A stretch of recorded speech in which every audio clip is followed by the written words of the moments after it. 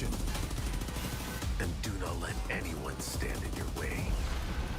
Every action you take Will be the difference between victory and defeat. Segura aí. Podem começar a conversar agora entre vocês, trocando ideia. Na moral, o Uruguai vacilou. Cara, mesmo que vai perder um vídeo no Brasil. Que isso, cara? Que isso, moleque? Caralho, viado. De onde você veio? Isso, mano. Caralho, filho da puta, mano. Não acredito, velho. E aí, mano? Como é que você tá, cara?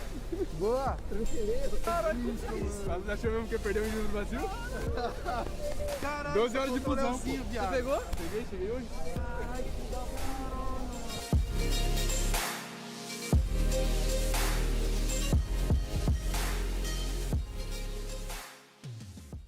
Meu nome é Vinícius Merletti, falo aqui de Floripa.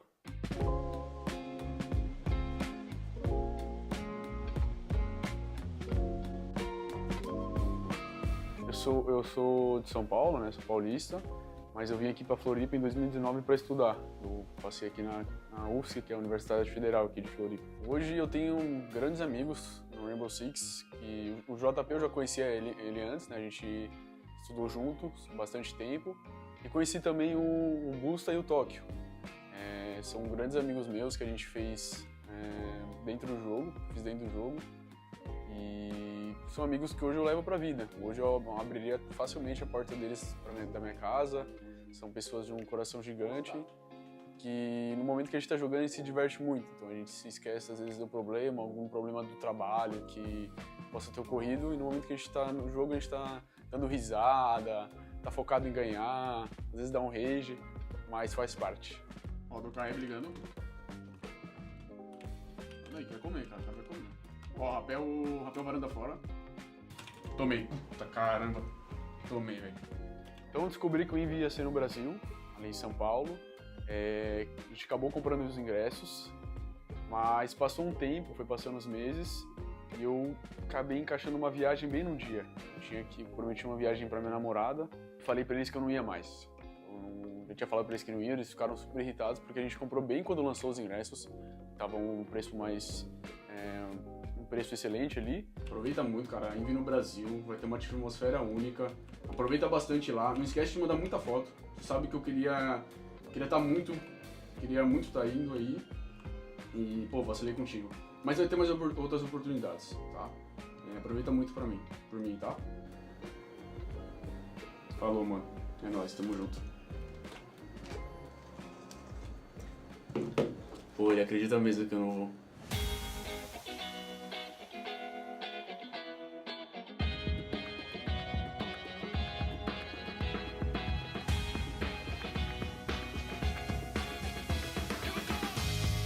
Faltando poucos dias, decidi ir para São Paulo e ver essa experiência incrível. E ainda eu quero muito ver a cara deles quando eu for fazer essa surpresa. Acho que vai ser maravilhoso, eles vão ficar muito emocionados, assim, vai ser um encontro épico. Presencial Invitational com as pessoas que eu sempre joguei, passei horas do meu tempo jogando, me dedicando ao jogo ali, me divertindo. E estar com eles lá, viver esse momento vai ser muito maravilhoso.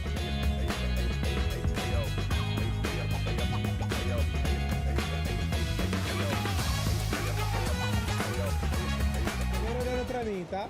Segura aí. Podem começar a conversar agora entre vocês, trocando ideia. Na moral, o Uruguai vacilou. Cara, mesmo que vai perder um vídeo no Brasil. Que isso, cara? Que isso, moleque? Caralho, viado. De onde você veio? Isso, mano. Caralho, filho da puta, mano. Não acredito, velho. E aí, mano? Como é que você tá, cara? Boa, tranquilo. Caralho, que isso? Você achou mesmo que ia perder um vídeo no Brasil? Caralho, 12 horas de busão, pô. Você pegou? Cheguei hoje. Caralho, que da hora, mano. Nós é o caminho inteiro falando, não acredito que o Uruguai vai perder essa porra, mano. Não, a gente combinou agora de falar isso. A gente já tinha decidido ir vir há muito tempo. Desde que lançou, ele mandou mensagem e falou, ó, compra agora. Aí compramos, beleza. Aí ele mandou e falou assim, pô, mano, não vai dar, vou viajar e tal. Eu falei, pô, você vai perder isso aqui, mano. Não sei nem como vai ser a próxima oportunidade que vai ter. Vim de Floripa, 12 horas de busão. E foi isso, tamo aqui. Que pilantra, mano. It's Vexus Pro versus W7F!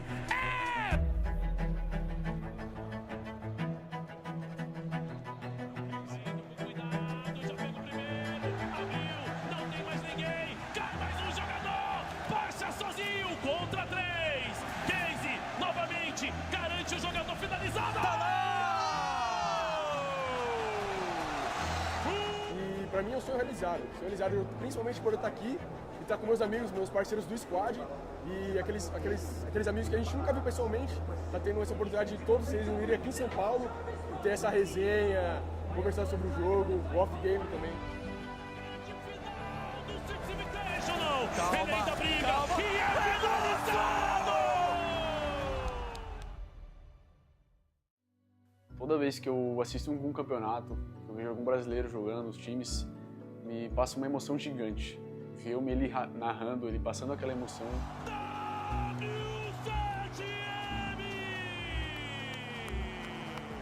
Supera todos os seus demônios! A comunidade da R6 me trouxe muitas alegrias.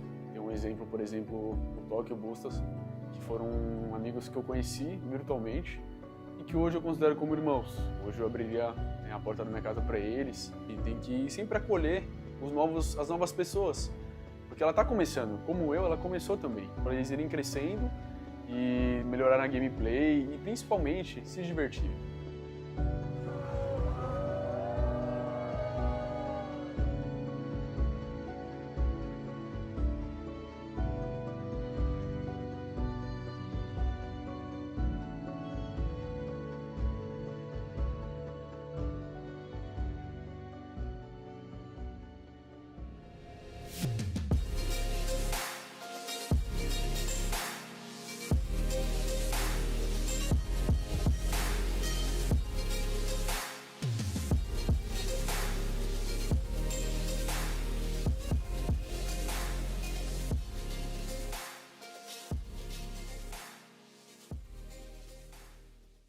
O R6 ele acaba sendo muito importante para mim por ter entrado na minha vida em uma fase de superação, né? E ter ficado até hoje, não foi só um tapa-buraco. O R6 ele me deu oportunidades. O que eu faço hoje envolve o R6. Ele significa uma nova fase, é como se eu tivesse apertado o start pela primeira vez e ter feito coisas que hoje me deixam muito feliz. O R6 ele me proporcionou coisas que eu nunca vi nenhum outro jogo me proporcionar.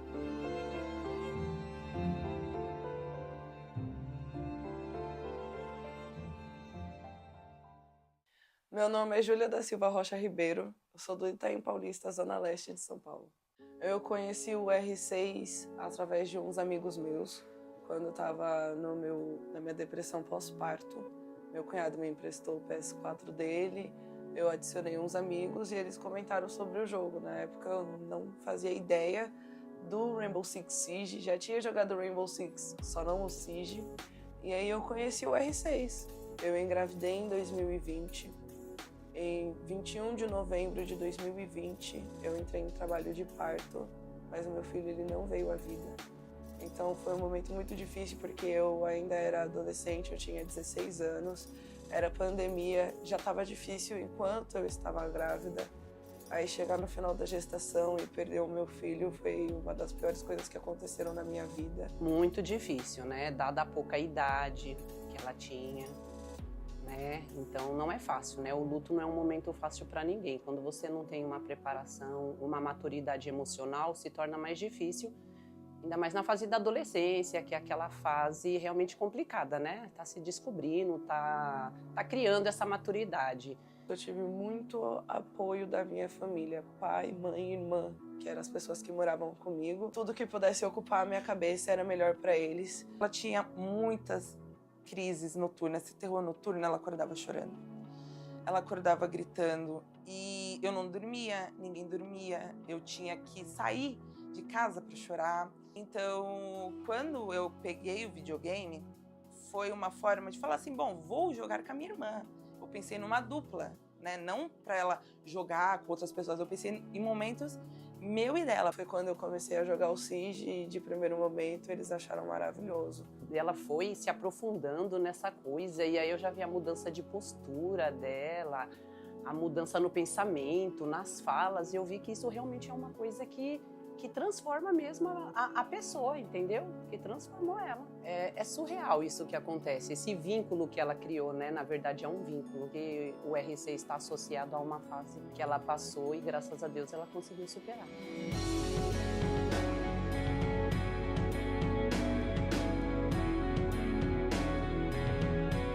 A história do cosplay veio porque em 2021, quando eu ingressei no Siege, quando eu conheci o jogo, teve a final do Brasileirão, Liquid e NiP, e aí eu vi o Léo Bianchi, apresentador, anunciando 3 ingressos, da seguinte forma: por qual motivo você deveria ser convidado? Pensei, eu preciso pintar meu rosto de caveira e eu vou gravar o Stories. Nisso, eu peguei meu celular, apontei pro meu rosto e falei, Léo, se você me der esse ingresso, amanhã você tem uma caveira na final desse Brasileirão.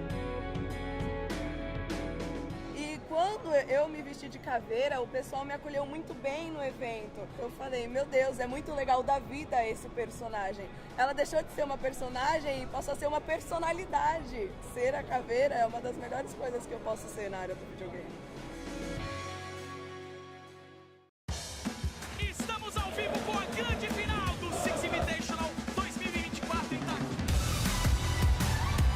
FaZe de um lado, W7M do outro. É hora do show!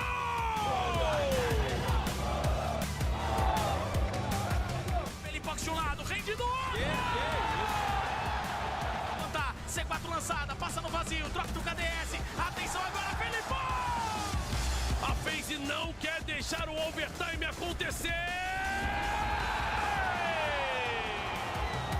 Casey! Vita ainda tenta brigar! Cai! JV e Neide! E eles continuam vivos na disputa! O R6 ele acaba sendo muito importante para mim por ter entrado na minha vida em uma fase de superação, né?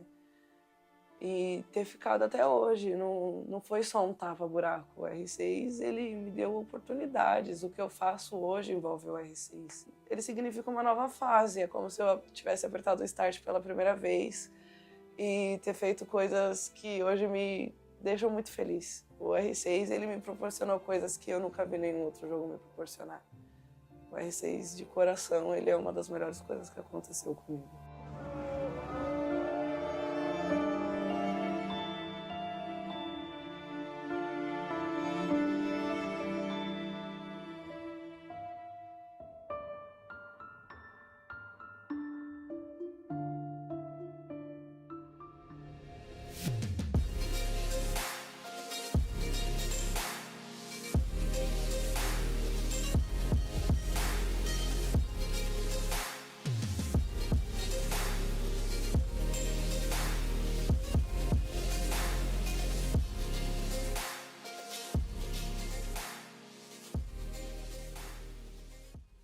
Diz pra mim, o que tu mais gosta no Rainbow Six? Tática? Trocar tiro ou morrer pra mim? Tática. Ah, tática. Então, vamos lá. A gente não conseguiu jogar junto ainda, né? Quando a gente jogar junto vai ficar no meu time, óbvio. Fica mais fácil. Pra tu e mais difícil pros outros, tá ligado? Um amigo aqui vai jogar no meu time também, tá? Vai mesmo, pô. Vai passar a jogar no 5 minutos. É, mano, joga até contra. Aí, ó! Ousado, abusadão!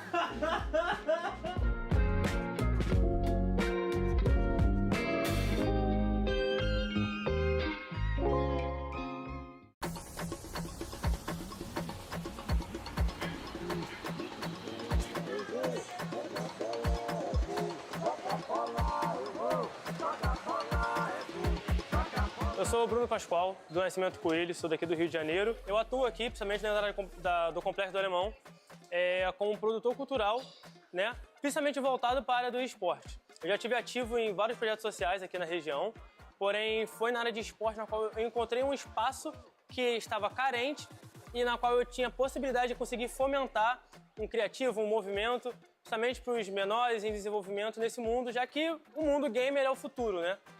O espaço que a gente está aqui hoje, aqui dentro do Complexo do Alemão, que é a nave do conhecimento, existe uma pluralidade de entretenimentos e aulas, né, para as crianças, adolescentes, inclusive adultos e terceira idade, que é onde vem ensinos sobre audiovisual, fotografia, temos também robótica, informática e temos também a área de esportes, né, que é onde temos ali 10 computadores, né, com uma qualidade na qual os jovens que vierem aqui para jogar têm uma experiência que um gamer teria se tivesse esse acesso. Desde a área do streaming, ao criador de conteúdo, ao próprio pro player, ou dentro da área do audiovisual, que são áreas que vêm crescendo muito com o meio digital. Além da gente trazer o mundo e o esporte para eles, a gente também vem com informação, educação e muitas das vezes o trabalho de pedagogia e psicologia. Para quê? Para agregar, além do esporte na vida dessa criança, mas a vida social dela em geral, como o cotidiano.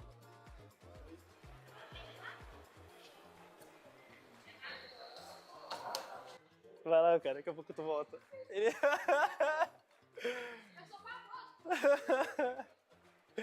Ah, me quebrou, calma aí. Ele é o menor que é o padrinho. É o Felipe. Então, eu ajudo ele tanto a parte social dele quanto a parte familiar, acompanho toda a vida dele. Ou seja, projeto social que ele tiver, eu vou lá, visito. Diz pra mim, o que tu mais gosta no Rainbow Six? Tática? Trocar tiro ou morrer pra mim? Tática. Tática. Então, vamos lá. A gente não conseguiu jogar junto ainda, né? Sim. Quando a gente jogar junto, vai ficar no meu time, óbvio. Fica mais fácil. Pra tu e mais difícil pros outros, tá ligado? Sim. O amigo aqui vai jogar no meu time também, tá? Já? Vai mesmo, pô. Vai passar a jogar comigo? Mano, joga até contra. Aí, ó. Ousado, abusadão.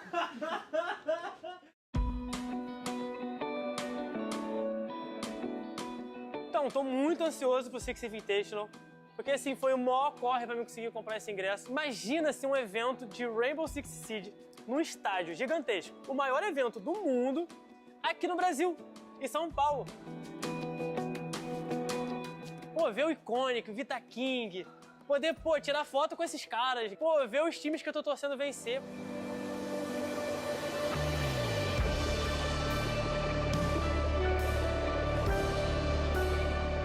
Fico imaginando aquele estádio cheio, barulho, bateria, gente gritando, tirar minhas fotos, fazer meus vídeos.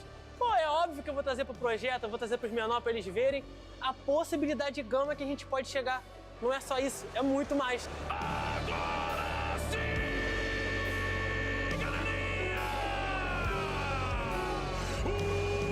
Último mapa dessa grande final!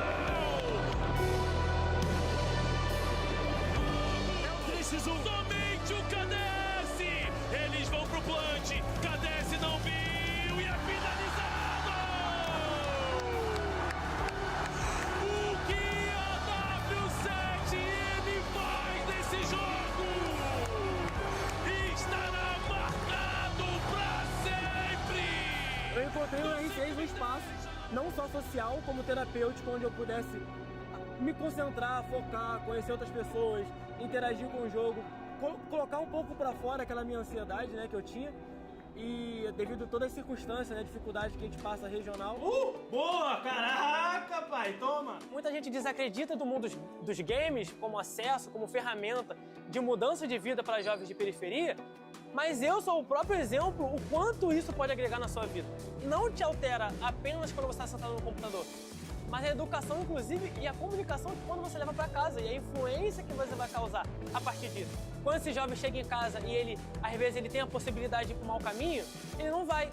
Ele escolhe não. O que eu vou perder indo para esse lugar é muita coisa. Ele tem algo positivo na vida dele na qual ele possa se agarrar, sonhar e construir algo. Então, tipo assim, a representatividade que o Rainbow Six tem e trouxe para mim é, inclusive, o que eu tento repassar para todos os jovens que eu trabalho aqui.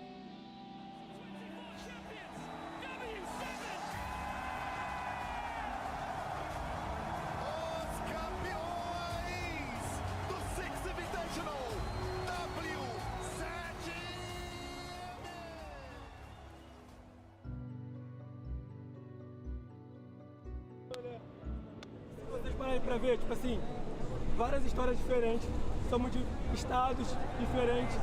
E assim, o quanto que o Rainbow Six conseguiu unir a gente, trazer a gente pra cá. Tem uma muito maneiro. perspectiva disso. Muita gente fala, é só um joguinho.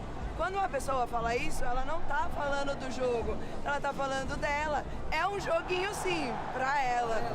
O que é pra gente? Pra mim foi a cura da depressão, foi a minha terapia. É a terapia. É a minha oportunidade de viver isso, né? Um lugar seguro pra gente focar, conseguir trocar, descobrir novos amigos, conhecer presencialmente novos amigos, viver relacionamentos, cara, que isso é incrível. Assim, eu acho que não tem nada melhor do que essa experiência. A gente está aqui no Six Invitational 2024, no nosso país. Pegou a visão? Rapaziada, vou pedir um abraço pra vocês aqui, meu irmão. Esquece tudo!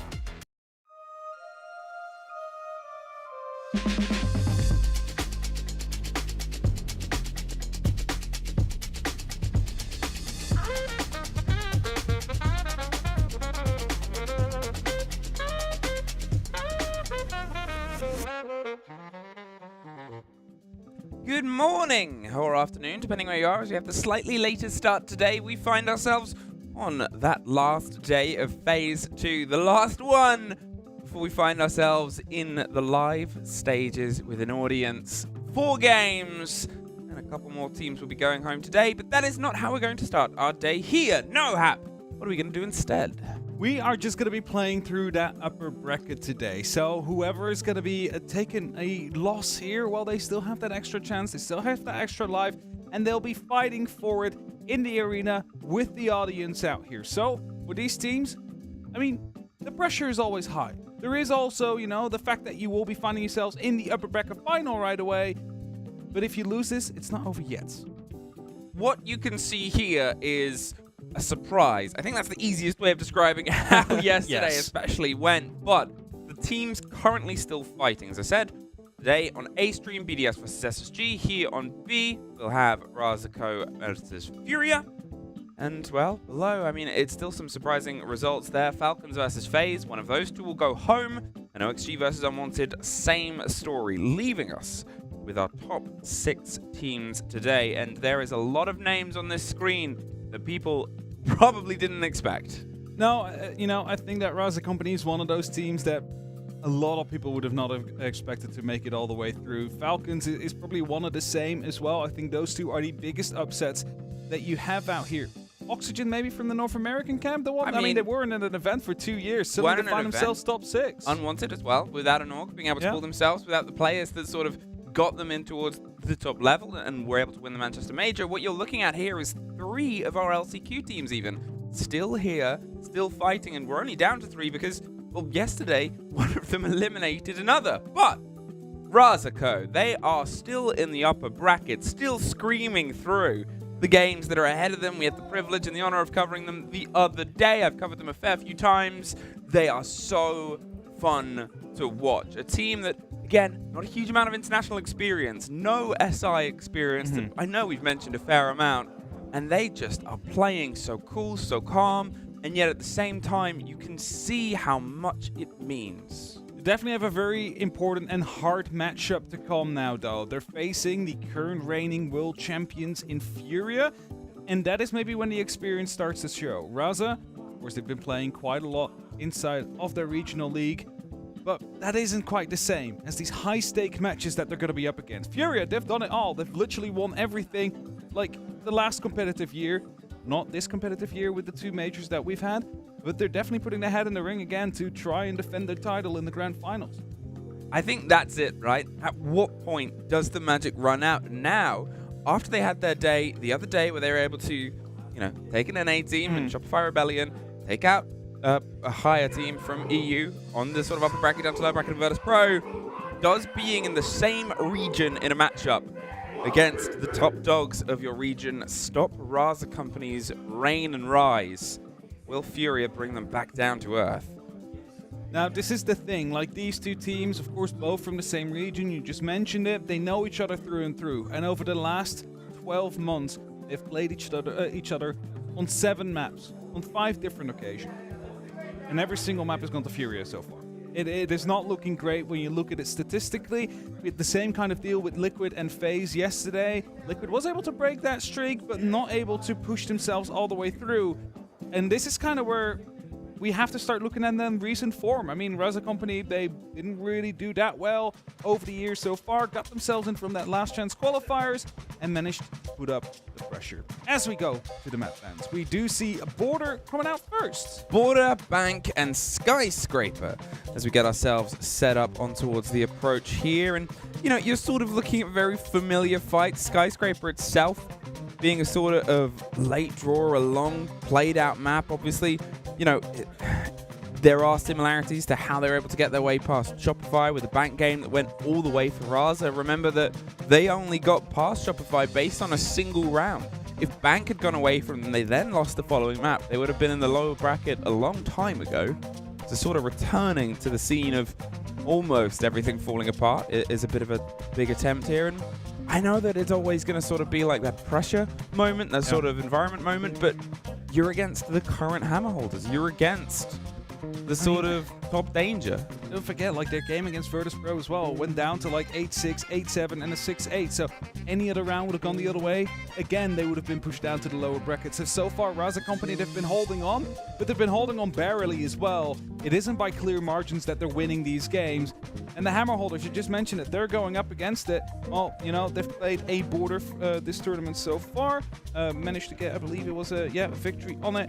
Bank, however, they haven't played, but it is quite high up in their preference. So those first two maps, well, I mean, I guess we can say it again for Raza Company. They're expected to win this if they want to have a good opportunity of taking this entire fight. I mean, the winner of this is in the upper bracket final. You know, the winner of this separates themselves from the grand final by a game. And that is the narrow divide they have to play with here. When Raza Company might find themselves struggling, is going to, obviously, as we said before, against a team that knows them, against a team that's powerful from the region. But the worry is once the run that they've had starts to fall away, I mean, how many teams did we see drop and drop again yesterday? They're still guaranteed a live stage. They're still guaranteed a fight. This will not eliminate them. The same can be said about Furia, and it's also the same sort of thing about Furia, because we come into this with the expectation of we have no expectations. How many big teams were eliminated yesterday? How many fan favorites were already packing their bags? No, that's it for sure. It's definitely not been a kind event for tournament favorites, for fan favorites as well in that matter. Furia might be one of the very last standing that maybe is able to carry that accolade, considering the fact that they are the defending champions, of course. Valkyrie, the last to be removed. Mira, Blackbeard, and Montaigne. We see a very heavy emphasis on the shields to be removed from this game. As we head towards border, this first map, it could turn out to be explosive, powerful, right away, getting to the point. And that could be a decisive factor. Now, they've actually played border historically. It was in the EWC close qualifiers. Back then, it was a 5-7 in favor of Furia. But this is kind of like the trend that we see between these two teams as well. It is either a very close game going all the way to 12 rounds or to 7-1 or 7-0 blowout. There has been no in-between for whenever these two teams face each other.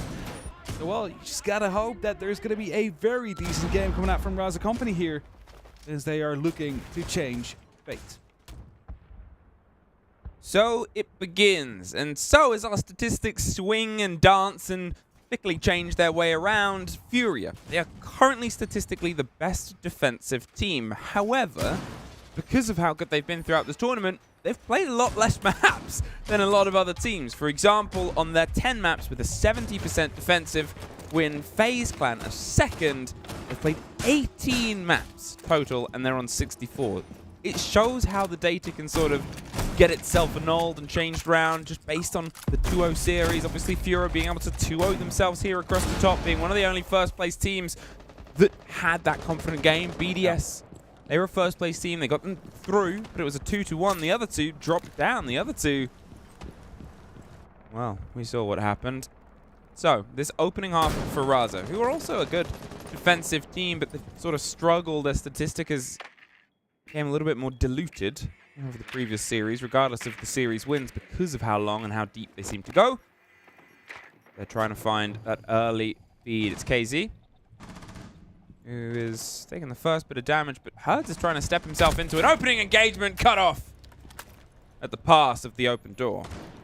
Live is one of those players that really has been important in the last couple of series for the side of Raza Company. The amount of clutches he's been able to put on the board are just incredible. Whether it is like a 1vx or a 2vx, he's always been part of it. Anyway, Execute is starting to come through as Flash Tree does find nades. Suddenly they're finding themselves in the middle of the site. However, some of these FNATs are slowing them down, buying some time for KZ to lean back into the fight and finding a double kill to equalize the man count. Well, this is it, fighting their way back and forth. Philippox and JV92, suddenly all that's left, and another E1D will make things a bit awkward, but what a catch! You know a player's going to be in that position, and they are just absolutely ran out of town. Leaving Philippox alone, and there's still a lot of utility here. Just in the pockets of Pasetto to try and get this plant. We hear the smoke canister go, a crossfire, and a strong opening round from Raza. Live finding 3 kills down there from below. One of the roamers, one with verticality, and the other one as he's holding the one way back into sight.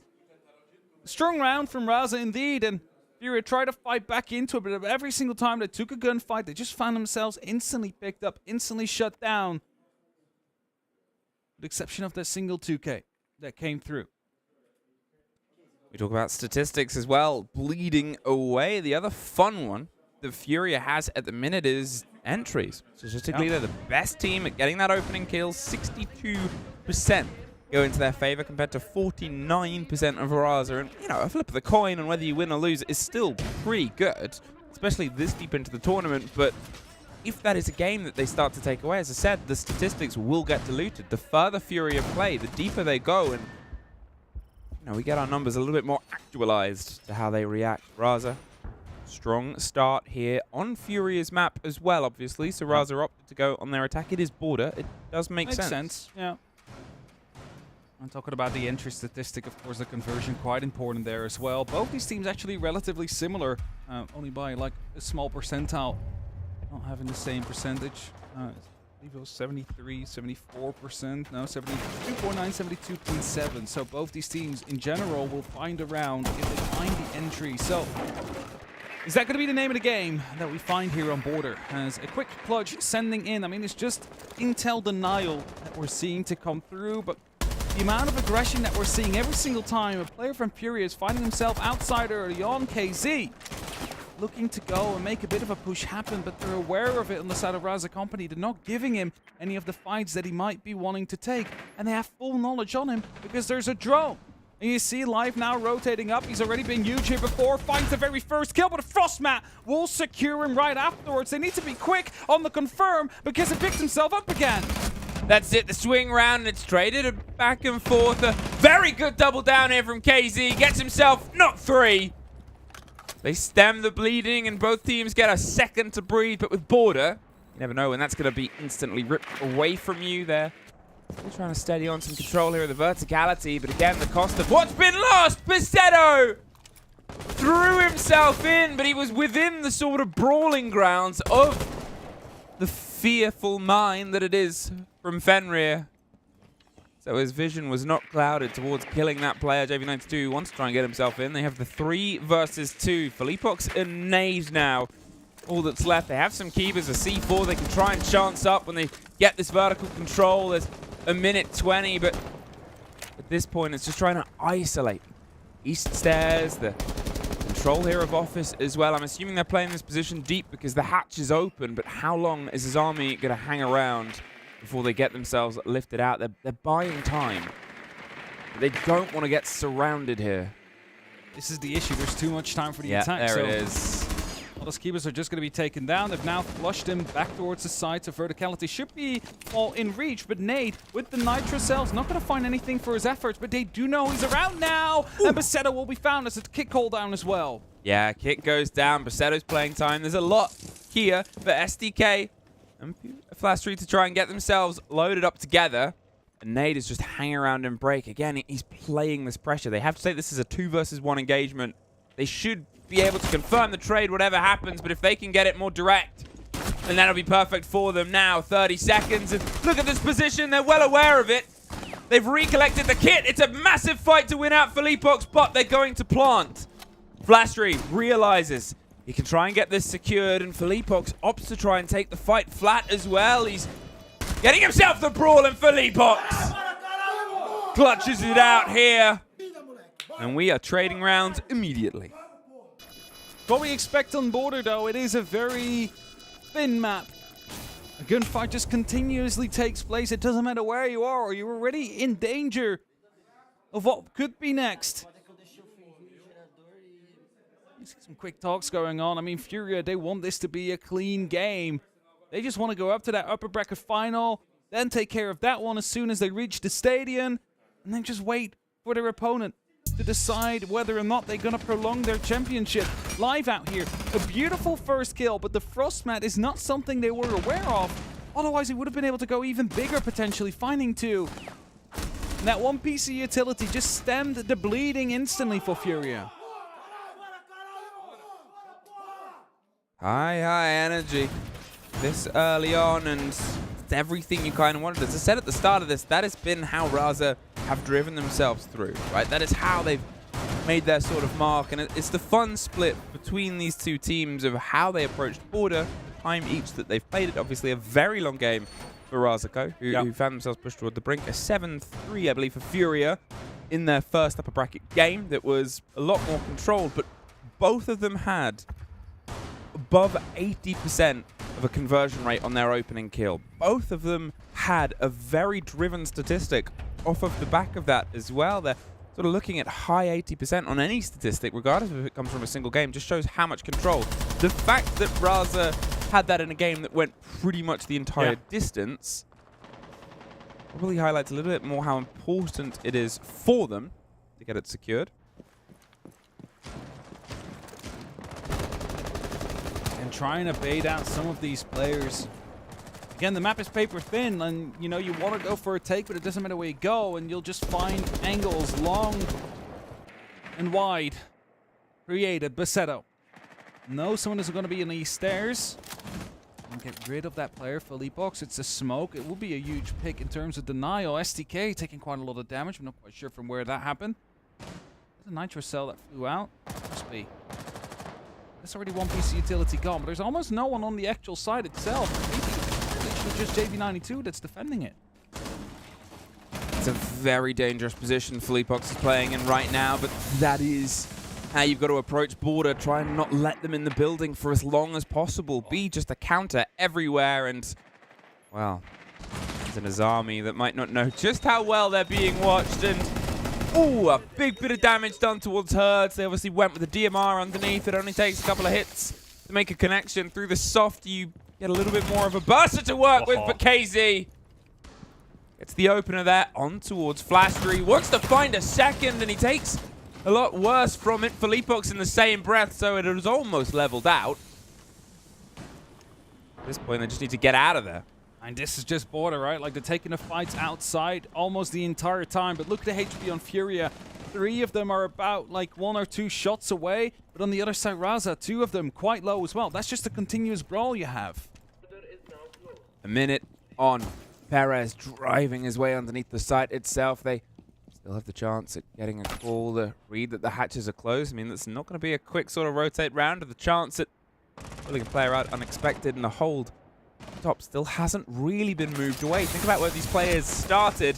They finally find the end of Felipox, who was at the bottom of the stairs up towards the top, and they can get themselves in the building. East stairs falls under tentative control here, but KZ, with that Kiva, has a bit more safety. Tux moves and finds a new dangerous location. If it's gone uncontested and unknown, it can be pretty deadly. There's one.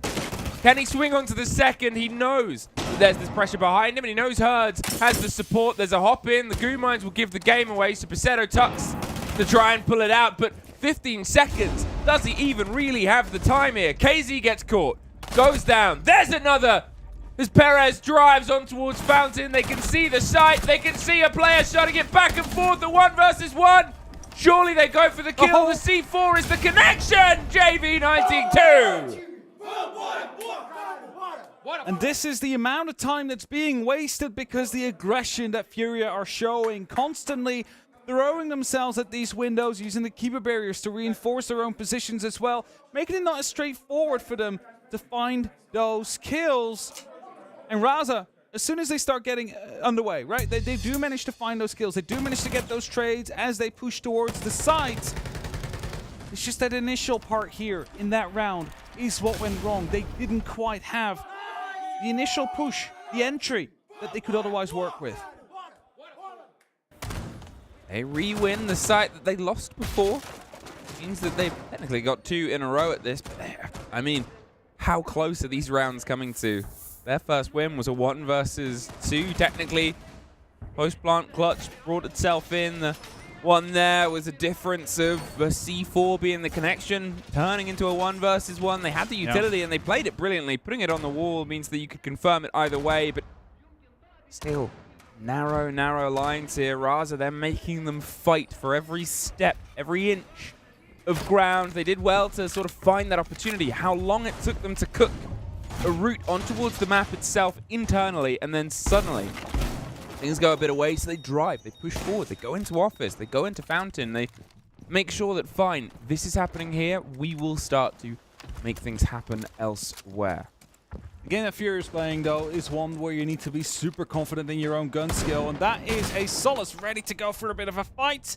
KZ's not finding it, though. He was a bit too early, and that means that STK is going to just go on that repel, wait patiently. Maybe there's going to be a run out on one side or the other.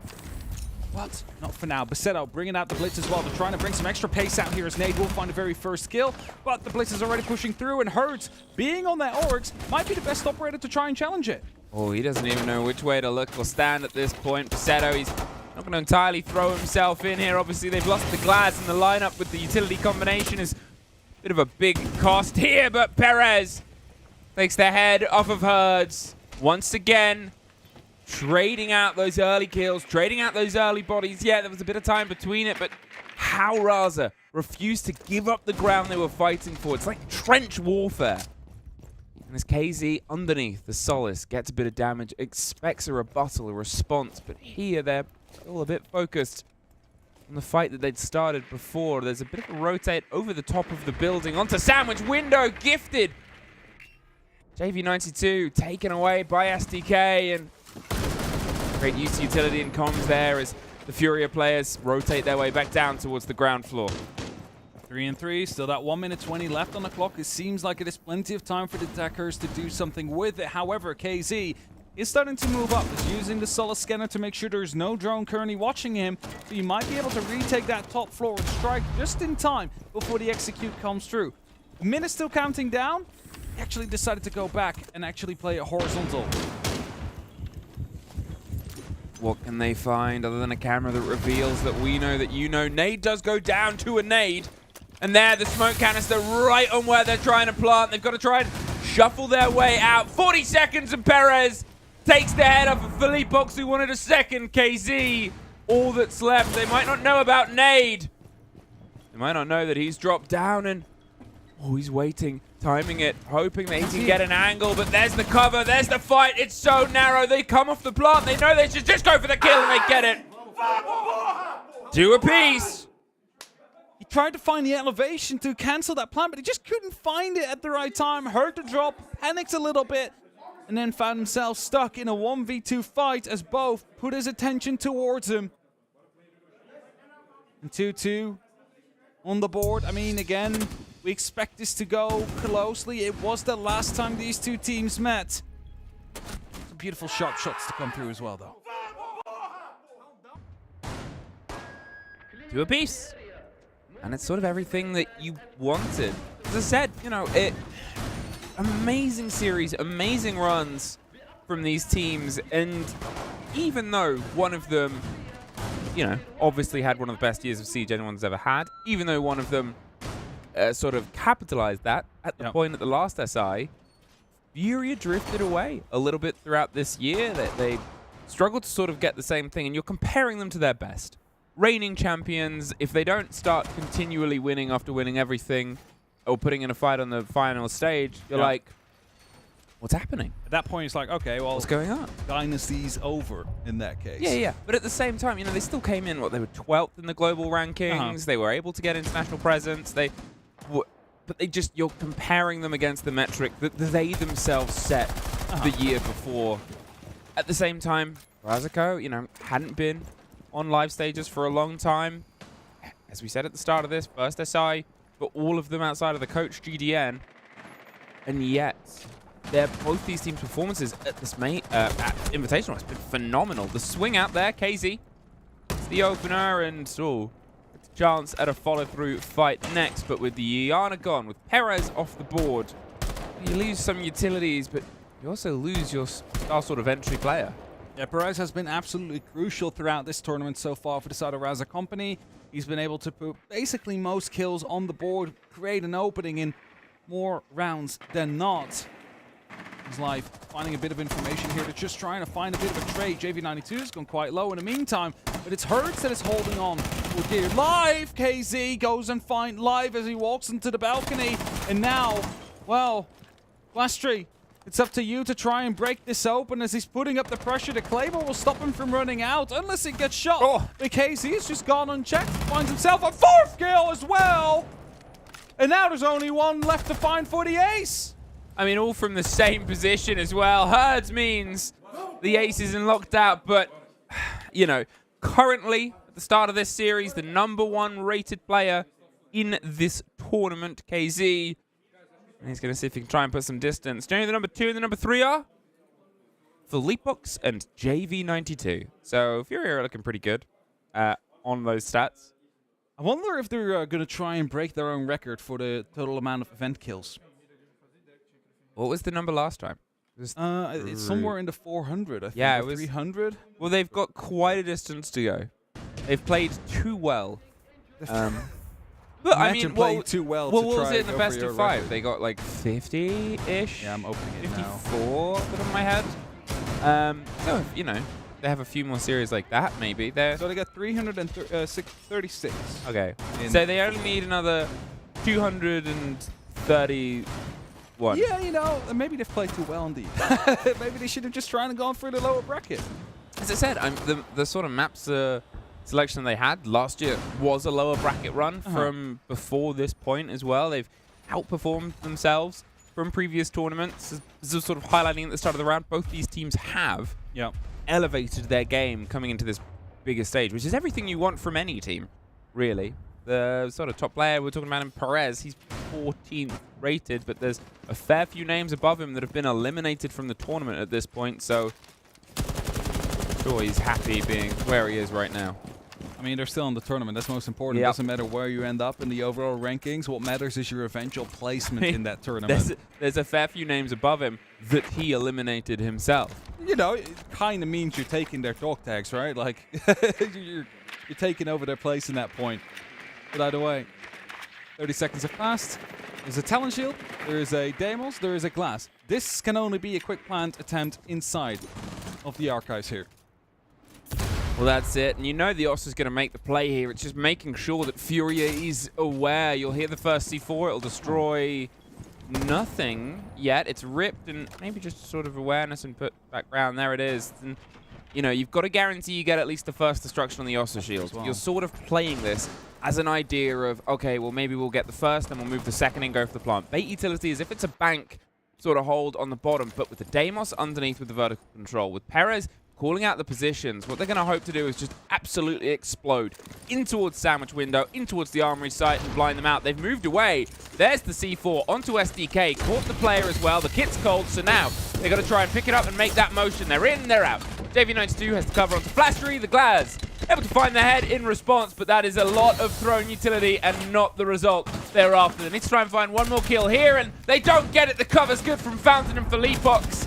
Just said, you know, it was a sort of long prophesized take there. They were outside and angling and positioning. It gave Time Fury a chance to rotate their way around slightly deeper, slightly further away from the windows across the two sites. And, well, you come in, we knock you right back out. A minute, and Besetto gone, leaving just the Deimos, who was the man underneath. This position where Philippox is playing now, KZ was playing their last round. It is such a trouble point for the side of Raza Company. They keep losing too many players to that position in general. And the kit wasn't actually on SDK, it was on Flash. It was going in sandwich window. Like, I think they tried to go for a bit of a bait and switch, maybe see, like, hey, we're going to do an archives plan, but actually, we're going to see if we can get it in on the opposite side of the map. He's being challenged now. KZ is trying to go for a bit of an ego swing. He heard that drop, that's for sure. Definitely will hear the AK firing. He's just doing a bit of a jiggle swing. Gets a bit of damage done to Perez, but, oh, who's going to win this one? That's going to be the big question. It's KZ. Well, we said they were two players to watch, and they wanted to give you a little bit of a show at the end of that round. Again, you know, it was a great response from Furia. The reason that those takes can sort of work is if teams aren't prepared for them, both with utility and both with awareness. Yep. Furia kind of had both there. The fact they got the C4 opening on towards Ossa, it clears away that sort of worry. It's a very noisy gadget to move. She's a very noisy operator. You know the play as well at that point. And yeah, the kit might not be there, but there's still a kill to confirm in that position. It is. And then from then on, you will add the other piece of the puzzle. You'll go, okay, well, Office isn't currently under pressure. We know that East isn't currently under pressure. They haven't done anything in CC, so it's going to be Windows, right? By status of elimination, let's put our back towards CC. Let's put our back towards these locations we still have and just shoot in. And very well played there from Furia. Of course, the Candelas and the smokes and the Thatcher EMPs all coming in from the window gave away that the play was coming in from the direction there as well. But now they're finding themselves on the attack, and, you know, they found themselves with 4 rounds on that very first half. I think that's considered pretty decent on your defense. And now they can try and finish this one off with a nice attacking spree. Again, last time rather, these two teams met on side this map. It was a 7-5 victory of Furia. So Furia is looking to maybe see if they can better that score.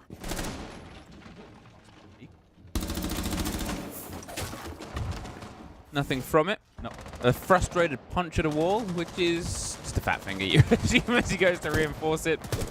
Take away that angle towards the bottom of these stairs, make them have to utilize some utility to get it open. They have the cost and the usage of it, but that's about it now. Can they try and isolate Pasetto?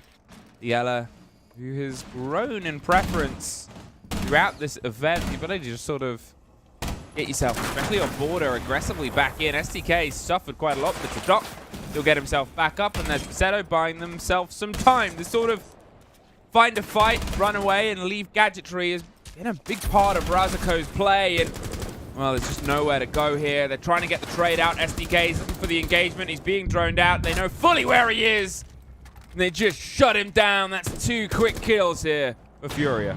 KZ absolutely just ripping them apart out there. Jumped in, was completely stunned, still finds that kill.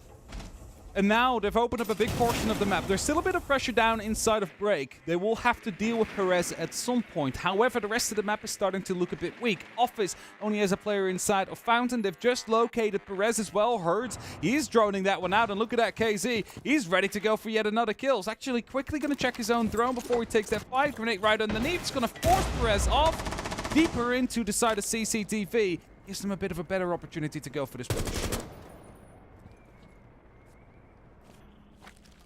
Being given an engagement, one of the biggest sort of complaints about Raziko's play early on in groups was that they would hand fight to their opponents, even if they're on the up and up or on the below. And you've got to take risks, sure, but the risks they were taking sometimes weren't as well managed. They've definitely improved on that. Perez tears off Herds. They've made sure that the positions they have more to offer them. And there's 2 right back in for Leapbox Court as well. And Patience has netted huge rewards here. Furia got 2. Raza, I'm going to say they relaxed, but they were resilient. They made sure that they couldn't get anything else. The positional play here. And now the support. They've gone under. They've got the kid elsewhere. They're going for the 2 versus 1 in this situation. Shows the growth of this roster throughout this tournament.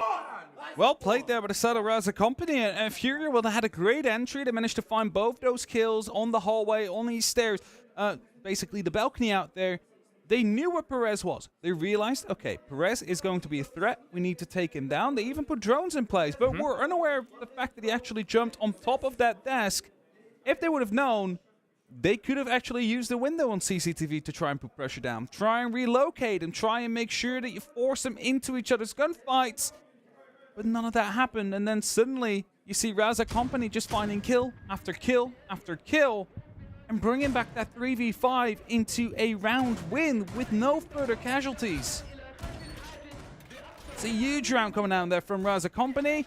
One that wasn't desperately necessary as well, considering the first half kind of just completely ran away from them. Now they need to continue that.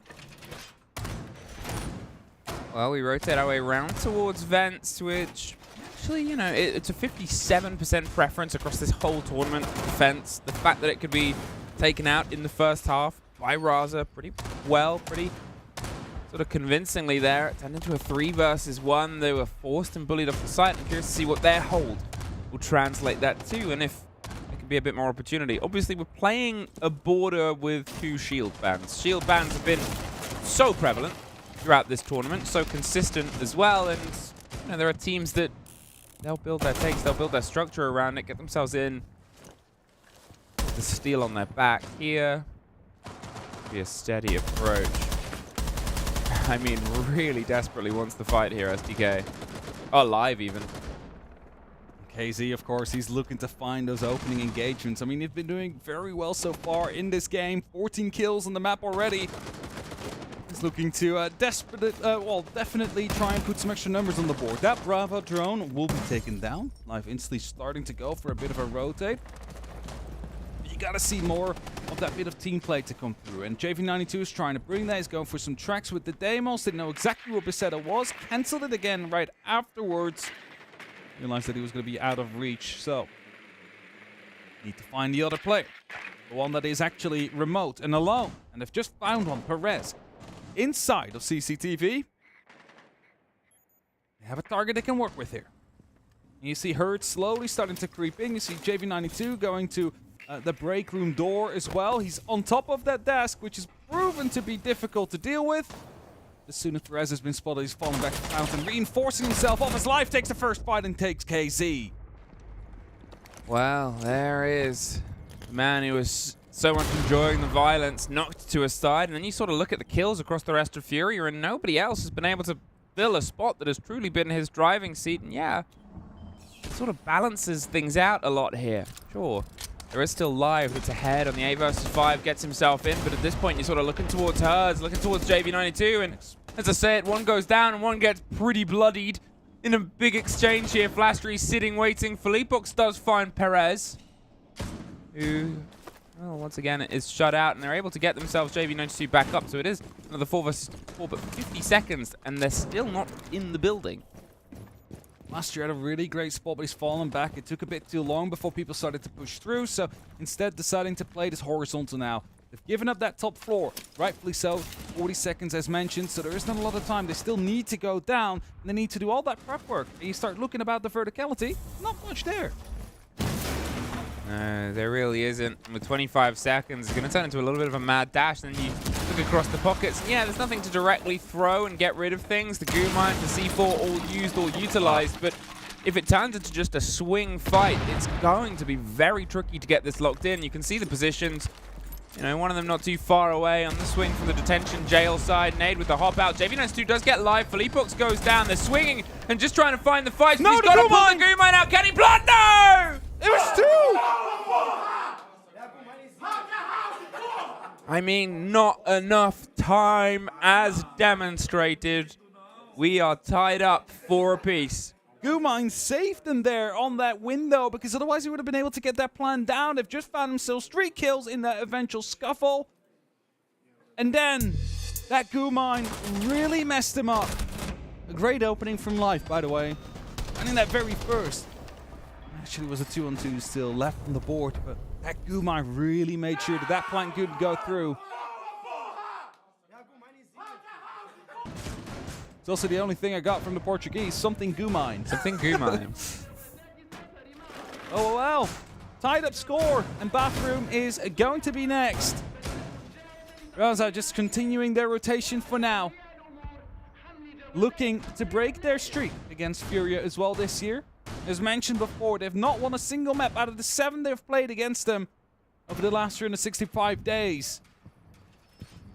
We played with a similar statistic in a similar sort of inter-region matchup yesterday. How did that one go? Yeah, that one actually still went to the way of the team that had all the maps. That had the 7-0, yeah. However, they did win a map. So, who knows, maybe a map win is on the cards here for the side of Raza Company. And if they do take this on, hey, look at that, that is your opponent's map pick. And then suddenly you go into a map you feel very comfortable on, having the opportunity to knock down the current reigning world champions into the lower bracket.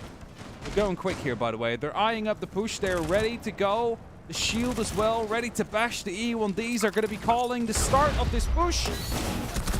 Well, they're in and they're out immediately. C4 in the cover of the man who could see everything that was happening, and well, it spiraled as the rush did once upon a time for a different team. No, it wasn't really a rush. This has just crumbled on landing. They don't even get the consolation at the top of East, leaving JV92 in an ace or nothing situation. Now he's got a player in Armory that's going to get the kill anyway. A flawless our first.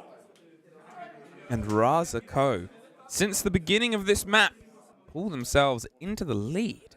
Yeah, finding themselves ahead of Furia right now. That rush, I mean, they were willing to go for it. It just wasn't quick enough. And they've read through it, and thus a tactical timeout now to be called by the side of Furia. They realize that something needs to change if they want to take their own map home, because, well, if I get 2 more of these kind of rounds, hey, look at that, map's over, and Raza Company find themselves 1-0 up over the current reigning champions. Then where are you heading? A map that is Raza's that we haven't seen this tournament from Furia. And who tried to play like that yesterday? Well, that was G2. They also brought out a map that they hadn't played in a bit, on towards their second map, and because they're already 1 map down, they just could not get it over the line against OXG. Another sort of upstart versus a, you know, stage frequenter. I mean, like, to be fair to the side of Furia, though, it's not like they didn't want to play Bank. It's been left up to be the decider in 3 of their games. They just didn't need it because they got 2-0'd by CAG, which is the bit of a smat on the actual record there. But they 2-0 Rebellion, 2-0 FaZe themselves as well. So, with that said, I think they do have a game there. But Raz has already shown it to us. Raza, after the team talk, after the conversation, see if they can try and push themselves on towards map point, get themselves off to the strongest possible start here on Furia's side. Obviously, you know, since we've gotten to the second half, it's just been defense after defense after defense, getting better and better and better. And you don't want to sort of highlight the players, but you look across, again, the kill spread, and KZ, yeah, he's +7, but he's the only one in the positive side of what is a very kill-heavy game. He's been, you know, +2 on the entry, and you've got Live competing with them. And then if you start to stack up the rest of the rosters, it's just Razaco ahead of the pace, ahead of the pack. Yeah, for sure. Raza Company is just more present in terms of this game with the fight. SDK. Where did that come from? Was it below? No, it's the window from the balcony. So far that is away. A very far shot. Finds himself on 2 HP for the remainder of this round. That was almost an entry to come through. But indeed, as you mentioned, KZ. Oh, look at that. It is actually KZ that has taken the fight. He's been the only one to show up, and he's also been the one that basically has been first in the building every single time. But Border is that kill-heavy map. You need to be there. And SDK snipes him back with the 9x19 against that DMR. Ooh. There's like 60 meters on this map. Oof. Right there, that's where he was.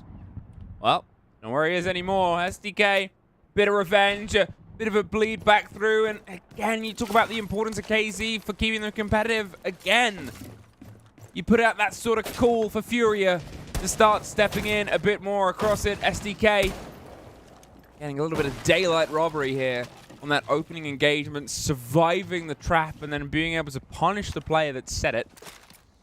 At this point, Furia looking less and less likely they can keep themselves off of map point, off of potentially going their way into OT.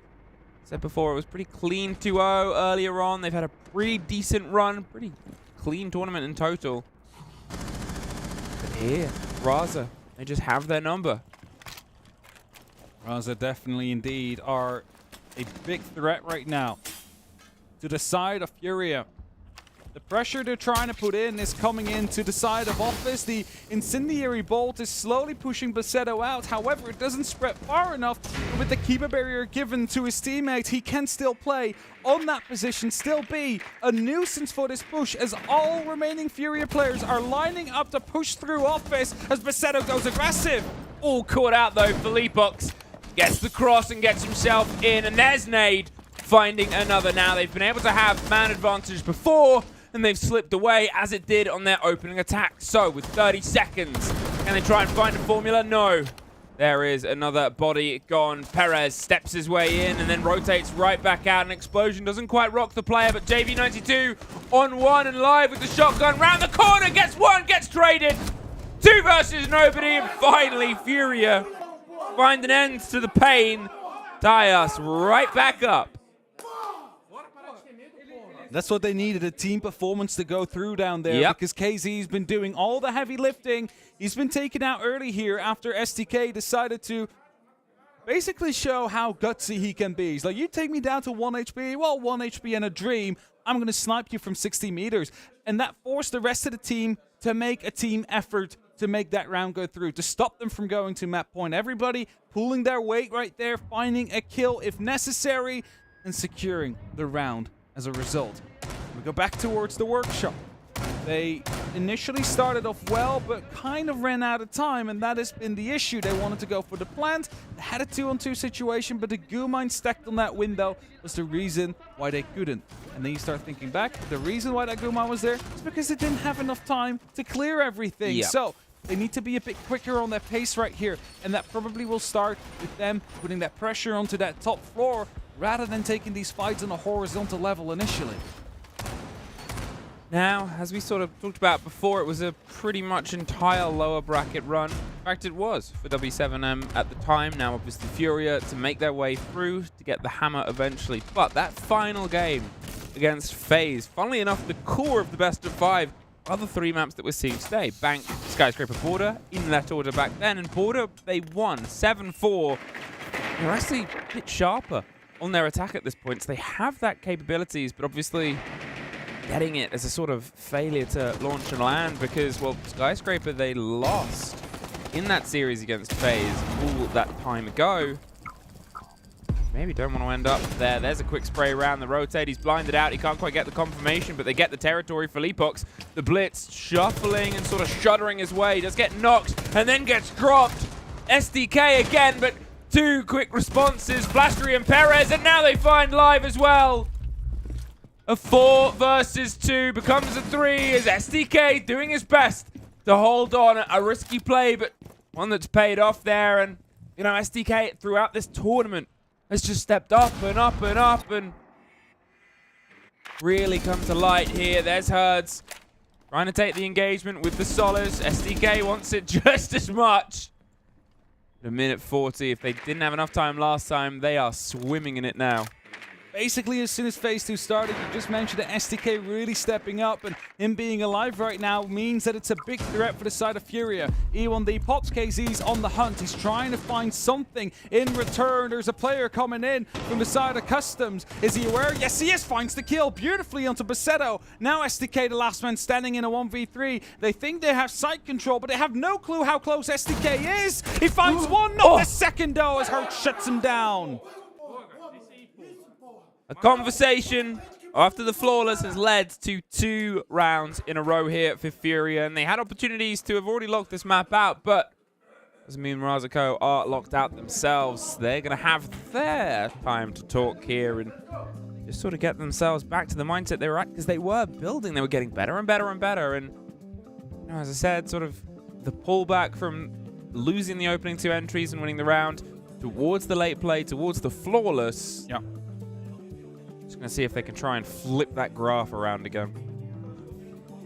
It could be quite funny because we were talking about the conversion rate that both these teams have, like overall in the tournaments, in like 73% for both of them. Hasn't been the case around here. I think it's about 50% currently if we start thinking about it, if we start looking at it. Meaning that it's less important than it otherwise might be. Of course, still want to get the entry. It's a big advantage to have. But now, you find Furia around the way from locking in their first map. And by the way that this match has been going, like, it could have been Raza already being on this point. Maybe even already have confirmed the entire game. Furia at the same time as well. KZ has been pulling numbers throughout this game. And he found himself back onto the board after a couple of rounds of running dry. Found 2. Instantly see that the rest of Furia are able to work on the back of that. And map point is now upon us. Get the bathroom tellers. This was a rush, and it failed miserably for the side of Furia. Yeah, it didn't quite have its sort of netted connection with anything really going on. They threw themselves in. They got themselves attempted to be locked out, and said before as well, as just going over the STK numbers, the only series that he ended up with at least a +1. He's hit flat 0 in some of the ones against like PSG Talon, where the team has generally played quite strong, was against Virtus Pro. First time he got up to +2. So, you know, if you're sort of highlighting growth, that is probably the most visual, that his first decidedly positive KD across the series was then. And here, you know, he's just grown in confidence, grown in competition. It's great to see. Players that start off on the sort of -7s, -5s throughout the tournament get themselves more locked in. Though that kill game is still KZ's to control of a 2.0. It's a sneaky bit of pressure that gets punished. STK caught out by JV92. They're laying traps and executing them perfectly. There goes Perez as well. And here, have they just run out of time live? Decapitated by Herds, and Flastry removes him from existence in response. Bussetto's being called out on a drone. Isn't going to opt for the hatch rotate yet. Still 2 minutes. They need to try and contest this. If they can get one on a fadeaway, it's huge. And well, you can see that Bussetto's just trying to weigh up his options, but they're around him, they're behind him, and it doesn't really matter. Flastry's been able to come up and get some support, and here are 3 versus 2, but it is just Flastry left. He has had some huge clutches for Razako on their drive towards this series, drive throughout this tournament, but Furia finally find an end to their map pick. Razako made them work for it, though. It definitely made him work for it, and for a long time, especially when that second half just started. It was looking like Raza Company could have been taking this border away from the side of Furia, but instead it's another 7-5. Just like the last time they played, it is history repeating itself as we go to 8-0 for maps now in terms of Furia. And well, Raza Company, you are going to bank, you're going to your own map, you got some performances there. You do need to win now. I mean, it's going to be pretty intense, and I'm curious to see what happens with the bank that we haven't seen yet from Furia. So let's go to a break.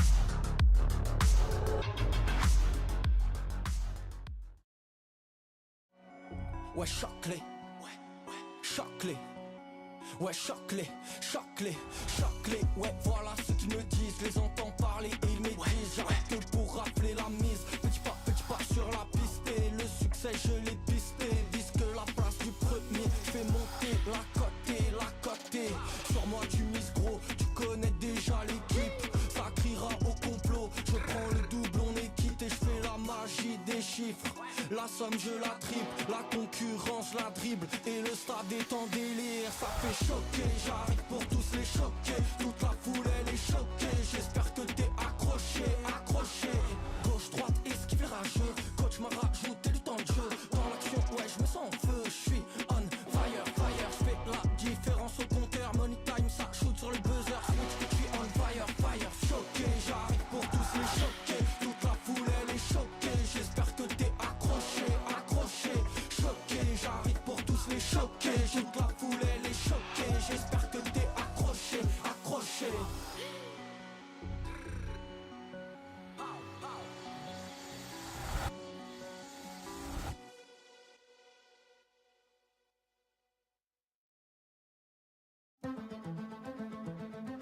There are many great players who are not champions, who have never lifted the hammer, who might never lift the hammer, and it's not because they aren't good enough, they just might not put in what it requires to really get there, because they are the goods and not the greats. There is not 1 hour of the day where your mind can be off siege. You have to sacrifice everything to win. If you were to win any event and call it quits, it would probably be the 6th Invitational. Chegar no topo uma vez, então assim foi um momento de muita emoção. The Invitational is, the kind of the final checkpoint, the final test, and it meant the world to me.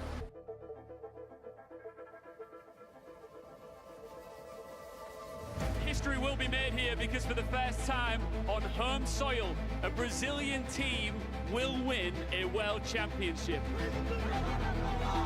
The only thing that matters is the 4 guys next to you, your coach, and the screen in front of you. No one ever really just goes and wins. You have to go through the pain, the hardships. Phase are exploding. You have to go all in, that's it. Quem perdeu foi nós tudo ali. E a gente que vai virar isso aqui agora. Você tem que confiar muito no seu time. Não vamos desistir, não vamos desistir.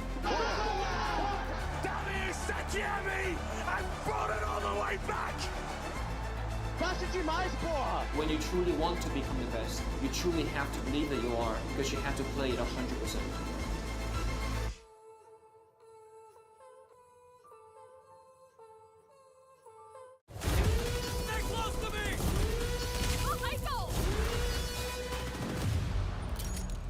Team Rainbow. Carries Legion. Listen up. Hereford Base is now under our control. But we're not giving it up without a fight.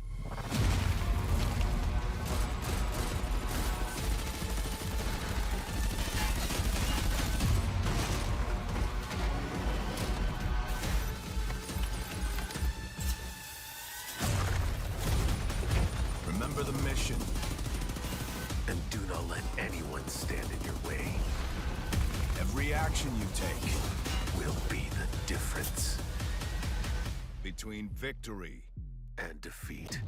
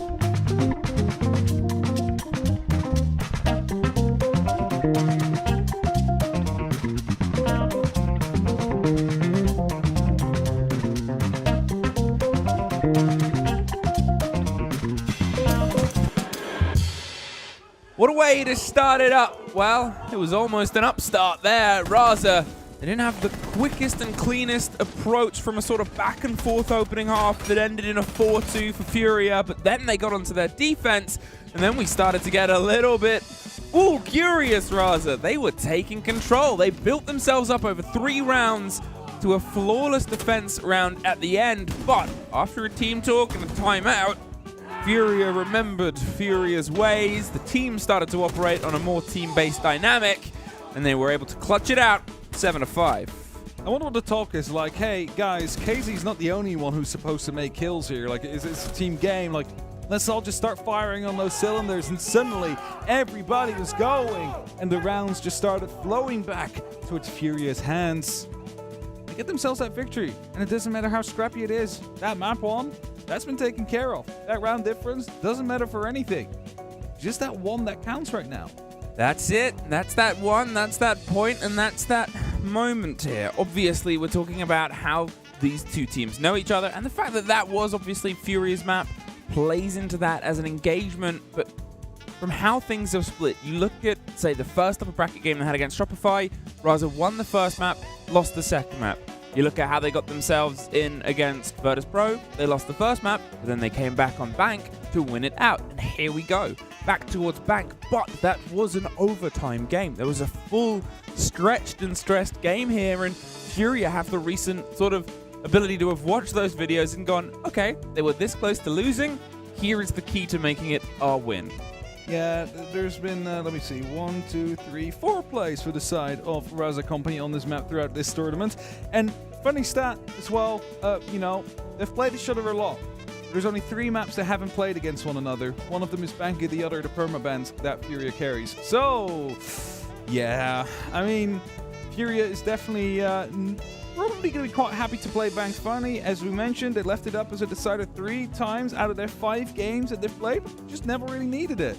No, and that sort of turns us in towards, I guess, unknown territory, right? Because, you know, you have off seasons, you have knowledge, you have scrims, and you have prep, and when you come in as a sort of tournament favorite, when you come in as a name to be beat, when you come in as the reigning champions, people are gonna work pretty hard to try and counter-strat and counterplay. So they'll bring new parts of their Bank play. They'll bring new ways. As I said, it was part of the sort of massive series last year in the final. And yeah, obviously the game, the operators, massive amounts has changed since then, but it's still always that asterisk of this was one of our crowning moments.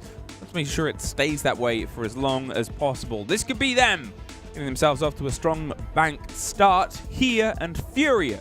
This could be them confirming themselves for the upper bracket final. Yeah, if they win this, confirm top 3 again at 6 Invitational. That's massive. I mean, if you remember, before they won their side, they got 2nd the year beforehand. So there's just something about this roster, you know, that is something just gonna kind of keep them magic. always there. There's some magic out there. I'm excited to see if they make it or not. So another 2 shields gone. Blackbeard, yep, but this time the Monty has swapped out for the Blitz instead. Blitz had a bit of a run round from Furia in the latter half of their attacks. They struggled at the beginning, and then, as I said before, you know, you can sort of operate and utilize a shield on border if you're trying to get those direct drives, and I think from that point onwards, they were trying to get themselves a bit more comfortable, and they moved away from it anyway. So I guess it's the comfort of shields in the current meta. Right? It's not that it's the biggest draw for their play. It's not that it's the biggest sort of driving factor of them. They sort of dropped it once and then didn't work with it and then pulled away. But hey, what do we know? I am excited about the defensive bans, though. First of all, Cade, I mean, that's a bit vanilla, you know? Like, that often gets banned, right? Cade is one of those operators, especially with hatches, when they're very prevalent, you want to get rid of them. The one that is the spicy one, though, that's Smoke. Smoke is an operator that we've seen on so many, especially lockers holds, where they have been absolutely crucial. And Smoke have been crucial to hold on for this side ever since Bank released. We're just seeing it play. So, with that, you've basically bought yourself 45 seconds already when you're trying to play on that defense. However, we do see Furia are instantly trying to make a nice little adaptation because the Chunka is being brought out. 20 Shumikas. Gonna waste a lot of time as well.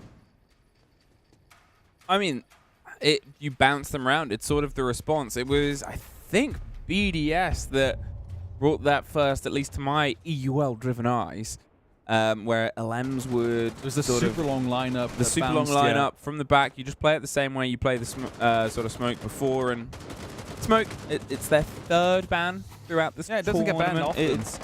It's not the one. And to be honest, this is a mirror window that's on the wall. Yeah, okay. So that's just to make the breach harder. Yeah, it means exterior breach. You can sort of problematically play against the breach, and it's awkward to get in. But yeah, it's probably one of the most sort of synonymous places with Smoke to play at. Everybody plays with it, so it's also not the one where you'd lean into the ban first, unless you're playing a specific game, which Raza wish to play here. They start their drone game out, and they start their apparent clear of empty space. Perez is sort of being droned ahead by himself. Now, there is somebody down bottom white, but Leapox, he's not giving them the fight. There's the chance at JV92 finding an escape through the hatch. He's not under a huge amount of pressure right now, and they're just taking their time with it.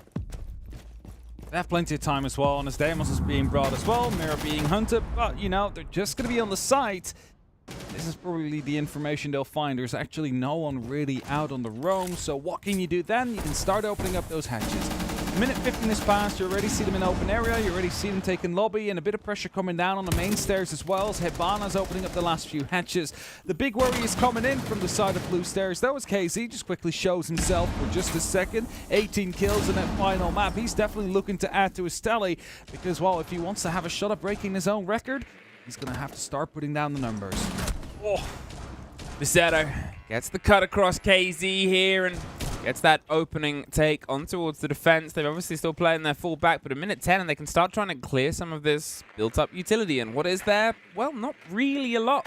C4's the Shumiker launcher. There's no Goyo canisters. There's none of that pressure that's coming through. So instead, they have to do this. Force the players away from being able to swing with the Shumiker, with the C4, and try and make something happen on the back of it. That grenade doesn't really get anything outside of a bit of damage. The Keeper will give them a little pocket of safety, but if the breach starts to come together, they're just going to try and back their way in. Now, all the pressure is going to be on Nade's shoulder as the fire starts to come across. The Candelas drop their way to 40 seconds, and here's about to be the roll of the Sense Gadget. The ROU says, you nothing, covers the distance, and maybe try and go for a sneaky plant on the side of the chassis. They're spraying through, and they're actually just in the middle. The C4 is perfect, though.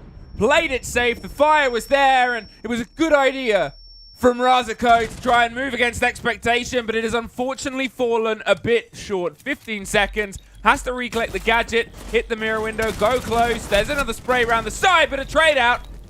The body balance is in their favor. They've just got to try and play this time perfectly. There's the lockdown, and the hold works out. When there's something about those ROUs, it's the same thing as smoke. As soon as you use it, you know that there's going to be a push happening, and it's either going to be on the default spot, but there was going to be Shumikers consistently launched there. Yep. So the other option will be right next to the bomb chassis, the nitro cell when there, confirm the kill. That's just game sense there on the side of Fury. That's that bit of experience, because they realized they couldn't be on the other side. Let's just throw in the explosion in the middle of the room, and we would wipe out anybody out there.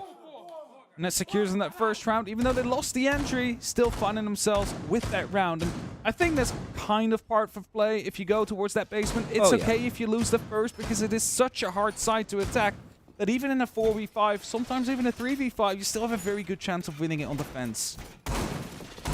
I threw my eyes back towards, well, only really Raza companies playing of bank across this tournament so far, because we don't have the data from Furia, and funnily enough, Smoke has played 60% of their defensive rounds. They picked it 15 of 25 times against it, and it's, their third most popular operator technically, as Army was there for 5 of 7, otherwise banned entirely, so put her to a side. Second to Ace. So it's a bit of a risk here, Razad. I think they're sort of saying, look, you've done all this prep on how we play with Smoke, on how we play with this operator, and we've removed it. Hoping to, when we get to the second half of this game, more than just restrict Furia, change their play style up. And I'm curious to see what else they sort of develop and bring with it. Furia has been immediate to adapt to the Shumiker launcher. Yeah. I mean, the thing is, right, if you ban it because you want to play something else yourself, then that's kind of a poor reason. And the thing is, it is being played by 60% because everybody's playing it. No, but this is specifically their number. And this is them saying, look, you've prepped for our game this way. We take it out and take you out, KZ! Double down live in Visetto, found outside. Perez and Flastery fall immediately after by Felipox SDK. Comes off his drone, and all of his friends are dead. Like the friend that logs in slightly too late for gaming night and everybody's gone. A flawless as KZ drops a 3K, and Felipox finds the other 2. Very convincing round coming down for Furia there. And I mean, that just comes down to the fact that there was no information. There was no drone. They had no clue that that was going to happen. I mean, the window jump out, you're always somewhat prepared for. You know it's an opportunity, especially when the side is those top floors. But there was nothing there to stop it. Finds 2 kills as a response as well. I mean, we saw Claymores being placed. Obviously, this was, an execution of 2. I'm curious where the other 2 fell, because, well, they're on the rappel. On the rappel, yeah. But we did see Claymores go down. They just found the window that... He was just checking, but he wasn't, like, playing solo either, so he didn't know which window no, had he just got lucky. Just a gamble, right? Like hot luck. 2-0. Yeah. Furia. They get themselves up on a strong start, and a round where your team can't even enter the building, Raza. There's probably one that you want to forget. If they aren't competitive here, I'm pretty confident in calling a timeout after this, because otherwise this could end up being a very quick trip to the bank. And unfortunately, they leave with a bit of paper that says, nope, you have nothing in your account. Please go to the lower bracket queue. No credit line. Indeed. Nothing to help. I mean, that round, I think you can kind of write it off. I mean, there was a big mistake. She didn't have the intel on top square. KZ perfectly used that, found 2 kills, eventually 3rd for that. At that point, the round was already over. Like, of course, you can still fight it back, and rounds are being fought back. But, like, the strategy you had, that's thrown out of the window, quite literally, when Filopox jumped in right afterwards as well. But, you know, that's just it. So they have to reset here mentally, start working an open area. I mean, it is the tertiary site. You just mentioned it. If they don't win this here, then there's going to be a big problem for the side of Raza Company. So we're going to see them play at their best here. And it starts with that top floor control. You see it from the side of Kanto. They're trying to at least get a bit of a line of sight. Fluster is just going to do that. I think the wall is left soft, so could have even shut it out. Not that it matters, though. But it's just meant to basically make KZ's life a little bit harder as he's playing around the soda hallway. And as long as he cannot really go for any swing, then suddenly you can start putting pressure on the Janitor. They have the pings and the players. They were missing intel last time, but, well, it's a fight that they're both trying to lean into there. Obviously, Felipox on the Skolposh has the ability to drop down to wherever the secondary shell is, and that's sort of what they're trying to do here. It's, you know, try and fight us, try and find us. Ooh, it's so far away. And that's a great position, because if it goes untested, you can very quickly swing your way up blue. It's a known flank. But you can get there from the top immediately, KZ. Knew that a flash was coming, and it heralds a fight, but it also heralds the movement in towards the site. They've found themselves nobody, and they're going to stick the plant itself, tucked around by the quad wall, waiting for an appearance of them, but Furia too little, too late. There's trade outs that drop down, but now suddenly it's 40 seconds, and it doesn't matter where the flank is. They've got 2 bodies. Perez and Basetto, all that's standing, and now just Basetto trying to lock it down as they creep their way through the middle of the side. He's doing his best, gets one. Gets the spraying cord out, though. A good and valiant drive is unfortunately met by a Furia reinvigorated and reapplying themselves. I said it before, probably going to have a timeout. You have to at this point. I mean, they spotted a good opportunity there. They saw that the site was free to take. They took it. They planted. However, the retake just a little bit too strong there for the side of Furia. They just overwhelmed them with numbers, and indeed the timeout is there. Don't you love it when you're right in these kind of situations? Yeah, well, I think it's from casting with Xanox. He's very good at predicting timeouts. I started referring to him as the timeout general. So I think it's a bit of just rubbed off on me. And I mean, it has been, obviously there was the flawless round in the middle there. They had the kit. They just couldn't get out in time. They couldn't fight their way out. They didn't have an exit strategy. They had a good idea, and I think they're just getting a bit ahead of themselves here. They're sort of seeing opportunities, but they don't realize how much control they actually have. Furia said that, you know, how quick will they be to adapt? And yeah, it's an awkward one to fight back in because the walls were still solid. You have to take the route that they would take without anything opened, but they're also doing very well on their gun game. It was sort of criticisms from the previous map of you've only really got one Furia player popping off in KZ, everybody else is negative. Here, I think all of them are currently positive. I believe they were indeed, but we'll get confirmation in that in just a second. Yeah, they all are. of them. So, I mean, 2 of the players haven't died yet, Fleetbox and JV92. Yeah. They are just screaming as a team right now, and yeah, it's showing what happens when a team of this caliber all get into the server. Whatever was missing on the first map, and whatever they did, the halftime oranges, they've come through. There's no there isn't Twitch now. I was going to say, there's no Twitch. We're playing down below. There's Goya Pockets. There was a fuse for a second, but that's also been swapped out. I kind of want to say, like, are they going to try and use the fuse to get rid of the utility? But no, the Twitch is being brought in, so we're going back to, like, a kind of default game. This started off with a pretty big pick early on for the side of Raza, but afterwards they weren't quite able to actually get that plan down. Shumika was able to stall them for just long enough. Then they started using the ROUs, which aren't on the board now. They've brought a Montaigne instead. But was blown up with a Nitro cell because they realized on the side of Furia that if those ROUs are going down and there's a Shumika launcher in the default plant, well, there's only one other place where they can get that plant down, and they shut that down. Now, SDK has a drone on one of these players. I'm not quite sure which of these it are, but they know about one of these roamers, and they're going to try and hunt him down. Filopox gets the kill, though. JP92 gives some support, finds one. There's a second. Gonna have to jump back out the window. Surely they don't get a second kill here, and that is a shield panicking and holding hope now. Everything they can do from the cover of the windows, but look at the Furia players. 3 of them stepping in, 3 of them cutting them off at the pass. They're going a bit wider on towards the electrical box as well, and well, there needs to be something that comes through from the side of Raza here, because that Monty is now keyed in. There is a lifeline opened up. Basetto survives, and, well, so do the Furia players. They pull themselves back in. The trade out of the Twitch versus JV92 on those Keybers. They've proven they can kill him, but they still need to go for the site clarification itself. Had to love to see the response that you saw as soon as they realized, hey, there is someone inside of open area and they're pushing in. You instantly had someone rotating up the blue stairs, providing cover so no one else would be coming in from Janitor, allowing them to continue fighting that fight without having to be afraid someone else is pushing through. I love this, by the way. The Goya pocket was put in the middle of it. They've just used 4x Kairos. It blew up. That's going to slow them down just a little bit more. I mean, is it the most efficient use of a Goya? Probably not, but at least it slows them down another 20-30 seconds. Well, that's it. You think about how late some teams are, and you think about what the game is at the end of this. It's juggling a plant on a position that's going to be coated in fire. And that is the game that Nade is more than happy to. Still has 20 Shoemakers. They will burn for the pocket full of seconds that they do, but if he's got a lineup here, it forces adaptation. Now, that's why Basetto has the Monty this time. Rather than go for the coverage, they're going to say, look, this is where we are. Try and stop us. They have, obviously, the Maestro bubbles, more Goyo canisters, and this is going to be, what, 30 seconds left, roughly, by the time they start to go for the end of this. The play, the destruction onto the mirror position. There's more time, there's more waste, there's more watch on towards the fight.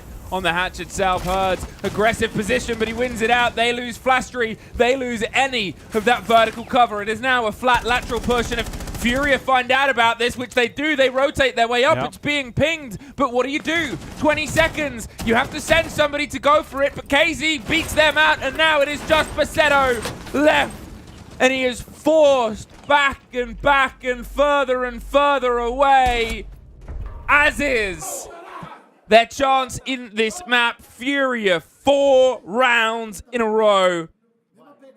I mean, again, like, the thing is, you can defend this with 4 or 3 people, and they're doing that here as well. You had the even trade over the top. They all fall back. They have so much utility left. You saw the Goya pockets that were placed high. They couldn't get it from the hatch. That was one of the issues. They were pinging it. They're like, we have to get rid of this, but couldn't. That cost them 10, 15 seconds extra. JV92 with the perfect support there, by the way.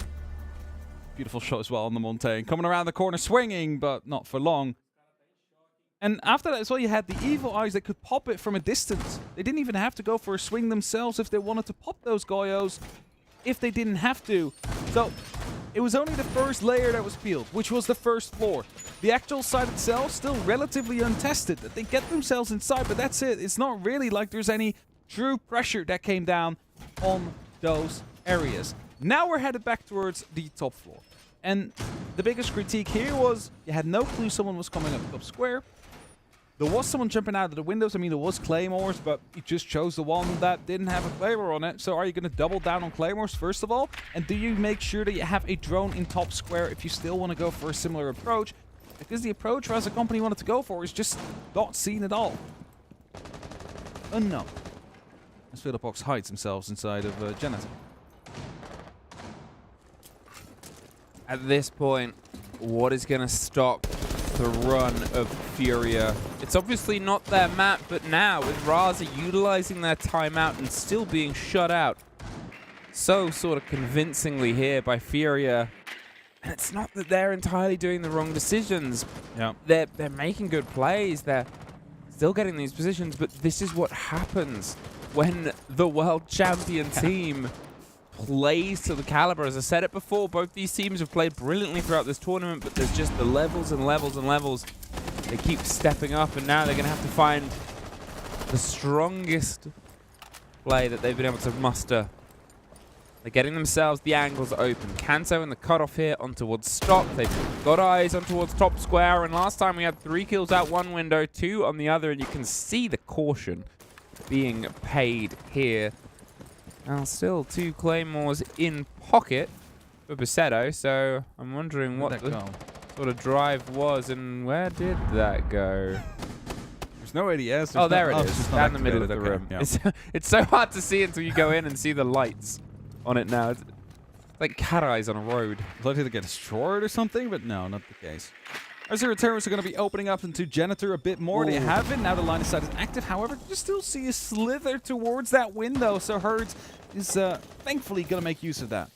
Now they start to work on the position on the side of the long desk. They get the castle window open and to rotate round underneath. How aware is Felipox? He's going to give the beeper audio away. And, oh, there's not a catch on him. You could see live.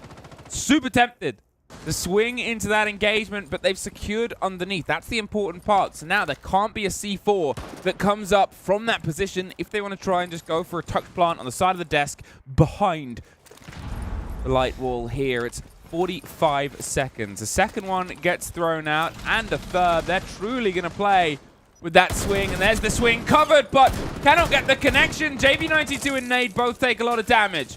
Facetto with the kit drives his way up, and he just wants to tuck on that desk. As I said before, there's still pressure and a hold here. 25 seconds. If this doesn't land, the round will collapse for Raza. They have the first body. They have a second as well, as they're going for the retake round the back, but it is only Nade that gets one out before he's traded for Leapbox. All that is left.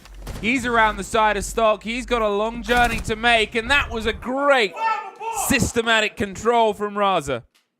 Furia got a bit impatient there. They started pushing back. They were losing bodies. So they started rotating through on the actual hallway, trying to get towards top square. However, there was still someone all the way on the back of top square. They were predicting that. They knew that they were going to lean back into the fight, so they were trying to manipulate the angles they had available to them. So by not rushing that plant when they had the side under control, when they had the ground floor under control, they basically let Furia do the work for them. Come towards them, basically run into their crossfires and get those kills. And thus they find themselves on a single round as they find it on their attack. And if they manage to get a 4-2 on the board, that would still be a pretty decent half for the side of Raza Company, even if you look at how the very first 4 went. So, Raza, can you lock it off here on open area? You got an opportunity last time. You went for a plant. You thought you had the opportunity. And then suddenly the retake came through. And Furia was able to lock it out still. Furia. Can they push themselves on to that 5-1 half? Can they set themselves up with an easier second swing? As I said, the questions around the smoke ban were more of Raza's defenses than of Furia, because it was their second top preference, total defensive operator. So they might have set themselves up with a tricky sort of bait and play here. It depends. And all those depends will be solved on the other end, but I'm sure they'll probably prefer to have 2 extra splits coming into this. Their bank, they were on a 48% attack win rate, so just shy of 50. They're already stressed and miles away. They were a 60% defensive round win as well, which is actually lower than their generic average for defense. And yeah, it's bank, it plays into aggressive teams, but at the same time, you know, they're probably wishing they could lean on their great defensive stat before STK. Caught out by JV92, and there's KZ finding Perez. Just proposing positions, giving statements, flashes, movement, and then, oh no, Furia wants the fight. Furia steps in time and time again. Here either side. Now KZ is caught from the man on the long rappel, but there's only so much that they can offer. There's only so much that they can give. They have one person inside. The other 2 Raza players, I believe, are on different window rappels, trying to get a pinch. Basetto is in tricky situation if Furia realize, and there's the swing that Hertz gets locked in. Live finally makes a way in. The other players on the roof right now. Oh no, they're not. They're dead. A statement round coming out from the side of Furia. They were thinking that they had control of that top 4, the flashbangs and everything pushing in, and suddenly 2 Furia players pop up. Boom, you've lost them. And as soon as you lost that very 3rd fight on side of Soda hallway, that round's just over. The control you've had is gone. And Furia, very dominating first half. Now going over to the attack. And Raza, you decided to ban smoke. Now you gotta show what your plan is to play without him, because you're headed towards that basement. I do not see a Tachanka coming through. This is a castle, I see. I see a Fenrir. This gives me the idea of a tall Rome. hold. Yeah, they should be going up top. Probably an open area hold. My worry here, which is actually something that's going to be punished by the lineup already, is if you are trying to do this kind of hold, power positions need to be powerful, right? You know, you need to sort of have the Warden playing on towards blue. You need to sort of have, you know, maybe even in some cases, a Jaeger with a shotgun. Just like anything. Something that can buy yourself one bit of safety. Because if a team like Furia sees that they can have not only a disillusion of your vision, but then an execute behind it, they're going to take it. And then they've got the Glaz. That was always in their sort of lineup and their read-through here. They've swapped on towards the Twitch, but there's no Goyo either. There's no stall. No. And, you know, on this side, it's a risk. I'm taking a wider pool here for Furia's case. This is the bank that they've played over the past 180 days. Obviously not played in this tournament yet. But their attack win percent is higher than their defense win, 58%. Just checked with the IQ. They saw the F-nets are there. KZ's going to start putting out some pressure inside of the garage. Now, Flestry is out there. He's just giving away some of the information, shooting through the windows. Double smoke are going to be tossed in. The Glass instantly going to be digging deep. He's going to go prone probably, see if he can find the head. There you go. Oh, but he's feared by the F-Nat. That's going to make things a bit awkward. But still wins out the fight. And that's crucial. Now they have to start rotating back. Now he's looking for a second engagement here. He's trying to just find the cover and find the man behind them in SDK. He's been able to step himself up on the previous map and in the previous games. But KZ, he's still on the tear he had before. He's 9-3 and he's thirsty for the double digits here live. He's trying to find a route out. They do find Hertz. They get themselves a lifeline. They get themselves level, and now that gives them a bit of an option to, well, maybe instead of trying to fight a Glaz in the tricky terrain, let's push elsewhere. Let's find a fight on other players. Also, rotate coming in from the side of Furia, though. I think they just realized that they are going for that tall hold. There's one or two, maybe on the site itself. Nade is looking for some verticality. He's going to be opening up some of these hatches. Is aware of the fact that someone could be coming up blue at any time. Also aware of someone inside of the archives, it seems, as he's creeping himself around slowly. Perez is in a perfect position to not be spotted, but he sees the shadow. The shadow is giving away the game. So they should be aware of the fact that he's there. Yeah, it's being pinged. So they know he's inside of archives. It's just that blue stairs is a bit of an issue. Smoke grenade will be used to cover that off. They're going to see if they can try and isolate Perez. There's the cut across. There's the fight. Nade tears Perez's head off. 50 seconds, and the tool hold is starting to shake, starting to quiver. And with STK getting KZ, well, importantly, they win out the back of this approach. Now it's going to have to be very direct here from Furia. They don't have the Glaz to sort of operate and picking them as they flee. They've got some space to play around with. At this point, though, how are they going to try and drop into the engagement? You know, the goo mines, the Fenrirs might be able to slow some of this approach, but as we've seen, a lot of that is actually displayed and baited across the top two stories here. 20 seconds, and it's just going to turn into a drop and a fight. And, well, they're eyeing up the soft hatch on the vault, and Live is below it. Gets... Oh! Can't find either. Nade had the cover, but 9 seconds. And all they have to do is hide, wait, and bay. Will they even make it to the site in time? SDK can't get the down on one, but two! And he runs around SDK! What a performer he has been for Raza in the upper bracket run. He's definitely one of those big players right now on the team that's winning them rounds. And what could potentially keep them in the tournament as well. Otherwise, we would have been a map and series point. 5-2. I mean, Fury, they had a lot going for them. They realized who two of those players were, isolated them as well. The Glass sadly winning out on the second fight after winning the very first. And Perez there, probably not fully aware that the Shadow gave away the game. The Fury just running out of time, maybe a bit confused. Took too long dealing with the tall hold, even though Perez the company had already fallen back at that point. And now we go up top, we go towards what often turns into a bit of a scrap at the windows. And a bit of scrap on stock. See that a Montaigne is being brought out currently by the side of Philopox.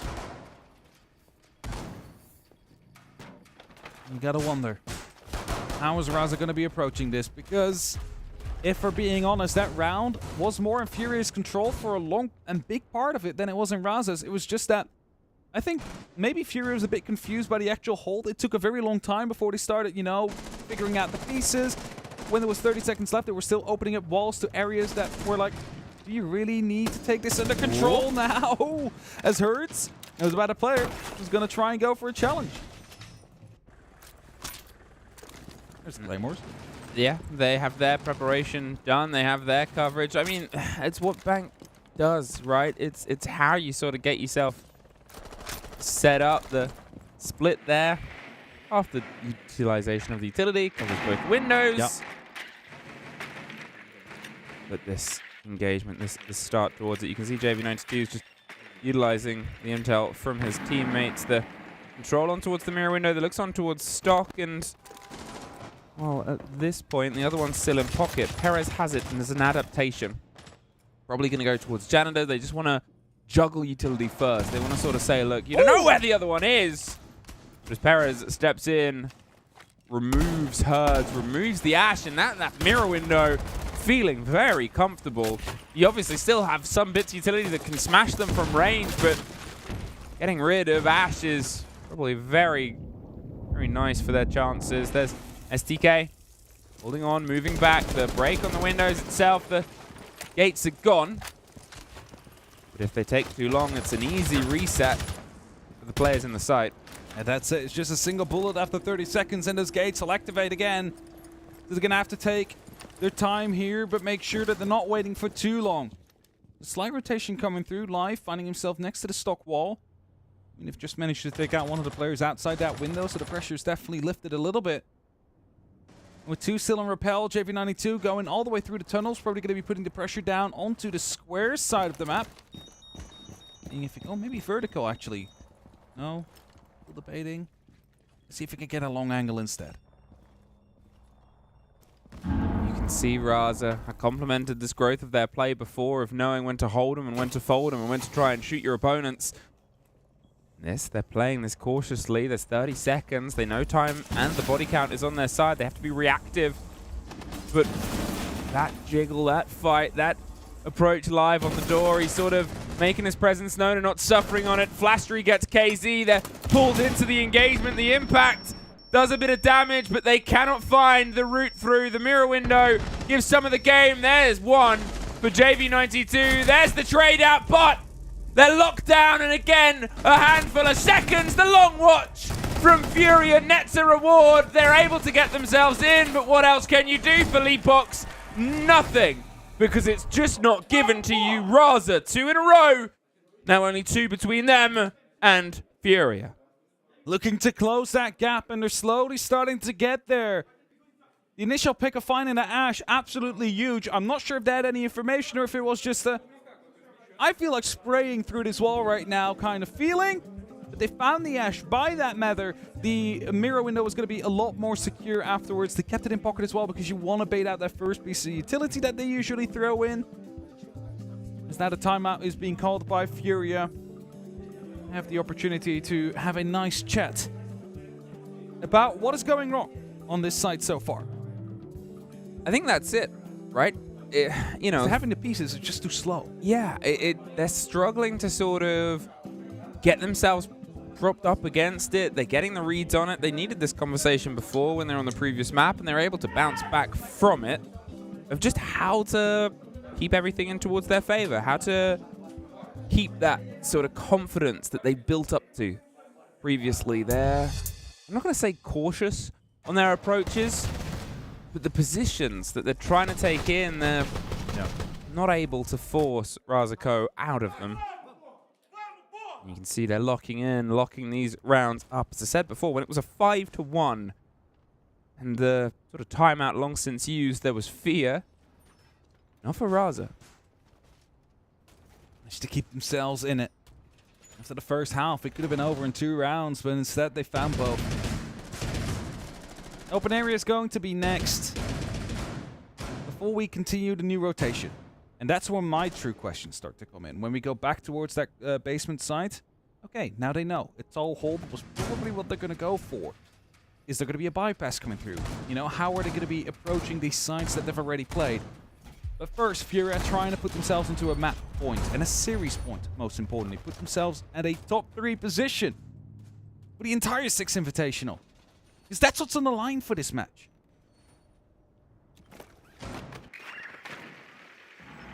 Now, eyes on towards open, and if there is a site where they enjoy attacking it, statistically, recently, Furia, it's this. Over the past 180 days, from the, I think it's 6 attacks, they have won every single one. And they want to try and keep that tradition. In fact, I think it was the last SI, was when they last lost an attack on towards this site. Now, there is obviously Basetto in the core of the site itself, the hold that's dancing itself with some of the protections around server, around archives gone. They've pulled themselves back towards archives and even further, actually, as Nade has screamed his way up via servers towards the top of blue. They are entirely brute forcing the corner of this, and it's going to come down to the Keebers and Perez to try and stop it happening. Basetto gets blinded out, can't quite shoot it in time. You can see all of the Raza players getting themselves closer and closer. The long angle from Stock down through the hatch. They're trying to watch it, and that's what JV92 is trying to force them off because they have the verticality. Flastry, an important fight to win out here, and he's getting some support as well. Great reactivity towards what they know they need to protect. Minute 30, but the pressure is definitely coming on, and that Montaigne could be a driving force. Just to slowly start putting the pressure on to the kitchen. You can start walking through that double door. Suddenly, the people that are playing inside are not going to feel as safe as they otherwise would. That keeper barrier is going to be absolutely huge, though. They need to get rid of that. They need to get rid of that player behind. But Perez, once again, finding himself in the archives. This time, Shadow hasn't given away yet. They're concerned about a rotate underneath, and KZ gets the first. And now, well, he's caught that rotate, and he's going to try and catch the players itself a minute. They have that opening body. They have their second, and they're throwing themselves in towards the back. Basetto gets one. There goes SDK. Live finds one, and Perez fights his way back in, but can't get the corner, can't get it.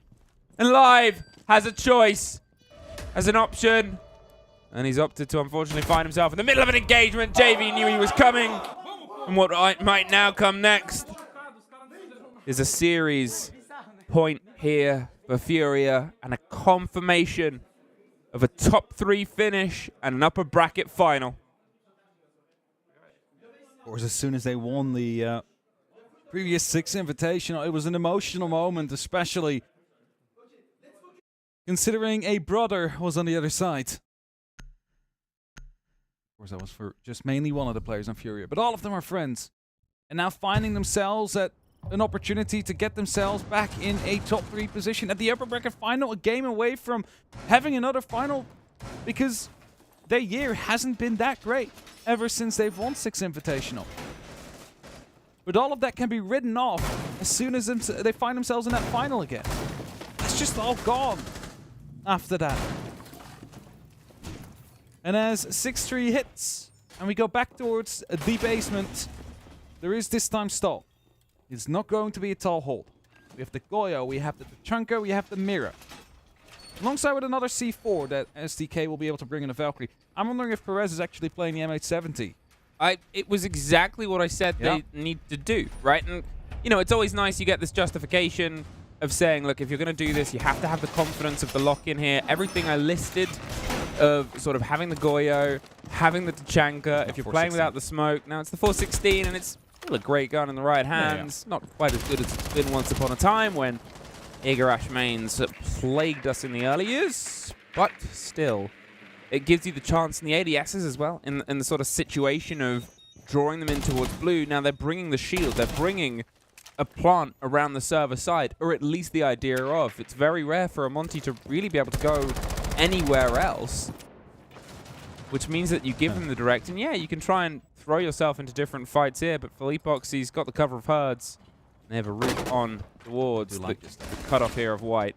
They're instantly forcing them off because they realized last time they ran out of time, they couldn't quite force them back. Now they're using the Monty as a shepherding tool.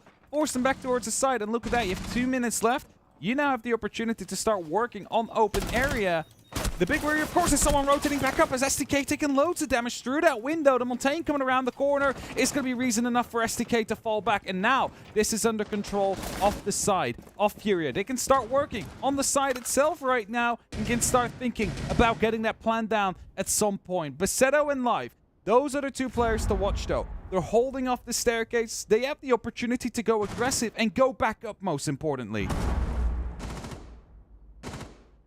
Well, the Goyo canister pops its way on towards blue, but they've fallen their way back, and now they still have the reverse mirror window placed on towards the wall of the site to slow it down. The pings on the players on the back end, but, you know, if they're not forced out and you're not paying keen enough attention, and they're a good enough shot, they'll be able to close you down. KZ goes for the drop, and the removal there, pinged out by Herd, the IQ, making sure that there's nothing that's going to surprise them, and as it bounced around, this break, this play against it, the slow of the breach will be cornered out. No. It's an awkward one, though, and that's what that mirror window does.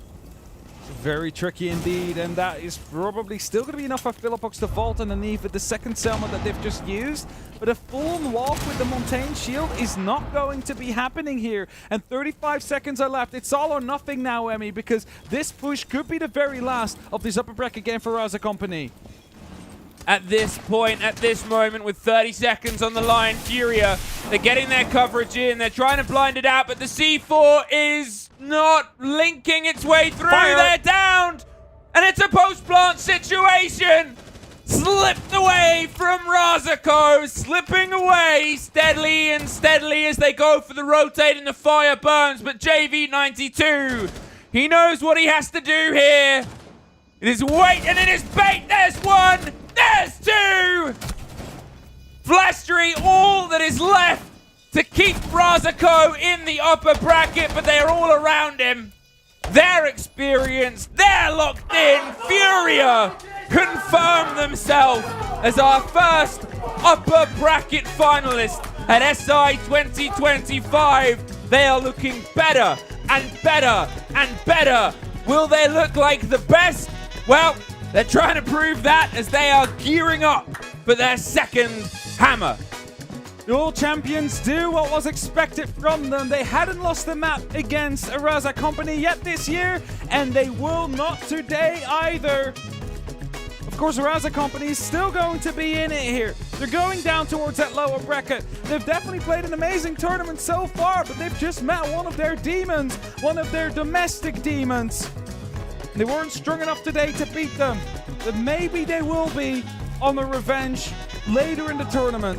I mean, Raza are still playing a brilliant tournament, and, you know, they have more than earned their position on the live stage in the top 6. It's their first major knock.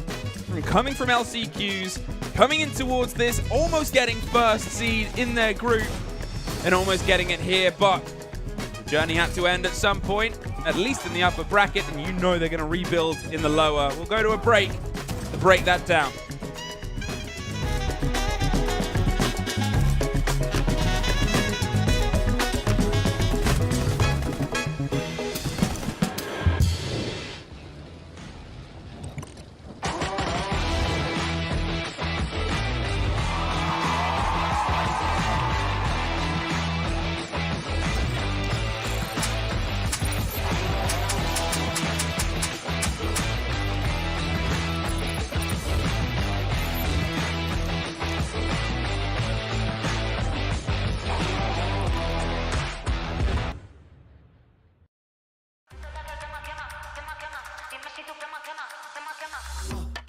Tap, yeah, I want that.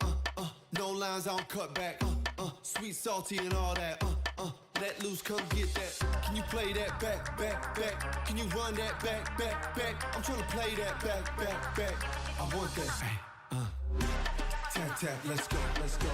Tap, tap, let's go, let's go. Tap, tap, let's go, let's go. Right here, can you feel? Let's go.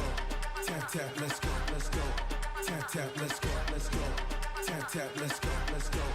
Right here, can you feel that? Ooh, you feel that? Ooh, the real back. Ooh, I'm still that. Ooh, you catch that? Ooh, I guess that. The best back. Yeah, yeah. 30,000 up on my pallet. Might jump out if I'm wildin'. Catch my flow, I'm so stylish. Tap, tap, real smooth. Can you play that back, back, back? Can you run that back, back, back? I'm trying to play that back, back, back. I want that. Tap, tap, let's go, let's go. Tap, tap, let's go, let's go. Tap, tap, let's go, let's go.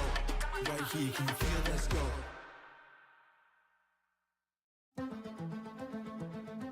There are many great players who are not champions, who have never lifted the hammer, who might never lift the hammer, and it's not because they aren't good enough, they just might not put in what it requires to really get there, because they're the goods and not the greats.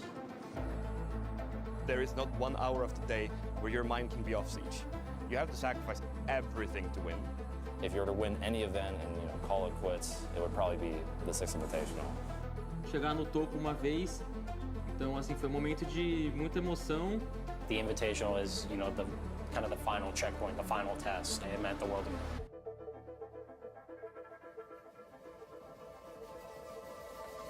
History will be made here because for the first time on home soil, a Brazilian team will win a world championship. The only thing that matters is the 4 guys next to you, your coach, and the screen in front of you. No one ever really just goes and wins. You have to go through the pain, the hardships. Phase are exploding! You have to go all in, that's it. Quem perdeu foi nós tudo ali. E a gente que vai virar isso aqui agora. Você tem que confiar muito no seu time. Não vamos desistir, não vamos desistir.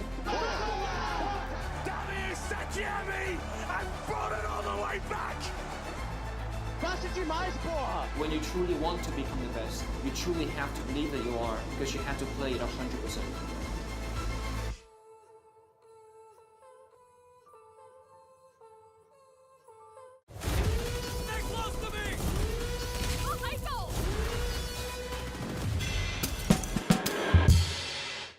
Well, what happens when you come across one of the teams that's the best in the tournament with the trophy already?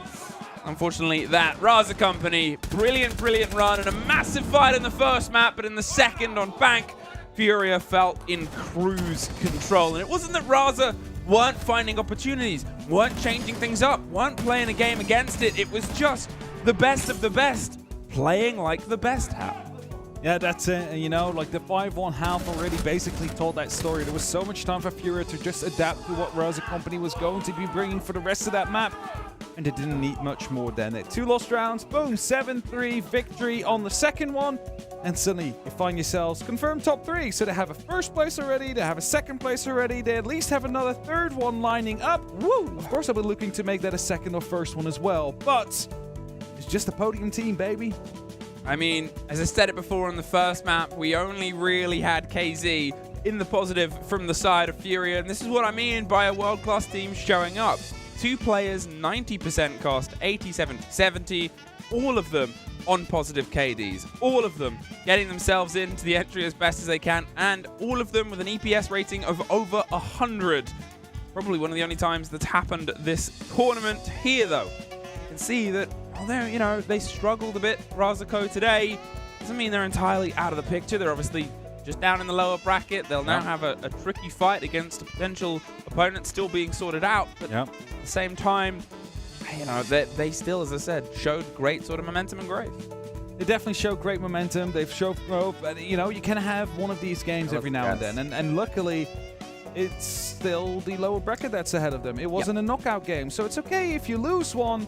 Now things are getting real. You are still going to that main stage, but if you lose your next game, then there's definitely no chance at the hammer.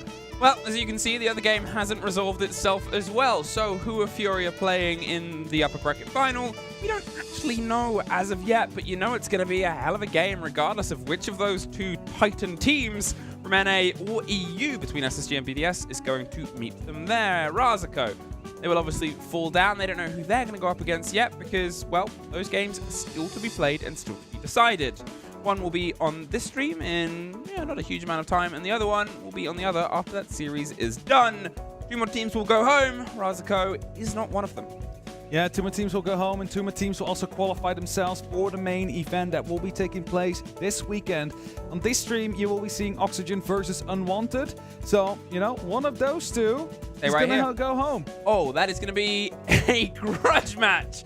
I think you do not really want to miss, but maybe all chat will be turned off for that game. For now, that is all for us. Actually, for us in phase 2 as well, as we're going to hand the mic over to someone else. Doesn't really matter who at this point. We'll see you after a break for the next series. Keep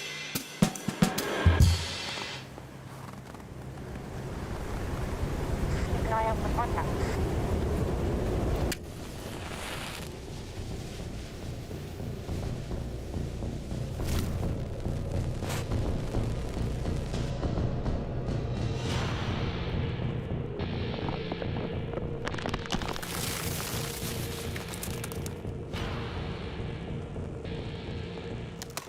Available now.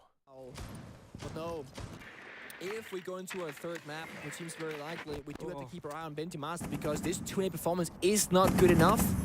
He's not making the right decisions, not hitting the right timings, not being utilized perhaps correctly by SSG in some of these rounds. And I love this change-up from BDS. This 0 coming into play, 6 SAM cams as they're called, or we call them. Ton of information.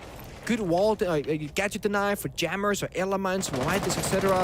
And BDS can play a very slow and steady round. Yeah. One of the best maps for 0 as well. Probably the best map. Yeah. So many places. And what you can do is you use those cams to cover flank watches, and it means you can use them with your drones more for active work, hunting down players like Ashen, which BDS have just done. No response from SSG. Trying to hold fast to their positions, but there's no safe havens to hide behind. Even Faults here. He's got one my magnets to try and protect him from any projectiles thrown his way, but the Capital's not in this lineup. You see this from BDS, it's just mini execute to clear out these player positions, so much constant information from Leaguefact as well. And when you get an agile like him with all these eyes on the map, he can call the perfect execute. And he's sneaking all the way upstairs as well onto Banana, and he gets a pre-fire on a J90. 2 players left alive for SSG. As Benja finally gets another frag on the board, but his position now known, he has to vacate the premises. He does so successfully deep into Archives. He goes back towards the site. Potentially, he has the ability to make a rotation. Second problem though, Leaguefact being dead, he's a permanent drone/cam watcher. PDS will have more eyes than ever, and they got intel. Shot goes down. Benja, finally, his impact is felt here on Bank. Looking for a little bit more, but the C4 finds nothing. He needs more. It's gotta be good for one more. Here it is, 50-50. Benja, can you make it happen? Users takes him out. Head clean off. Forest, 1v3 for the map.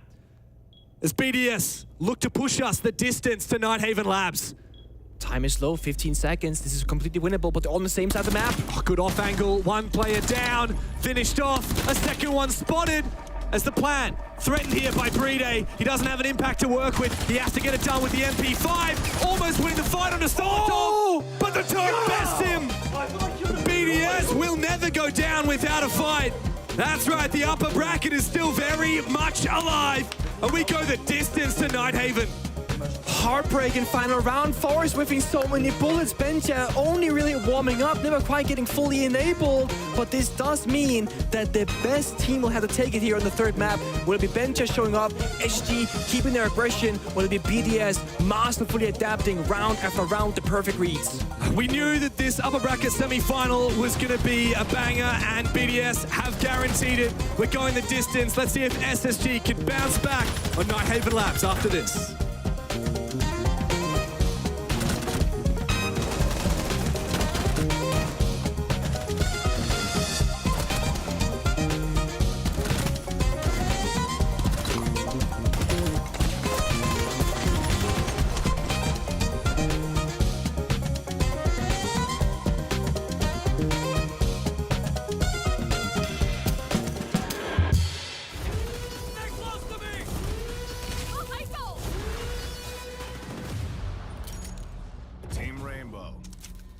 Carries Legion. Listen up. Hereford Base is now under our control. But we're not giving it up without a fight.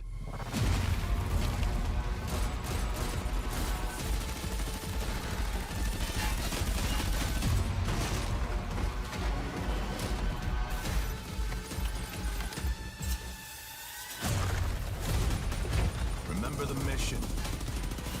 And do not let anyone stand in your way. Every action you take will be the difference between victory and defeat.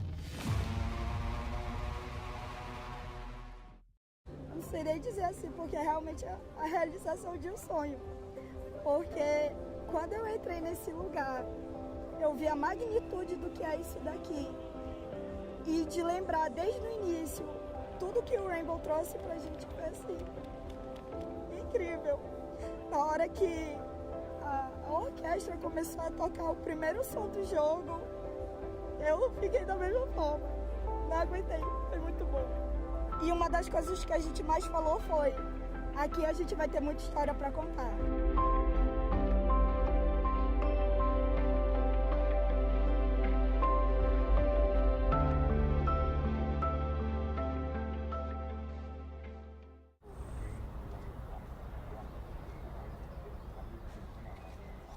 Meu nome é Lorena Miller, eu tenho 31 anos, sou de Manacapuru, que é o interior do Amazonas, mas eu moro em Manaus já há bastante tempo. Bom, aqui em Manaus a gente tem bastante coisa, mesmo limitado, né? A gente sabe que aqui na região norte é um pouco difícil, algumas situações que nem tudo chega para cá, o acesso é muito difícil. Mas assim, né, é o pulmão do mundo. Então é uma parte muito importante, não só de Manaus, do Amazonas, mas da região norte e do Brasil inteiro, né? Tem a Zona Franca, que fica aqui, então muita coisa é produzida aqui, mas realmente a parte cultural, a parte turística, realmente é um dos maiores focos. Eu sou professora de Educação Física da rede pública, né, a rede municipal. Meus alunos sabem que eu gosto muito de videogame, principalmente de Rainbow, né, porque sempre quando tem alguma transmissão que tá mais ou menos no horário de trabalho, às vezes eu deixo eles fazendo alguma atividade. Tem TVs em algumas salas, eu deixo lá para eles assistirem junto comigo enquanto eu escrevo alguma coisa no quadro.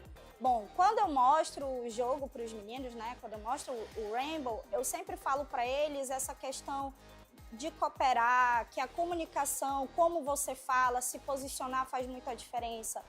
Na área da educação física, a gente tem a questão do tempo e espaço, nós temos a questão da lateralidade. No jogo, a gente se posicionar de uma forma correta. Então, a gente fala, vira para a esquerda, vira para a direita, olha tal canto. Então, tudo isso faz parte também do ensino da educação física. Então, sempre eu tento trazer algo que eles possam entender que isso eles podem levar para a vida inteira.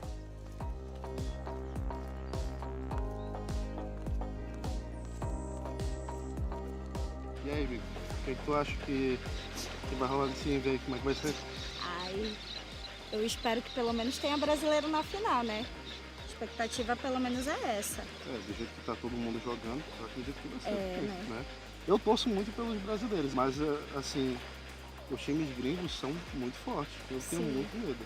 O Canadian lá, um cara que joga muito, morro de medo. Sabe, poder ver tudo isso de perto, sabe que acompanhar esse pessoal, um cenário desse jeito, põe todo mundo ali na tua frente, pra mim... Vai ser muito louco.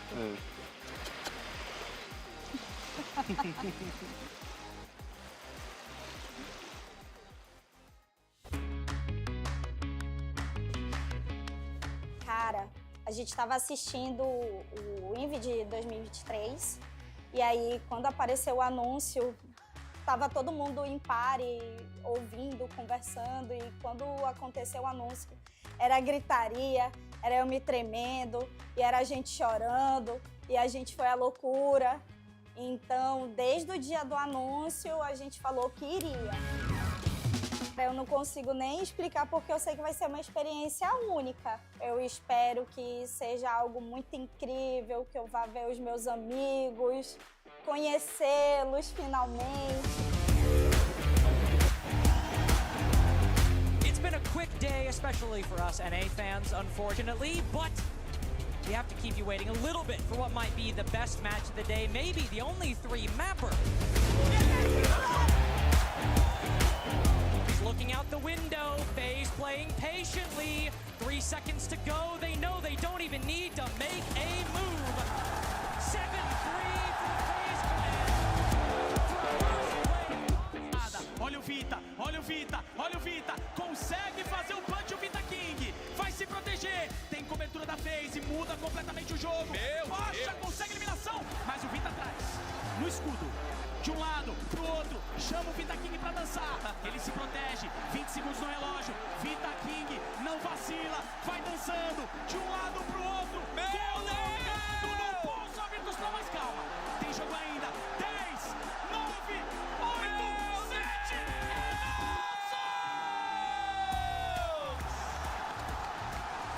Chama pra sambar, chama pra bailar! O Brasil está na final do Six Invitational! Não sei nem dizer assim, porque realmente é a realização de um sonho. Porque quando eu entrei nesse lugar, eu vi a magnitude do que é isso daqui. E de lembrar desde o início, tudo que o Rainbow trouxe pra gente foi assim, incrível. Na hora que a orquestra começou a tocar o primeiro som do jogo, eu fiquei da mesma forma. Não aguentei, foi muito bom. E uma das coisas que a gente mais falou foi: aqui a gente vai ter muita história para contar. O Rainbow Six foi o que uniu a gente, né? A nossa primeira conversa que a gente teve foi relacionada a falar sobre o Rainbow Six, sobre os times. Bom, foi no aplicativo de relacionamento, né? Que eu fui lá, fui olhar o perfil e lá estava descrito. Eu gosto de filme, gosto de música, gosto muito de videogame e o meu jogo preferido é o Rainbow Six Siege. Não teve outra, eu dei match na hora. E o nosso sonho sempre foi ver um Invitational. E agora, nessa oportunidade, eu quero muito, sabe, fazer ela feliz. Então, hoje eu quero pedir a minha namorada em casamento. E eu tô aqui no meio da torcida com o Cláudio e a Lorena. Vocês vão torcer pra quem? FaZe, W7M? Como que tem sido a experiência de vocês? Como que tá o coração pra essa grande final de hoje? W7M, como sempre, pra mim vai ser a campeã, com certeza. Vocês estão solteiros, ó? Tem que chorar, filho. Aqui é casalzão do Rainbow Six. Tá curtindo o Six Invitational? Eu tô curtindo muito, é uma experiência assim que nunca na vida que eu achava que eu iria ter. Sei lá, meu rosto já deve estar muito inchado de tanto que eu já chorei. Lorena, e se eu te falar que você já chorou muito e você vai chorar muito mais? Ai, eu imagino que eu vou chorar, porque só de estar aqui, né, é uma emoção muito grande. Mas você não vai chorar pelo jogo não, né, Cláudio? Com certeza.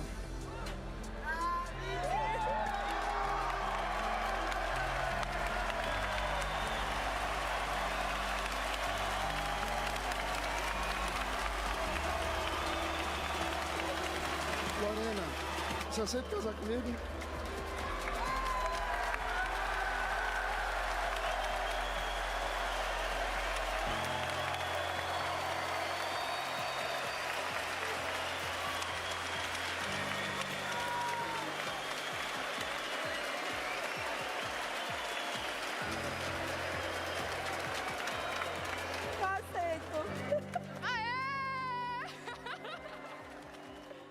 Cara, o Rainbow simplesmente ele mudou a minha vida porque ele trouxe pessoas muito especiais e que estão comigo até hoje. Trouxe as minhas amizades, trouxe meu relacionamento, então não tem como falar que o Rainbow não é importante para mim.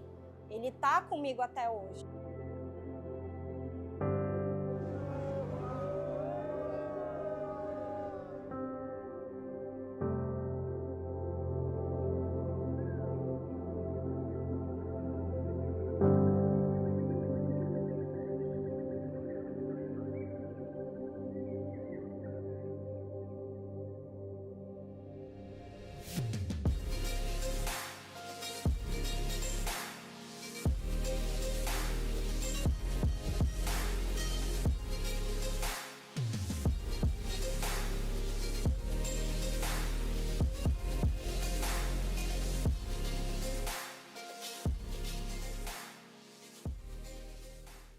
Eu acho que a minha primeira válvula de escape que eu realmente encontrei para escapar disso tudo foi justamente os jogos e o Rainbow Six. O João, tem na janela aí, você toma cuidado.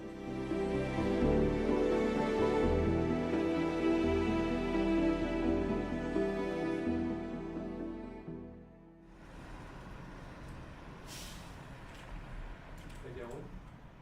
foi uma gorda, boa. Tem mais um. Isso! Ah, que isso, velho. Boa! Vamos, caralho. Meu nome é João Pedro Sudário, eu tenho 19 anos e eu nasci no interior de São Paulo, numa cidade chamada Cruzeiro, São Paulo. A minha relação com os jogos, ela começou muito cedo, eu tinha entre 2 ou 3 anos de idade.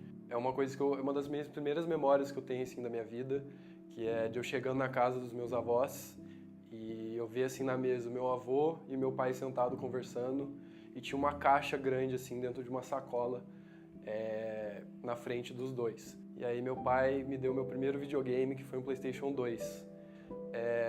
Meu pai, ele sempre foi muito presente na minha vida. Ele é um dos grandes alicerces que eu tive na minha vida, juntamente da minha mãe. Quando eu tinha entre 8 e 9 anos de idade, isso lá em 2014, meu pai acabou sendo diagnosticado com uma doença mental, no cérebro, no caso. E foi uma coisa que me pegou muito de surpresa. É uma coisa que você nem imagina que pode acontecer, sabe? O seu pai simplesmente ficar de um jeito que você nunca imaginou. Então eu tive que amadurecer muito cedo mesmo, e foi um período muito difícil. A gente tinha uma UTI dentro de casa, então eu vivi num ambiente muito pesado, que eu não tinha muita escapatória, a não ser enfrentar aquilo diariamente na minha vida. Então foi com certeza o período mais difícil da minha vida. Esse momento aqui foi no meu aniversário de 7 anos. É uma memória que eu tenho muito presente ainda na minha cabeça desse dia foi que eu estava fazendo um book de fotos com os meus pais, só que meu pai, ele odiava tirar foto, então foi meio que um pouquinho difícil para ele, mas a todo momento minha mãe estava dando algumas ideias de poses, do que a gente podia fazer na foto, então é um momento que ainda está muito presente, assim, tá muito fresco na minha memória. E esse momento aqui em específico é de quando eu consegui formar no colegial, no ensino médio. Eu acho que essa foto representa a minha superação no meio disso tudo, porque apesar das minhas dificuldades, apesar de eu ter que passar por tanta coisa assim, eu consegui sair de cabeça erguida, consegui sair com o diploma. Eu acho que o mais importante é eu consegui sair com a felicidade que eu estava tanto precisando há tanto tempo, assim. E do lado da minha mãe, que ela foi a principal pessoa que estava no meu lado durante esse período. A maior dificuldade que eu tive foi lidar com isso tão novo. Então, eu acho que a minha primeira válvula de escape que eu realmente encontrei para escapar disso tudo foi justamente os jogos e o Rainbow Six. O João, tem na janela aí, viu? Você toma cuidado. Peguei mais um. Ah, ele tá nas costas, Lucas. Costa. Ó, não tem cal, não tem cal. Tá? Tem um aí. Valeu.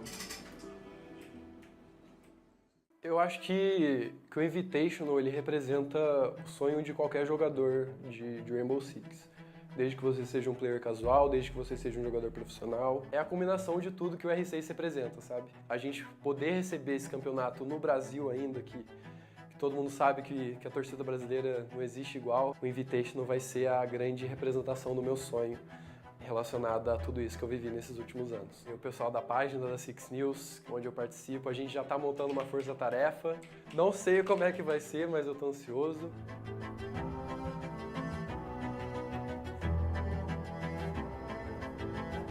Eu tô muito ansioso para conhecer alguns jogadores que eu sempre tive interesse em conhecer. Posso citar o Pengo, o Fabian, o Joystick, então eu realmente estou esperando conhecer eles, eu realmente espero que eles tenham uma ótima experiência aqui no Brasil, porque o Brasil é um país único, então vai ser uma oportunidade única de mostrar toda a nossa paixão que a gente tem pelo nosso jogo, que é o Rainbow Six.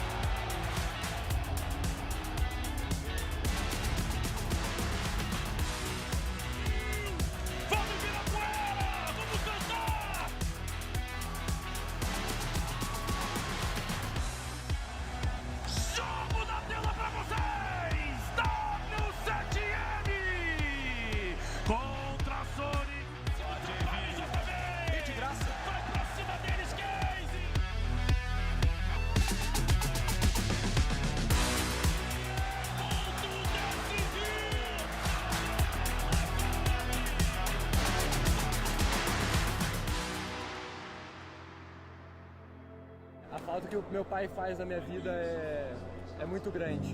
Eu queria muito que ele estivesse aqui comigo, e ele acabou falecendo em 2018, mas eu tenho certeza que aqui dentro de mim ele está comigo até hoje. Eu digo com tranquilidade que ele é provavelmente a minha maior inspiração de vida. Então, 9 anos acompanhando esse jogo, desde meus 10 anos de idade eu estou jogando, acompanhando, e hoje com 19 anos eu posso dizer com toda a tranquilidade do mundo que esse é um sonho realizado, um dos meus maiores sonhos da minha vida está sendo realizado aqui hoje no ginásio de Ibirapuera.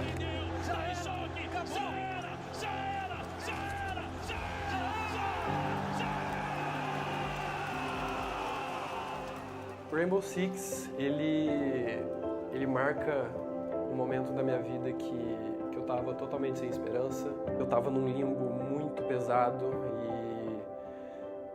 e Rainbow Six foi essa luz na minha vida. Foi minha principal forma de entretenimento até os dias atuais, depois de 9 anos. Então é uma coisa que eu sou muito grato ao R6 e tudo que ele representa na minha vida.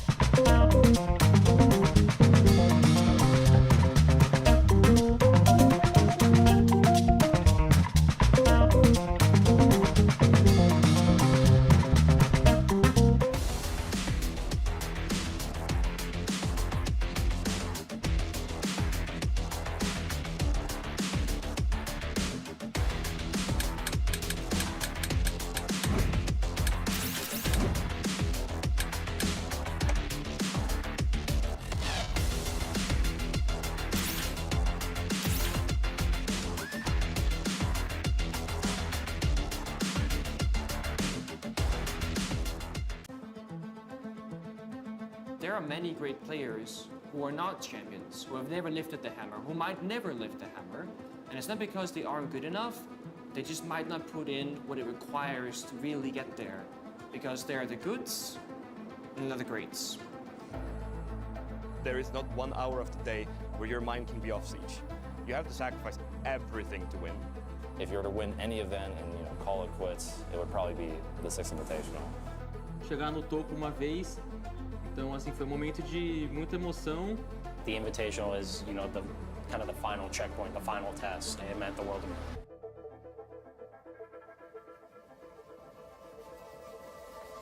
History will be made here because for the first time on home soil, a Brazilian team will win a world championship. The only thing that matters is the 4 guys next to you, your coach, and the screen in front of you. No one ever really just goes and wins. You have to go through the pain, the hardships. Phase are exploding! You have to go all in, that's it. Quem perdeu foi nós tudo ali. E a gente que vai virar isso aqui agora. Você tem que confiar muito no seu time. Não vamos desistir, não vamos desistir. And brought it all the way back! Passa demais, porra! When you truly want to become the best, you truly have to believe that you are, because you have to play it 100%.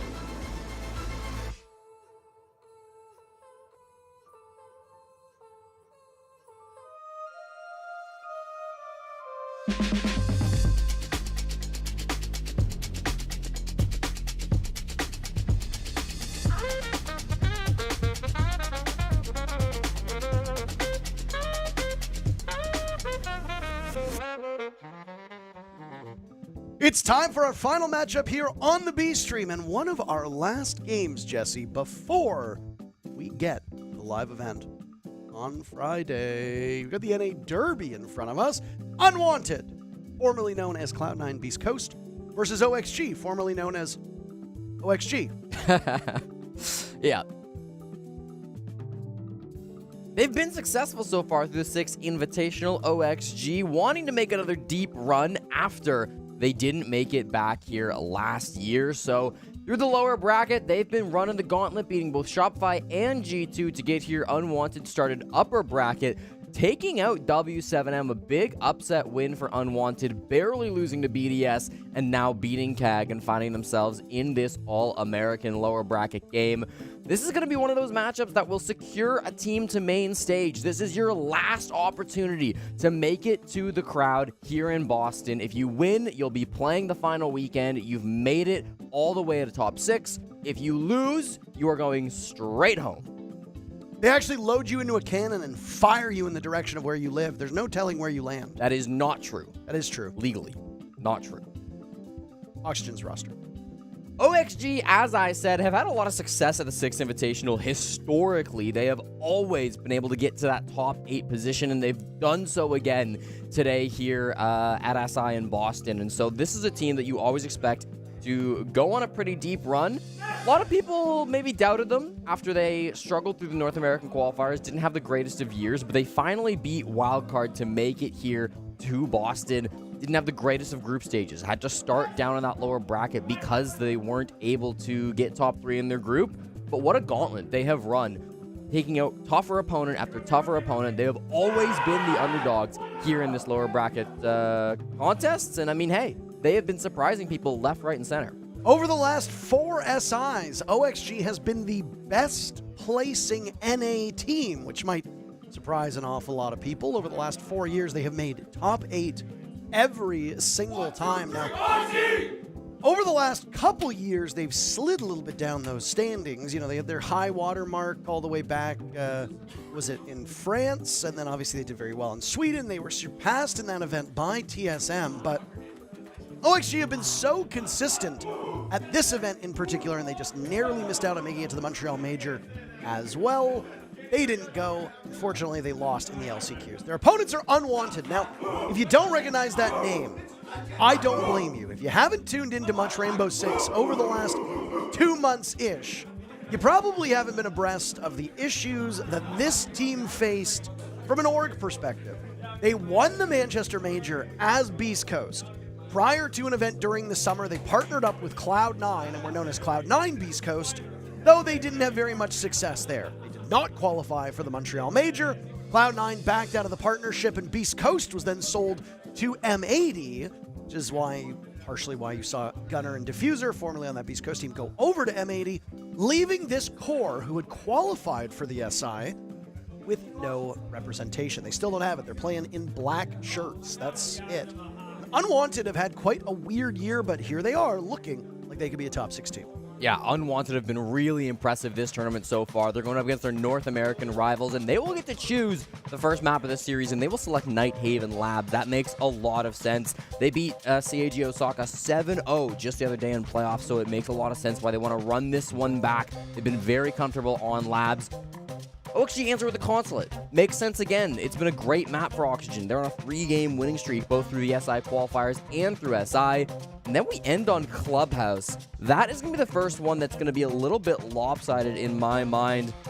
This is one that Unwanted just lost to BDS a few days ago. That was a brutal 7-1. At the same time, it's one of the most common map picks for OXG. They played it a ton over both the qualifiers and SI. So, hey, we're set up for a good series. I absolutely think it will be. I mean, OXG has been slept on throughout this entire event. Unwanted have higher expectations, but historically, despite being a major winner in this calendar year, I don't know if they're the favorites in this series. The community vote has been close in a lot of NA and interregional matchups. This one is no exception. 52% of you thinking Unwanted has the advantage, 48% for OXG. My, that is as close as some of these maps and bomb site win rates that we will talk about into the series. First ban is Oxygen. Ignore the colors on your screen. Jesse, you always get to say it. I get to say it now. Okay.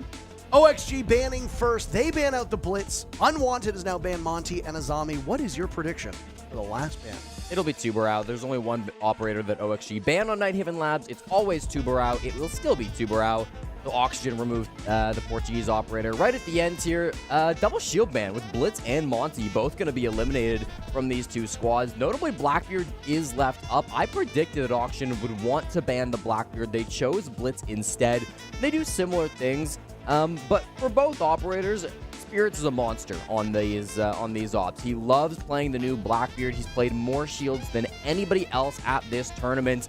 So I'm a little bit surprised that Unwanted also chose to ban a shield, but of the 3 big shields, Monty's been the one that Unwanted have played the least, so it makes sense that Unwanted would ban that Monty out. And then Auction, of course, removing one of the more aggressive shield operators that we have here. But in the new meta, you can't ban all 3 shields. You only get 2, so 2 of them off the board.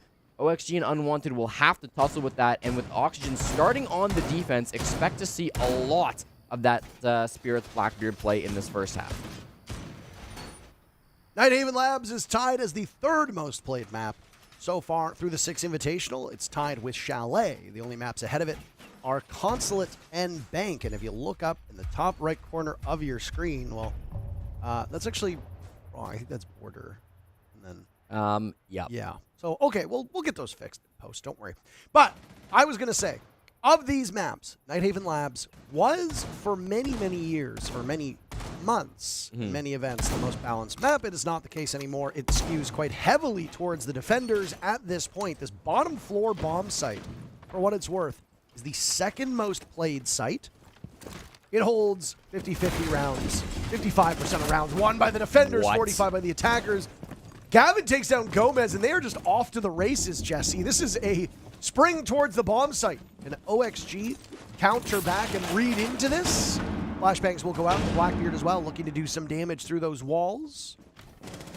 Unwanted have control of the bomb site, and they're picking apart these OXG defenders. Another will fall that's had on the ground. Dream is dropped. Diffuser has also been dropped because of that. Unwanted will need to scramble to pick it back up. As Spirits, his face says it all. We cannot allow OXG to get back to this bomb site. Diaz with a kill, the Mira just distracting Spirits as Newers gets that kill. Now it's Newers taking an awful lot of damage, trying to tear through Gavin, who has every kill so far for his team, Jesse. Hope you weren't counting on speaking much here. They're off to the races, as you said, Parker. I mean, they wanted the fast round just to start this game, set the pace early. Diaz goes down 2, leads Yaga in a 1v2. That's hot and cold to get that kill, so no ace will be had for Gavin. It's all violence at the moment. No strategy As what remained of Dream is now picked off. Yaga also hitting some shots onto Gavin. Is that diffuser now retrieved by Hot and Cold? The major winner. 2 major winners still upright as he and Gavin are now the last 2 standing. Yaga had a line of sight down below amidst the smoke, but it's played well by Houghton. And at some point, Yaga is going to have to take the fight to these attackers. I'm going to watch. Same with Houghton as they just box Yaga out, and it's Gavin to get a 4K.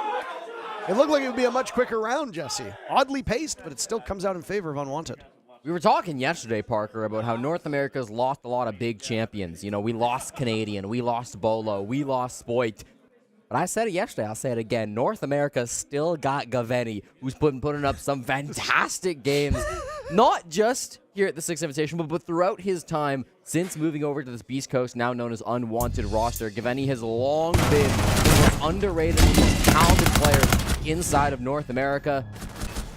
The Tennessee native played on console for 5 years before switching to PC back in 2020. Now he's a major champion, obviously playing at his 5th event, 2nd Invitational. He's been phenomenal for Unwanted through this tournament and sets the pace beautifully on Ashe. Just loves playing that primary entry on offense, does so well with it, making that space, and he did exactly that in round number 1. It was a brutal entry. I think it was Gomez who got run over. Yes, it was. Early in the round, and I mean early was in the first 15 seconds that he stopped existing. All of his utility went with him, so tough breaks. And when you've got shields on the board, you can go into the bomb site quite quickly. For those that are following along, by the way, we're down to the final 8 teams. Winner of this series will play on the main stage in the lower bracket come Friday. Do we see the former major champs up there? Do we see the most successful NA team at SI over the last 4 years? Which one will it be? I think pretty good arguments for both, and a great storyline here, too. We'll get into it more as the game goes on, but there's an awful lot of history between these players, as many of them shared the same bench and played on the same team. Yep, obviously these rosters are both filled with players who have moved around the NA scene for a while, Unwanted especially, so there's going to be some history there. Now only one of them can move on. Top floor will be the second site for Oxygen, and this is often thought of as the most successful site for the defense, the most popular site for sure.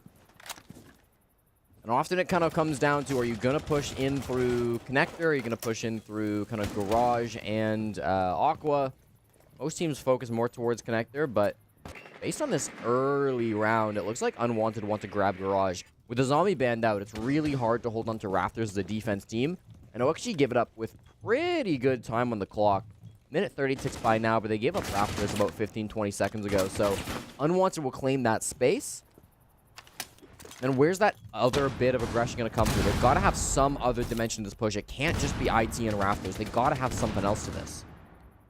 Linear takes are obviously a problem for a lot of teams. This is a bomb site that is no different than most when you just go at it straight on. I mean, at this point, OXG have opened up ways into the site, but if you're Unwanted, tread carefully because almost certainly being done to bait you in. Newers gets flamed out by the Capital of Hot and Cold. Adams secures the kill before getting dropped off. It'll prompt Newers to laugh in chat. I don't know what he's seeing there. Both of these teams were in very good spirits before the game began. I went over and talked to both of them, and they're excited for this matchup, and they both said they thought it would be a good one. So far, I mean, it was an exciting first round, much slower here on the second round with 30 seconds to go. Yeah, nades going in. Connector's going to be the last point of contact, but this is a really late take. There's going to be a lot of aggression.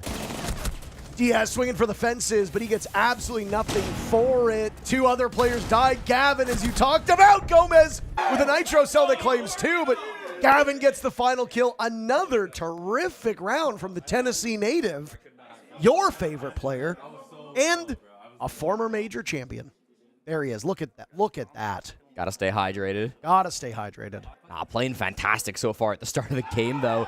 Just a domination on this attacking half. He's been so strong for the team overall. I was a little bit worried for Unwanted because they went for that Connector push so late. There was like 30 seconds, and they just started opening up the connector window. If Diaz can get a couple of picks there, that's a whole different ball game, but he's unable to, and so instead, it is Unwanted that swarmed through the site. Gavin 7-0 to start off this game. More kills than, I'm going to say, the rest of the lobby combined. Not quite, but certainly more than the enemy team combined, and certainly more than his teammates, who put up just 3, of course, through 2 successful rounds.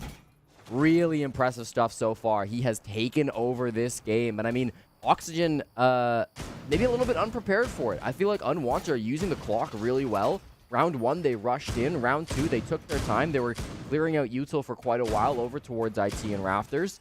Didn't have the most map control, but ultimately when it came down to execute, it just feels like Unwanted are a little bit more awake despite playing the late shift here on the B stream.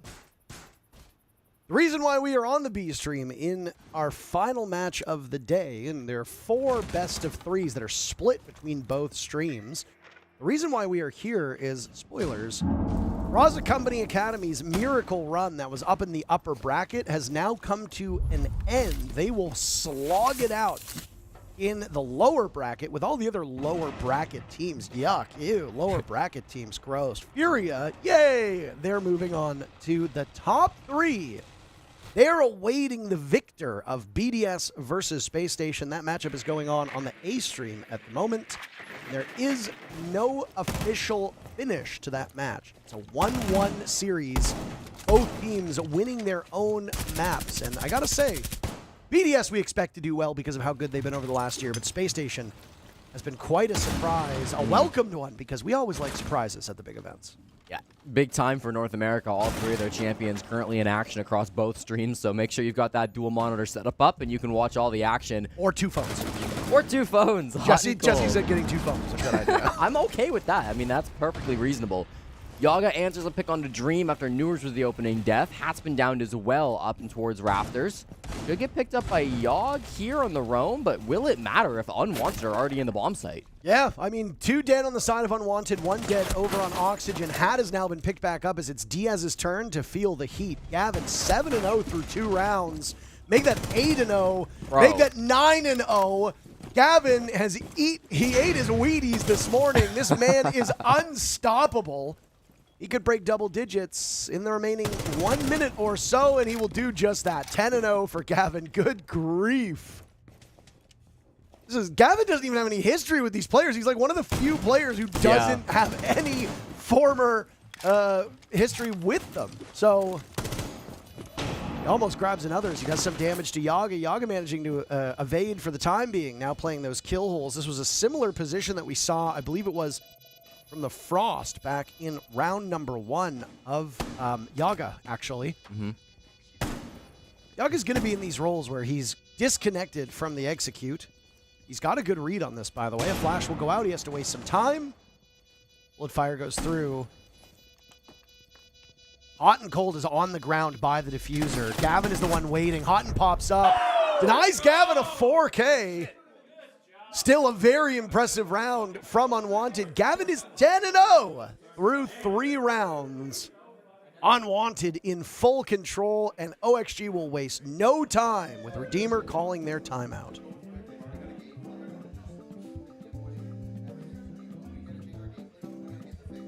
There are 8 kills on the side of Unwanted. Gavin is 10. Yeah, Gavin's been kind of ridiculous. This is probably the single best first 3 rounds any player has had at the Six Invitational. I don't know the stats to back that up, but I cannot imagine that anybody else has had 10-0 stat line through the first 3. That is simply ridiculous in this series against Auction. He's leaving no gaps for OXG to find any momentum, to get things going on these defenses. Gavin obviously joined this squad at the start of the year after being dropped from Dark Zero after the Atlanta Major. Missed the last Six Invitational, had to sit on the bench, wasn't on a roster for that last event. Joined Beast Coast at the start of the year, immediately won the Manchester Major. Of course, everybody knows the story that this roster, still with Hot and Cold Spirits and Gavin, went on to start this year. Didn't have the greatest stage 2, just barely missed out on making the second major. And then, of course, through all the turmoil in the offseason, their roster getting torn apart, losing their org, this team, even if Gavin specifically doesn't have any rivals per se on the enemy team, they'll have a chip on their shoulder for their entire run through SI. They've shown it so far, and now knowing they're just one game away from being the second unrepresented team on the main stage, there's a huge amount to fight for. Is this Raza erasure? I said second. Raza would be the first. They're represented by Raza, Jesse. Okay, that is different. That's They not have real jerseys. That's not an organization. You're right. They do have Unwanted 6 jerseys. went to the local Target and bought a bag of Fruit of the Loom black T-shirts, and we're like, we're done here. Yeah, you're right. They do have a big co-streamer, but just to put into perspective how insane Gavin is doing, by the way, I know he's your favorite player of all time. We tracked the EPS, which is the expected performance metric for these players. Gavin's EPS prior to the conclusion of the last round was 327. What? Okay. His EPS is currently 315. He got a 3K in that round, and his numbers actually went down. Now, an average EPS for a player is about 120. He's at 317. He gets the opening pick in this round. He's 11-0. Oh my God. Gavin is a monster right now. I've genuinely never seen 300 on an EPS score before, and obviously when this game ends, it should average lower than that, but I'm not even convinced that it will. If he keeps up this pace, he'll be probably putting up the highest EPS of all time. Let's not get ahead of ourselves. There's plenty more game to play, and averages tend to even out. But still, my goodness, there is no denying how fantastic this start has been. The entry fraggers from Oxygen just can't seem to stand up to the insane performance we are seeing. Hot and Cold top Raptors in a bit of a fight. It's Newer's going for the swing. IT will win that as Hot's not looking the right way. Falls off now, so Gavin can't get the trade. It's a great round for OXG. The best that they've had up to this point is Gavin now using some objective play over on Rafters. Spirit's nearsighted, and he will escape that fog as now he gets vision back. That vision oh so crucial. Gavin has had opportunities to kill both Hat and Yoggen. Both of them have escaped him up to this point. We just hit the halfway point of this round, speaking of, so there's plenty to play for. OXG with the advantage. It's a pretty decent one in terms of utility and numbers. Unwanted staring down the toughest challenge that they've had so far on this upstairs attack. Already hunting for the frag. It's Hat who answers. He's stunned on out. Newer's looking for more. Spirits out-dueling Newers. Gavin and Spirits last two standing. Gavin with 11 kills. Spirits with 1. Very similar positions. Hat's also been dropped, so he will bleed out. Yaga goes down 2 at the hands of Gavin. Diaz is the only one upright, and he has no ability to retrieve his teammates. They're bleeding out together. Look at them. That is such a touching moment. Now it's Diaz, softened up by Spirits. Gavin is in, getting the diffuser down. Spirits will watch over top of that. He's got the cross. Nitro Cell goes out. Gavin dies. Spirits looking in the wrong direction. It allows Diaz this opportunity. Spirits will need to get the job done with his own gunfire, and make no mistake about it, he will. Gavin collects the 2 kills from the grave. 4-0 for Unwanted. Gavin got the down onto Hat over towards the Aqua Hall, and then Yaga tried to pick up Hat, but Gavin just downed him again. The only flaw through the game so far has been putting Gavin on a planter, saying Gavin go hold F. Otherwise, everything has been perfect so far from the young player on Unwanted, and I mean, it's truly, it's hard to say anything else other than just it's the Gavin show right now, Parker. I mean, I try to give some insights sometimes, but the push was, again, pretty direct. It was pretty linear through IT and through Raptors. There weren't a lot of other dimensions to that execute. There was a lot of holding angles, waiting for the swings from OXG, and I mean, there is tactics to that, right? Obviously, Unwanted, they've read into Auction's push a little bit. They know that this is the style that OXG will play. They're expecting to see some swings from Oxygen. They're very aware of these early round positions. But at the end of the day, Gavin's hitting some of the most beautiful shots I've ever seen, and there's not a lot you can do with that on the side of Oxygen Esports. Good attempt by Diaz there in the clutch. He's been a great player on defense so far from Oxygen Esports, and it's important to know that defense has been the weaker side for Oxygen, right? When they swap sides after round 6, they'll be going to attack. They are currently the single best attacking team at the 6th Invitational. But they haven't had to attack versus Gavin yet, so that stat I'm worried won't hold up. Gavin has now fallen to 301 EPS, down from 315. Oh, how horrendous. I know, 301. Just dog meat. Absolute dog meat. Adam is the very first casualty. Adam's having a very rough go of it. I mean, a lot of these early players dying on Unwanted that aren't named Gavin have been kind of papered over by what he's done to OXG. Lost your hard breacher. Yeah. That's usually quite dreadful on this map. Yeah, that's going to make things really, really tough. They do have can openers on the side of Dream. It's super important they can get IT wall open. If you don't, a storage plant is pretty much impossible because it will always get denied from above. That's why Dream's coming here now to open this. And usually you'd want the Zofia to stay below to stop any bandit tricks, but thankfully Gomez won't be attempting that. He just finds Hot and Cold, so another 2-man advantage for Oxygen. They weren't able to capitalize on it last time they had this 5v3. Gavin is still alive. Generally, the things you need is on this bomb site, you need IT open to deny a stop from above, and then you need to make sure there's nobody in the basement. As Raptors hold is being watched quite intently. And Gavin will battle with Newers, who was the one that was leading those painful goo mines to be found by the attackers. Dream good. Yago dueling Gavin. Down goes the raid boss on the side of Unwanted, and 2 kills now in very quick order for OXG. The whole round is over. That falls apart in a hurry. Impressive bounce back by Oxygen. Yeah, bled a couple of players early. I think OXG just deciding, you know what, we cannot keep letting Unwanted set the pace in the rounds. We need to step up and get aggressive early. We need to disrupt their flow, and they did that finally. Getting those 2 important picks, obviously, onto the hard breach, onto Hot and Cold. Some of those vital support pieces for Oxygen Esports that have been enabling Gavin in a lot of these rounds to go pop off and find these huge kills. Without that support structure, the man count was too low, and then Gavin even lost a gunfight. Proves he is mortal. This is good signs for Oxygen Esports, but I've got to tell you, Parker, even if they can win round 6, you've gotten down 4-2 defending on Night Haven Labs. Yeah. I understand that Oxygen are a better attacking team than they are on the defense, and the second half, in theory, should go better for them. But, I mean, if Unwanted can just have a couple of decent rounds on defense, win the top floor, win the bottom floor once or twice, we're going to be headed over to Consulate very, very early. Speed running our way there. I mean, Unwanted yesterday in that CAG matchup very nearly had an 0-7 done against them and then answer back with a 7-0 of their own. It was really quite a striking contrast between them and the Japanese team. Unwanted did end up getting the last laugh, but God, sometimes your maps can be oh so dominant. We did talk about the site rotation before. We talked about the win rate for this map as well, Jesse. And I mean, you just touched on it yet again, that the defenders should be winning the lion's share of rounds. It's not the case for OXG. Everybody has broken their goose eggs at this point, so round 6 is the first round will be played out with every single player in the lobby having a kill on the board. That means support players as well. Adam and Dream on those often thankless roles for Unwanted were the 2 that were held off the score sheet for so long, Dream in particular. Bold from Yaga, obviously being Jackal track the call as well, still trying to make some swings.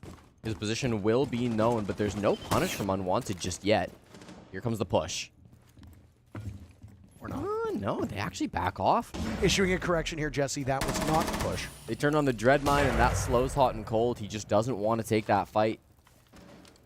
And, I mean, top floor he will find to be free. Everybody from Oxygen has given it up, but with the time they've wasted, I don't think Oxygen are upset to be giving up top floor. No, at this point, you've killed about half of the clock in the round, so you can fall back. That's usually the timing that we see for teams, right? 2-minute mark, 1:30 mark.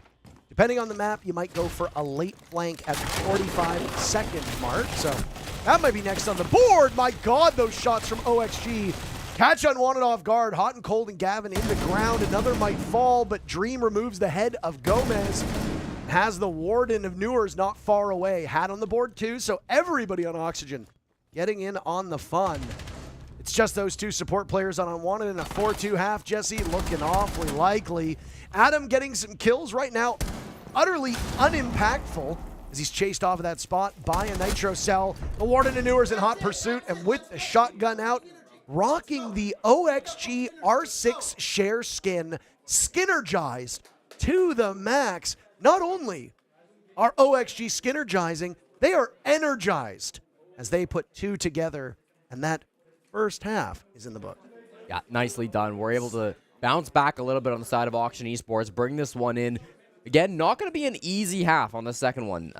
Nighthaven Labs is actually Oxygen's worst attacking map at the tournament. Of all maps where they've played at least 5 attacking rounds. Okay. Technically, Cafe is a little bit worse, but they've only played 4 rounds on that map. They've played 13 attacking rounds on Cafe or on Nighthaven so far. Just a 31% win rate. Still, an answer back on the defense was good enough for 2 for Oxygen, and I think they should be happy with that. Again, winning those opening duels proved to be incredibly important. Taking out Gavin early, maybe a little bit overconfident on those last couple of rounds. You can't be hitting insane shots every single time, so they will eventually punish that. Start racking up that man count. It really did feel like when they were able to get that early man count, they were having a lot more success on the side of Oxygen. Those opening duels certainly important. And if they can continue that on the offense, if they can work picks onto some of these players from Unwanted, if they can isolate somebody before they go for their execute, they could find themselves in a similar position. So in terms of the stats on the first half, Jesse, every single team to strike first has gone on to win the round. A perfect 100% conversion rate for first blood, no trades. And a lot of these opening picks are coming very early in the round. Unwanted led the way through the first 4 rounds. Obviously, OXG did the same on the next 2. Unwanted opening pick in round 1 came 32 seconds into the round. In round number 4, came 36 seconds into the round. OXG's opening pick in round number 5 came 21 seconds into the round. These are very, very fast rounds when it comes to entry, but things do tend to tighten as we see on Nighthaven Labs as you get to the midway point. As Unwanted change the tempo now that they will be the defenders for the remainder of regulation. Very different push from Oxygen compared to what we saw from Unwanted. The focus from Unwanted was always kind of IT and then Rafters. From Oxygen, it looks like the focus is more going to be towards long desk. Gomez is in here. It's going to be connector. It's going to be electrical. Probably IT later as well. Yaga trying to make something happen with the Collies. Surely they don't walk into this, do they? Keep in mind that Ali does work as a soft counter to a clash. Yes. There you see it. The power of that bolt-action rifle, enough to shield break and put Hot and Cold into a rough spot. Just continue batting him around like a ship on rough seas. I'm taking some damage from the follow-up of Hat, who traces the Nitro Cell very well, but he's about a half second behind. The head shake tells you all you need to know for Hat, who survives that explosion somehow. Shocked that he lived there. I do not know how he lived. He should have been dead to rights, but he'll take it. Any frustration Hat has with missing that Nitro Cell can immediately be alleviated. He considers that he should be dead. I don't love this push so far from Oxygen. It's been pretty slow. It's very telegraphed what they want to do. Newers being the flank actually coming up garage might be the answer, or if Yaga can work a pick, of course, on this sniper, that's kind of their 2 openings. If they can get that man advantage somehow, that'll be an advantage. But, I mean, I don't see it happening. With the Clash, they've got so much information, and the other players on this map are playing really passive. Yaga's got the sidearm out, and he doesn't need a long-range scope to deal with Dream.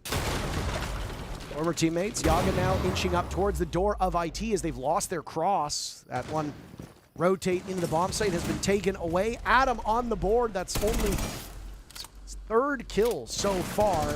Oxygen now bogged down inside of IT, losing out on time, but winning on the kills front, or so we thought. Spirit's botching the SMG-11. Shotgun comes out for a little bit of added measure. It's all up to Yaga, but he runs out of time. Another round for Unwanted as the defenders, their setup proves to be too much for OXG to deal with.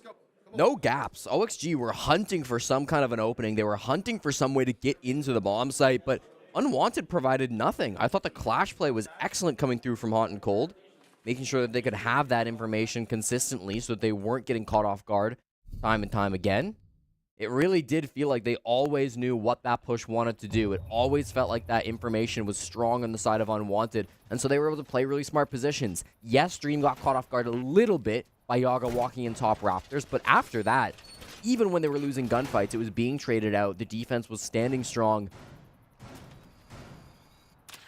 And Unwanted will win their first of 3 necessary defenses to close out this game.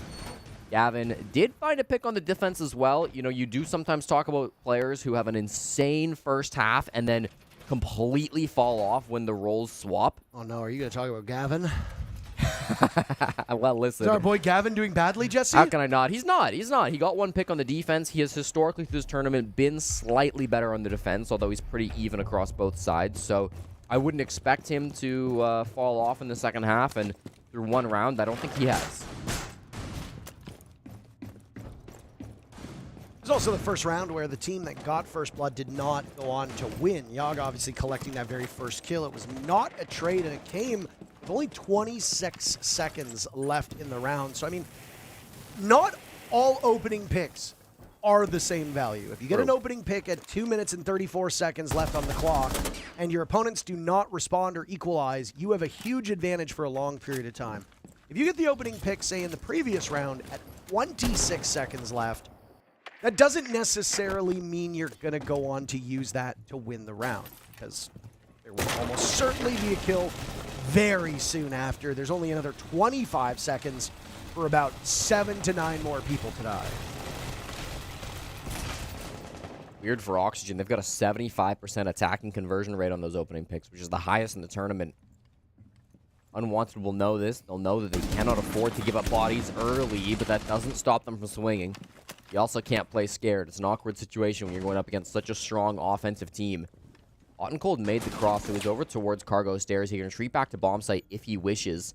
A lot of players in Unwanted don't currently have that luxury. They still have a lot of roamers up around that top floor. It could be a huge problem for Oxygen late into this round. Spirits up towards Aqua Stairs. Gavin up inside of servers too.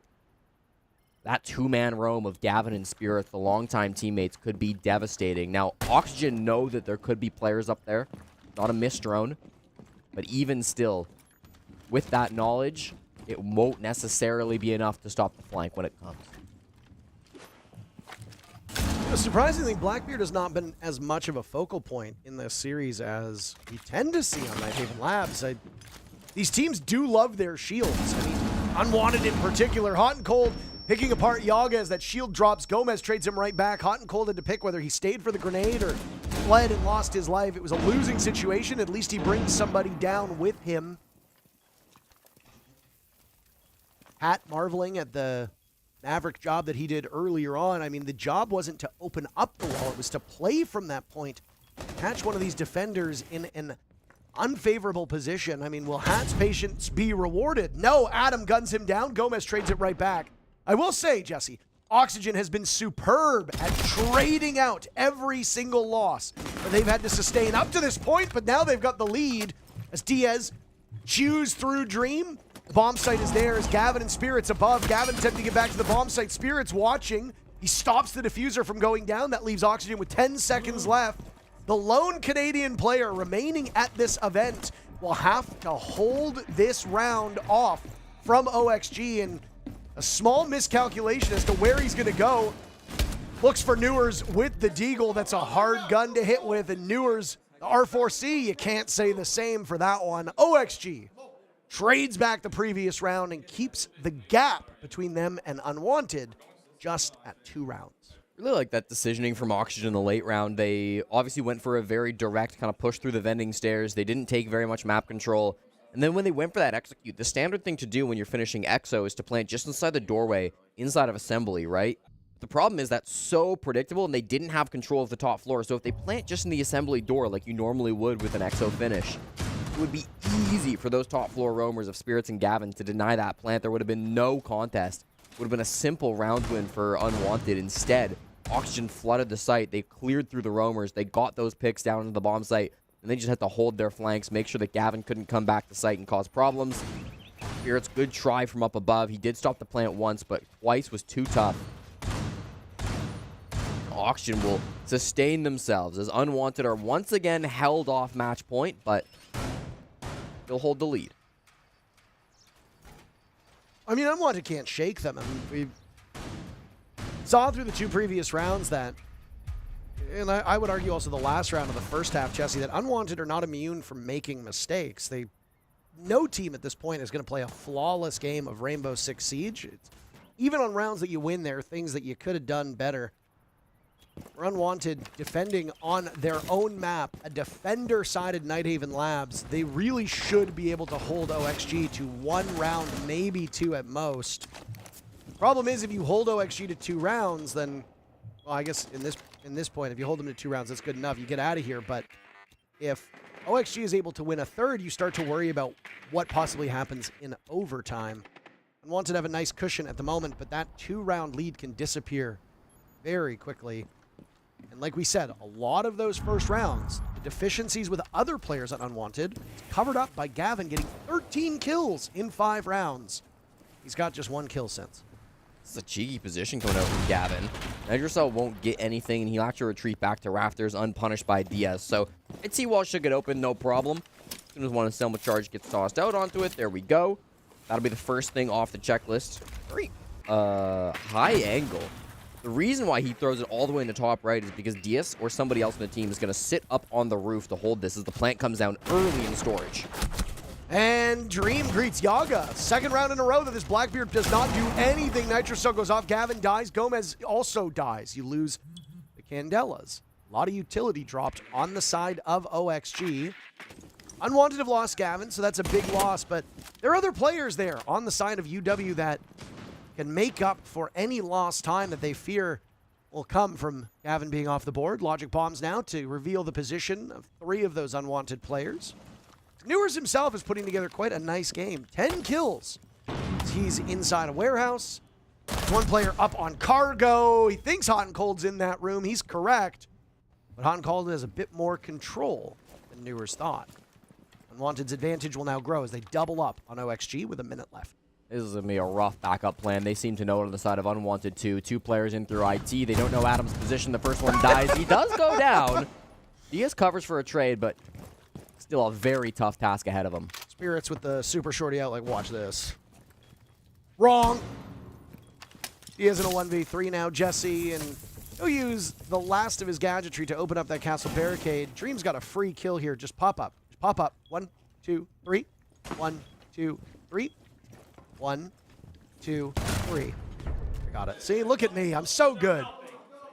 Dream shreds through him, and here comes the typing. Adam hitting Diaz with a good bait inside a chat. These 2 teams, they mostly like each other. A lot of them are former teammates, and any kind of drama that comes between them is mostly just hyped up for the show. As I have seen discussed on social media over the last 12 to 24 hours, there's a good conversation about Hat being rejected for a fist bump by the support staff of G2, because the moment that the G2 OXG game concluded, Hat ran over to Loira and talked trash to his face. Now, there's a bit of an unspoken rule in most sports and even esports that you keep it during the confines of the game. If it's an actual sport, you do it on the field, the pitch, the rink, wherever. In esports, you keep it in the server. Most of these players on most of these teams at the event hang out with each other. They like each other. There's mutual respect shared. And trash talk is a part of the game. It's a tactic to get under your opponent's skin while also serving as motivation for you and your teammates. Hat walking up and saying it directly to Loira's face kind of steps over that line for a lot of players. And there was a good conversation back and forth about whether it was too much. It's mostly theatrics, though. So don't buy into it. But if Unwanted, who already have the lead here, can rock OXG's mental and get under their skin, why not do it? It gives you an advantage in the server, and no team is going to say no to an advantage. I wouldn't be the first person to talk a little bit after the game. I know Vidaking's famous for doing that a couple of times, too, on big moments, big stages. Vidaking loves. He does. Loves talking-ish. He's playing, he probably plays pretty soon, actually, on the B stream, if it hasn't started already. Their match against Falcons. Spoilers. On the A stream. BDS will fight Furia for a final 3 spot as they defeat Space Station Gaming 2-1. It's on Nighthaven Labs, actually, that 3rd map was played on. Oh my god.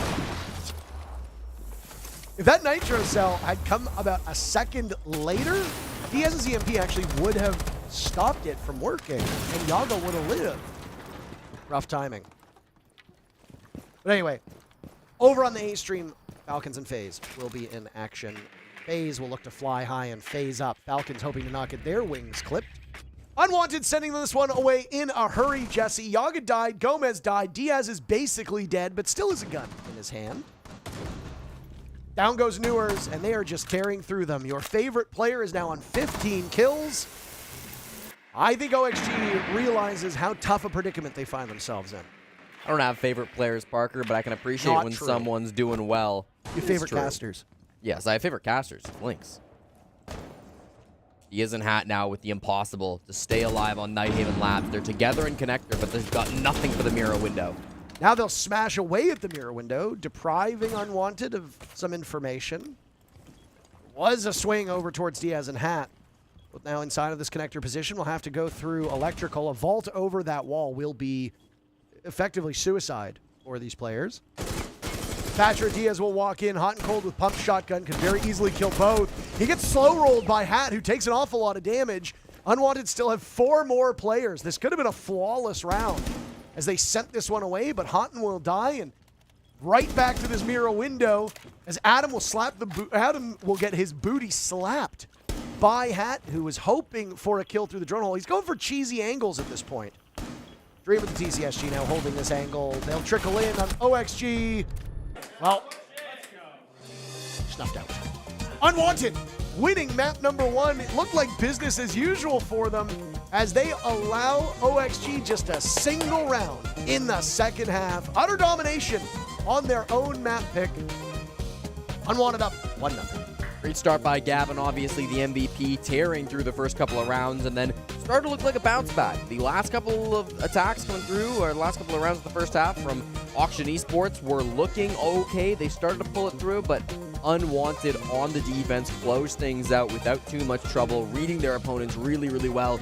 You could tell Nighthaven Labs is a map that they have prepped specifically for Oxygen, and they look so good with it. Well, this could be another quick 2-0. Will we see it? So we'll find out in just a few minutes as we come back.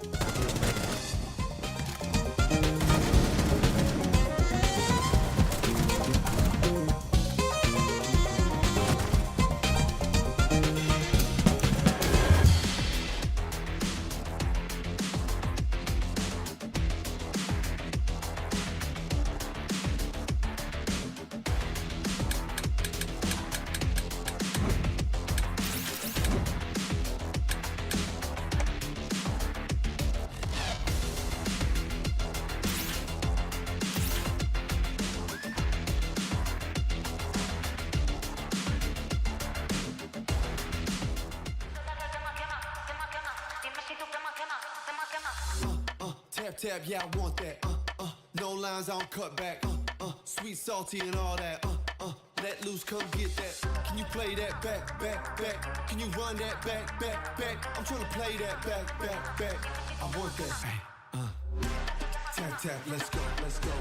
Tap, tap, let's go, let's go. Tap, tap, let's go, let's go. Right here, can you feel? Let's go. Tap, tap, let's go, let's go. Tap, tap, let's go, let's go. Tap, tap, let's go, let's go. Right here, can you feel that?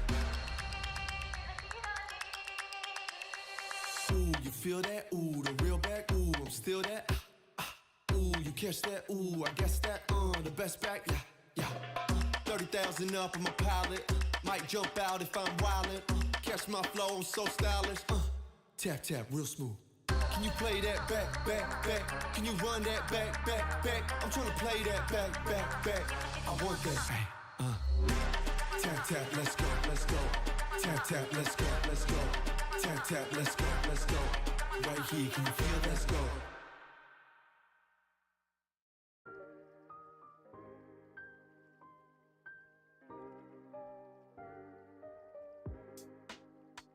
Players' feedback is everywhere on Siege, from reports, survey analysis, meetings, playtests, workshop studies, watching streams and videos, designing comms, reading thousands of comments a week, answering DMs. It's insane. So players do have a fancy seat at the table, no question. They just have different opinions. Sometimes it's a little puzzling, but that's all good. Siege ID critical player base is a driving force.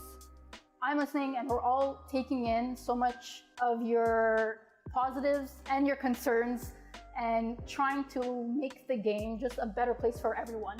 You know, I'm a player myself, so I also have my own opinions, but I also think it's nice to have a good, well-rounded opinion of the sentiments that come out of the community, and it really helps me better my feedback, so when I'm in play sessions for balancing or new operators, I can not only give my own personal feedback, but try my best to bring the community into that play session. These players are the best players, basically, in the game right now. So having their feedback introduced into, you know, our decision making, I think it's really crucial to have. So it's definitely why this workshop is so important. The workshop is important for me because I like to see kind of the future that the devs want to bring the game to and how we can help bring it into a good space for everyone.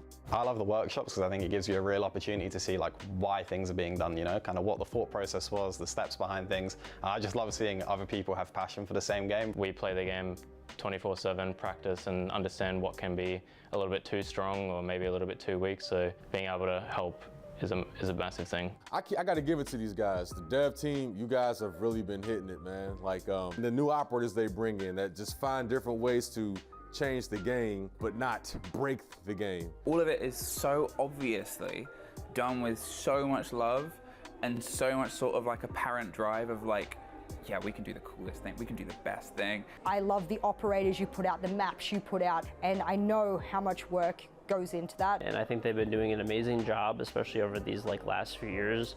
The updates have been amazing. The different balancing changes have been amazing.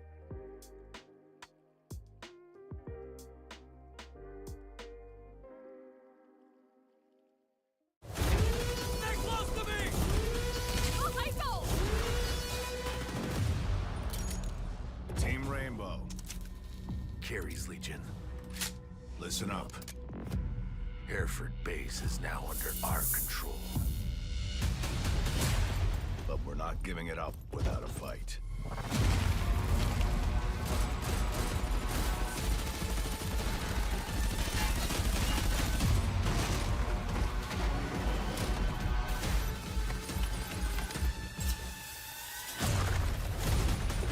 Remember the mission, and do not let anyone stand in your way.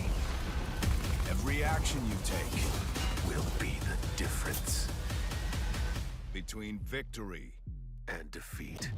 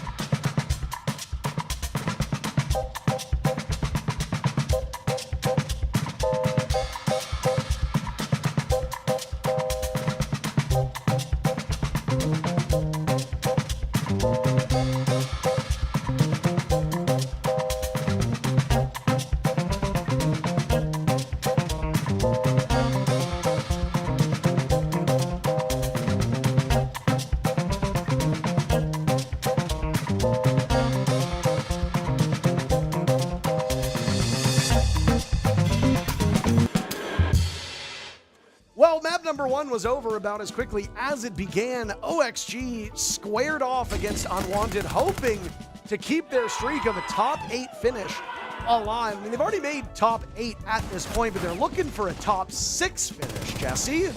And well, map number one was maybe not the greatest showcase of their skills. Unwanted chose this territory, and they showed OXG exactly why Nighthaven Labs was their choice. 7-3 victory for the team without an orb.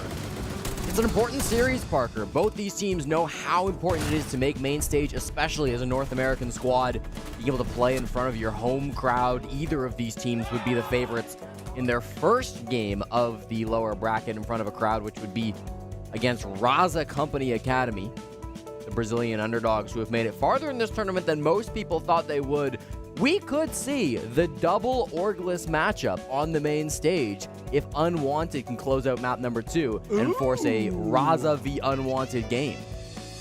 I mean, I kind of want to see that. Both of these teams are on what is charitably referred to as a Cinderella run. Gavin, whose EPS at one point was in the 300s, will now end with a far more mortal 158. So he halved his total from round number 3, but admittedly, he was 10-0 at one point. Yeah. Since then, though, Jesse, going 5-5 on his roll while the rest of the team caught up is really not quite that bad. No, I mean, Gavin played fine through the second half. He just wasn't the superhuman performance that he was putting up through the first 3 rounds. So, yeah, we'll cut him some slack. He's still undoubtedly the MVP. If he keeps that up on Consulate, there's almost no doubt that he'll be leading his team to victory in a quick 2-0. But Consulate's going to be a tougher challenge. This is a map that, for Unwanted, they just lost to CAG Osaka 7-1. Which is a horrendous scoreline to put up against an underdog team like CAG. I will say, earlier in the event, they've had more success on it. Unwanted actually beat BDS here 7-5, so maybe on their day, they're going to be putting up a bit better of a performance than what we saw from them against the Japanese team. Yeah, I mean, it's a very different matchup, too. Different opponents. So what was the admin doing? Just going over and just... Oh, he's moving them all from the lobby. Getting them in proper order. As we've said, we're going to peel back the curtain a little bit. Sometimes, I know some of you like eating sausages, but a lot of you don't like seeing how the sausage is made. That's okay, so we'll break the fourth wall for a second. Camera positions are tied to the order in which players get into the lobby. So sometimes if they rejoin the lobby out of order, they need to be put back into place. The public still skews towards Unwanted, but things have tightened a little bit. 51% for UW, 49% for OXG. We will go to OXG's territory of Consulate for what could be the conclusion of this series. One of these teams will go home today. Which one is it going to be? If you're a fan of OXG, you're hoping that Clubhouse will still be on the menu, because if it isn't, that means Unwanted emerges 2-0 and sends OXG home. Double shield ban again. No changes with Unwanted removing the Monty and then the Blitz being removed by Auction Esports. Again, going to leave that Blackbeard up. Also leaves Deimos, which I thought might be the target for Unwanted, as Newers is very good with that operator, but it is not taken off the board. Auction with the Tubarao. That was a very easy ban to call on map number 1. Much harder on map 2. They ban a ton of different ops on this map, so it's tough to see what we'd say. And we've got an Azami being taken off the board afterwards. That is one of the more common bans for both these squads, so I figured Azami wouldn't be left up in this series. It was a question of who would ban it. Valkyrie being left up, another operator that both these teams like banning on Consulate, but neither chose to pull the trigger. So will be left up for the next 15 rounds. Hot and Cold going to take immediate advantage of that. And we'll jump right into things. I talked a little bit about how Unwanted have had their struggles on Consulate so far. For Auction Esports, they're on a 3-game winning streak, beating Wildcard, Team Cruelty, and SSG through both the SI qualifiers, and then that SSG game was here in Boston. Admittedly, I would say that Unwanted, outside of maybe SSG, is a cut above for their initial opponents. They struggled against Wildcard, though, in a lot of games over the offseason. Inter-regional matchups are really tough. I was actually talking to the remaining DZ players who are still at this event. Some of them will be sticking around for the live event, so if you are friends, or if you are fans of Darkseer, or if you're friends with them too, I'm sure you probably know that they're sticking around. There will be some players here. I believe NJR and Nafe are 2 of them. I can't remember if any of the other team will remain here, but I was talking to them about the Furia Raza Company Academy matchup earlier today when it was 5-5 in map number 1. And I said Furia's struggle has always been against other Brazilian teams. They have never dominated BR6, not the way that FaZe and Liquid and formerly NIP have. Yep. They, and W7M are now starting to do. Like, they've never dominated in their Brazil versus Brazil matchups, and that's part of what makes that last SI final so special, because Furia managed to claw back and eventually win against FaZe, their arch rival. When they played against SSG, Auction were able to win 3 of their 5 attacks in that game, which was good enough to close out the matchup before they hit all 12 rounds. They're going to start on attack this time, though, so it's going to be a bit more difficult for them. Despite that fact, though, I believe in this team. They're very good at attacking on this map, and if they want to start off strong here, if they want to battle back and force that 3rd map, That's going to be important. Newers, I talked about his Deimos initially in the ban phase. I thought it might be target banned by Unwanted. He will jump right on it for the very first round as he's still just kind of droning the basement, getting that information. It's odd to see a team like Unwanted start on the piano bomb site, but they've clearly got a setup for it. They've got some players up above to hold down things vertically. Hot and Cold and Spirits inside the site. And OXG, what an interesting push. They've entered 2 players in through the basement. Could be coming through with even more if they want to late round. Yaga's still not sure where he wants to enter the building. Consulate is a tough nut to crack for teams that are ill-prepared for it. In terms of pick rates, it's our second most played map here at the event. Though I will say, I'm unsure about how the numbers affect Nighthaven Labs because it was just played by both teams on both streams. BDS and SSG just played it, and we just saw OXG and Unwanted tussle on it as well. That might shove Consulate down. But the point is that it sits at a 60% win rate at the present moment. The most defender-sided map. Hot and Cold understands the mission, and as a defender, he gets the lead-off pick. But just as we saw on many of those Nighthaven Labs rounds, OXG has been so proficient at trading back. Hot and Cold will only get away with a single kill before he gets punted. They did so much droning, though, and still, I mean, weren't seemingly aware of where Hot and Cold was at. Bit of a misplay as they've been trying to take this map control of the middle floor without really giving up their intentions. Now they're here. They're on a Valkyrie camera. It's going to be known where they're pushing from. Top floor not being controlled. That's why they've got to firebolt it off. Force Dream out of this position as the execute comes in. Spirits and Gavin with 2 kills. Those MPXs doing great work. Spirits now with the Ellis shotgun annihilating Yaga. And Hat, who is so often outside of the actual execute because of his role, is left empty-handed to die at the hands of Gavin, who hasn't missed a beat since map number 1, picking up where he left off. Excellent start for Unwanted. Yeah, nice first round. You know, I like the idea from Oxygen wanting to go in through the basement. Bit of an unorthodox push. Usually you see teams starting through admin, trying to clear all of top, then finish maybe with the closet, jumping in on piano, but instead really focusing on Visa, on that front lobby, taking that middle floor of the map to try to full clear through. But it was read really nicely. Unwanted seemed to have a read on that, including from Hot and Cold at the very beginning, getting that opening pick. But even late through the round, you know, they didn't need to deny from horizontal from vertical, I should say, because they had that horizontal pressure coming in to stop those players on OXG that were trying to get into the bomb site. Nicely done. Gavin, as you mentioned, a little 2K. A great Ella play as well from Spirits. Not often do we see that operator brought out, but seeing more and more play, especially on Consulate from North American teams. So keep an eye out for that. Bottom floor now, bomb site for Consulate is very close to being the most played. There is obviously a rhythm to this map. The 3 bomb sites that you will likely see this match cycle through will be that top floor of CEO, the bottom floor of Garage Cafeteria, and then the main floor bomb site that is referred to as Piano by most people. Now that was the bomb site that was just played moments ago.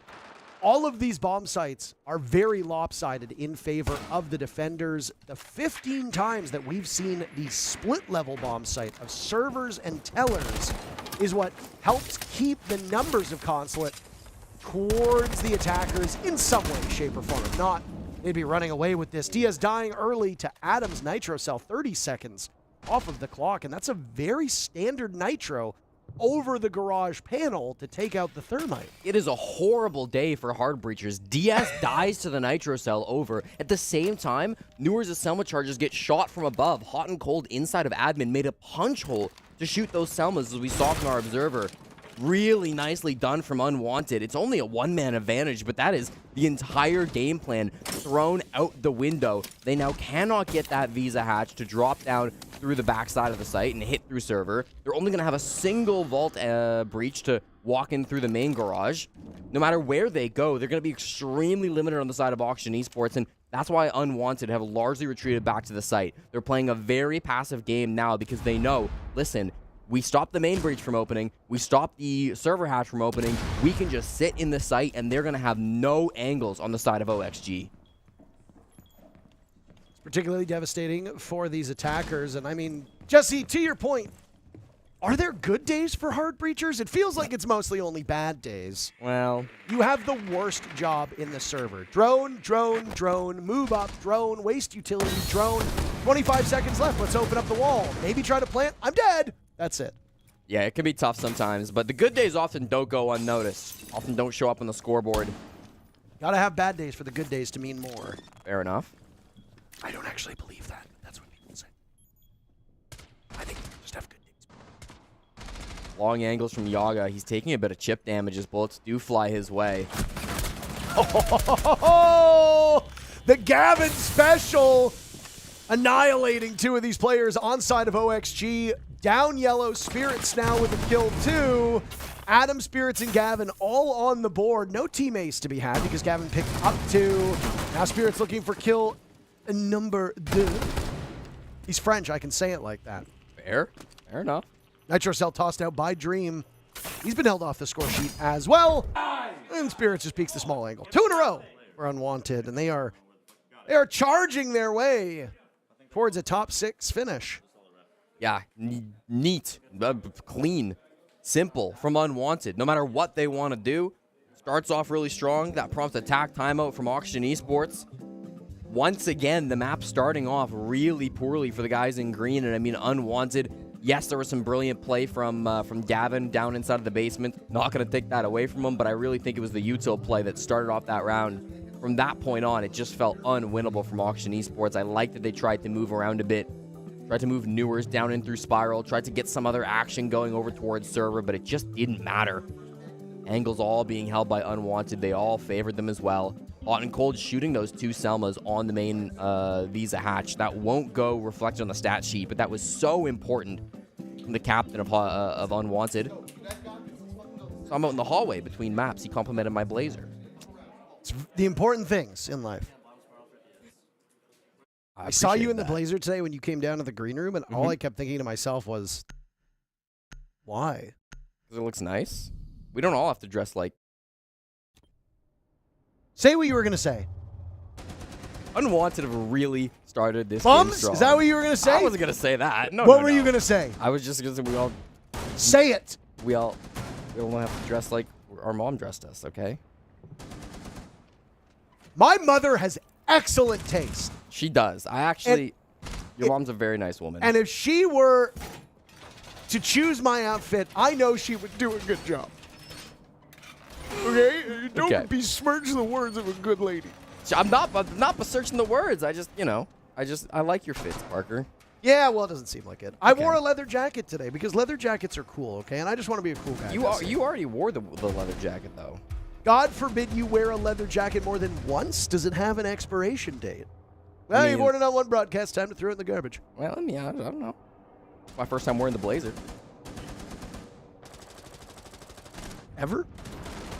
No. Not have you ever. worn that on a broadcast before? I actually don't know if I have. To your point. Gavin puts Gomez in the bin, by the way, just where our used clothing can go, Jesse. Gomez, not a hard breacher this time. There's actually no dedicated hard breacher on the side of OXG. The only secondary gadgets that were brought were EMPs and grenades. A lot of grenades. 4 of the 5 attackers from OXG have nades in pocket. Technically 3 with Gomez dying. If you're running a Deimos and Nook, you've got a Grim in place and there's a Lion on the board, it's very obvious, irrespective of what this 5th operator is, what the plan is here for you. Sens only further accelerates this play. You're going to try to paralyze the defenders, you're going to try to split push, and you're going to try to conceal yourself behind the smoke. Diaz now dies as well, so the Nook that was going up Spiral Stairs is finished off by Adam. Excellent start for Unwanted, and because you don't have any hard breach, and because you lack secondary utility here, OXG are just going to have to kind of sleepwalk their way through a strategy that is now completely imploded. They have no opportunity to pivot. They are all in, and right now, it is not looking good. Gavin in a power spot does get shut down. The swing punished by Newers as he's trying to leave that vending machine position. The magnet was going to keep him safe, but knew that the more nades would be coming, so he had to get out of dodge. That's 1 back from Oxygen. 2 of the 3 players still trying to clutch this back, have yet to find a kill in this map in the 3rd round. Dream's got long-range util to stall out this push. one of Tachanka's best bomb sites in the entire game. He's got a really nice angle straight on the meeting door. Hot and cold in a tight corner there, too. He's going to be really tough to dislodge. I love this Tachanka play, and as you can see from where he's angled, he's banking those Molotovs off of the wall towards the default spot. This is something else. Yaga actually wins it, by the way, as we were so fixated on other players. Hot and Cold gets dropped and finished off by Dream. That's unideal. This has become more winnable for Unwanted as Yaga rappelled down the spiral window, that spiral skylight. I don't know if I've ever really seen that with somebody actively holding top spiral. Adam dies at long desk, and now the two players from Oxygen will link up together. Hat will get escorted in by Yaga. There go the Shumika launchers, but it's missed. They think it's the default spot, but Hat has found an opportunity to plant by the desk. Flames will go out and completely miss. So now Dream will rely on that huge reserve munition in the hands of the LMG of Tachanka. Yaga holds them at bay over towards long desk. OXG are actually in very good shape given how terrible this round started. Spirits and Dream will need to swing on up. Spirits will do just that. Dream falters. Spirits will need to beat Yaga in a 1v1. Long-term teammates. Nitro Cell goes out. Yaga downed. Spirits doesn't have intel. He's going to have to find this quickly, Jesse, because he's running out of time to the diffuser, but he's got a 2-second window of reprieve. And it's a 3-0 start for Unwanted, but far and away the scariest round for them on this map, and dare I say, this series. Yeah, good attempt to clutch that one back. Obviously, with Yaga getting a couple of kills, the rappel was insane, but it doesn't matter when Spirits is the last man alive. He has been the best player for Unwanted on the defense. His defensive stats have been out of this world, ridiculously consistent playing in the site. Spirits has been fantastic, and he proves that again up on that top floor. The swing right on the Hat. So bold to go for that, but with the SMG-11, knew that it was the right call, and then aware of what that clock was like too. You talked about it. He had just a couple of seconds to get that kill and then get back to the defuse kit, but the Nitro was clean from Spirits, and because of that, he'll go up to 6-0. Trying to race Gavin from map number 1. It's not so much about winning the game, it feels like. It's by how much can we dominate. A 3-0 start defending on Consulate, I will say, is more reasonable than a 3-0 start attacking on Nighthaven Labs. This is one of the most defender-sided maps in Siege, and so when Auction go to the half swap, they will be in a better spot. But it's the same story we talked about map number 1, right? If they're going down 5-1, 6-0, even 4-2, it's not going to be easy to pull things back. If they can get 3 in a row, I would honestly say that they've won the half and will be an advantage, but there's a long road to get to that point. You mentioned it was the best start to a round from Auction, and you're correct, but when you can't even convert your best start, what hope do you have if you don't have such a strong man advantage? It's an opening pick for OXG, so they now have a man advantage through this round. Dream is yet to find a kill through 3 completed rounds, now make that 4.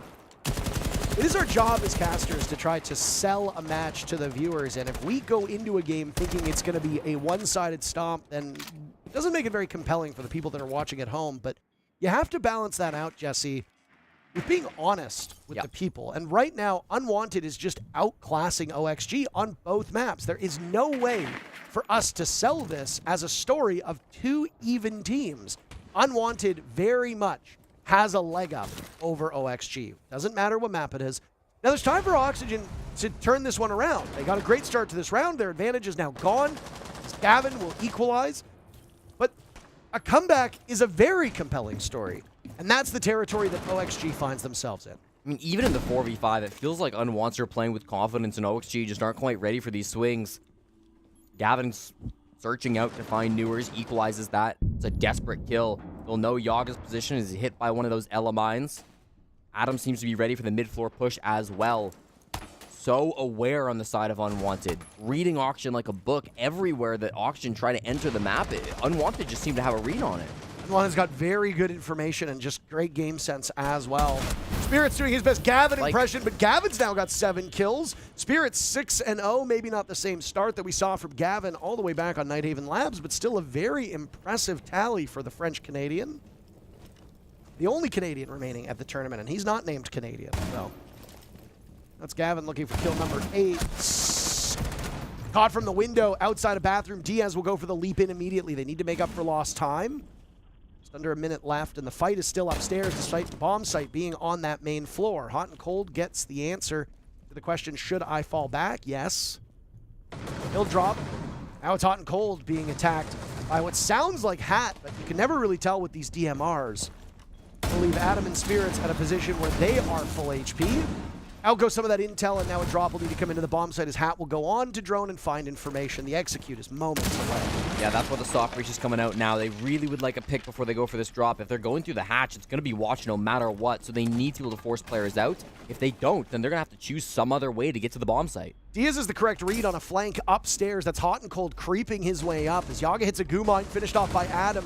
Diaz is still locking down this target, but they're running out of time. Spirits and Adam, the final 2 kills. There is nothing slowing down this unwanted team. They are cruising to a victory. They took map 1, and they are taking OXG's map away from them in very quick order. 4-0 for the former major champs, sitting there orgless. Yeah, this is a real problem for Oxygen now. Even in the roam clear, I mean, yes, they had the opening pick, but it was answered as Gavin went and cleaned up Newers. Then, yes, they got down to the 3v3, but it took them so long to deal with Gavin, to deal with those other players they had up to the top floor, that by the time they got to soft breaching, they didn't have any picks vertically. Meaning that when they went for that hatch drop in the 3v3, Adam just collected the kills. They dropped one after another right into his arms. Beautiful anchor play coming out from Adam. Great early round from Gavin. The flank was smart as well. It was distracting for Diaz, so he couldn't be a part of that execute. Had to come in late after his teammates were already dead. Unwanted are doing everything right. And again, I think a lot of it comes down to the read. They just seem to know where Auction are coming from every single round. And part of that might come from the history these teams share with each other. We're focusing on Dream right now in the prep phase with that mirror window in the main breach. Dream has spent more of his career on Oxygen than every other org combined. He's been with this team for years. 2.5 before he got dropped back in May. And whether that's part of it or whether it's just a general vibes thing, Unwanted clearly know everything Oxygen want to do. They've got to find some way to switch things up and get an opening pick and convert this. You used your timeout too, and it's really not paid off. I don't really know what Oxygen can do to course correct at this current point in time. I guess you just got to wait for the second half and hope that you can run up the same scoreline on the favored side of this map. Consulate is the most defender-sided map by numbers at the moment. Uncold is the first line of defense for Unwanted now, circling around the top floor site and having to deal with multiple players. Gavin came to his rescue, but Gomez and Hat and everybody on the side of OXG seemed involved in that altercation upstairs. OXG walks away losing Yaga, but they managed to take down Houghton and Gavin, so a very successful entry that puts Oxygen in a better place than they were just a moment before. There's a saying in Rainbow Six Siege, Parker. Okay. All else fails, crutch the Blackbeard. And Gomez, absolutely, takes advantage of that fully. Doesn't need the shield necessarily, but his positioning is strong enough, and the nades are good to force those positionings from these roaming players of Unwanted. Gets them 2 great picks onto Gavin and Hot and Cold. Shuts them both down. Now they've got that advantage. All they've got to do is convert, and they've got good time this time, too. They've got Newers up above with the sledge. Plenty of seconds still on that clock. If they get a vert pick, they're in a great spot, and there it is. Finds it onto Adam. That's what they couldn't do last time. Spirits is yet to die through 4 rounds, sitting at 8-0, 9-0 now for his troubles, taking damage as he escapes gunfire, and he does not escape the logic bomb. Dream still searching for his first kill. He's got a line of sight over towards yellow, but it's a Blackbeard that he'll have to wrestle with first. Dream needs to prepare for what comes next, as Spirits has absorbed a lot of damage, enough that 2 bullets will kill Spirits and move him from action. He's still got 2 gas canisters in pocket. This linear take over towards yellow is not something that you see OXG favoring, so they'll spread out their forces. Now Diaz over towards Spiral as the Blackbeard still exists by yellow. A hatch will be opened up, so that's where the drop for Hat will come in. All 3 players of Oxygen will attack from different angles, and they can easily overwhelm Unwanted. Spirits gets run over. That's his first death. Dream gets on the board. He's got 2 more to find to clutch this round. OXG searching for tally number 1. The Blackbeard getting diffuser down. Diaz covering him, and he will have the cross onto Dream, who loses the engagement, second guessing himself. Diaz, full faith in him and the team, and Unwanted drop their first round. OXG get on the board. I've seen this one before, Parker. 3-0, goes into a 4-0, 4-1 now for Unwanted. I know how this one goes. It ends 7-3. We've just watched the exact same scoreline. The round's playing out identical to how they did on map number 1. Still, though, it's a good comeback from Oxygen to start, right? I mean, that round was pretty clean. They got through the top floor. Yes, they lost one, but their roam clear was successful in gaining that man advantage. They worked the vertical. They went for their execute. They took their time to set up that execute, by the way. I was a little bit worried about how low the clock was getting, but they were really good about managing that clock, making sure that they would reposition, that they were actually getting value out of the time. They weren't stalling, they were repositioning, and that did end up being the right call. So, well played by Oxygen. They will lose this half. The question is by how much? 4-2 is way better than a 5-1, and so there's plenty to fight for on this last offense. Similar setup from Unwanted. Dream on the Tachanka. Adam on that Warden. Will likely be playing somebody over towards the vending machines. Lots of fire as the Goyos here too. Do Oxygen do their same style of push where they go into the bottom floor and push Spiral? So we're noting that the Tachanka was pretty ineffective as an operator in the previous defense. Now, how much of that comes down to the Tachanka as an operator, and how much does that come down to Unwanted getting 2 picks really early, throwing a wrench in the plans of an all-in style of execute for OXG, and when OXG realized, damn, we gotta fully commit to this quick, annoying, nuisance, op-focused push, do they see, oh, there's a smoke and a Tachanka on the board. Default plants are out of the question. That's when Hat found the opportunity to go for the plant on that overturned desk inside a projector. It was a great play by Oxygen. I don't know if they did that specifically to avoid the fires of the Tachanka. If they didn't, it's a happy accident. If they did, it's a great way to skate around a piece that the defenders are relying on. Uh-oh. Smart. No, that's really smart. Hot and Cold still could get something with this, but with his teammate going down beside him in admin, it's going to be tough. Newers dies to Dream, so I don't know where he was that the Tachanka could get in on the action with that LMG. Turret's been removed from its fixed point and now gets carried around by the Lord himself. Getting rid of Gavin is big. Newers can easily take over a game. He had 10 kills on Nighthaven Labs. Obviously, it didn't really impact or influence that particular series, but he's still a formidable player.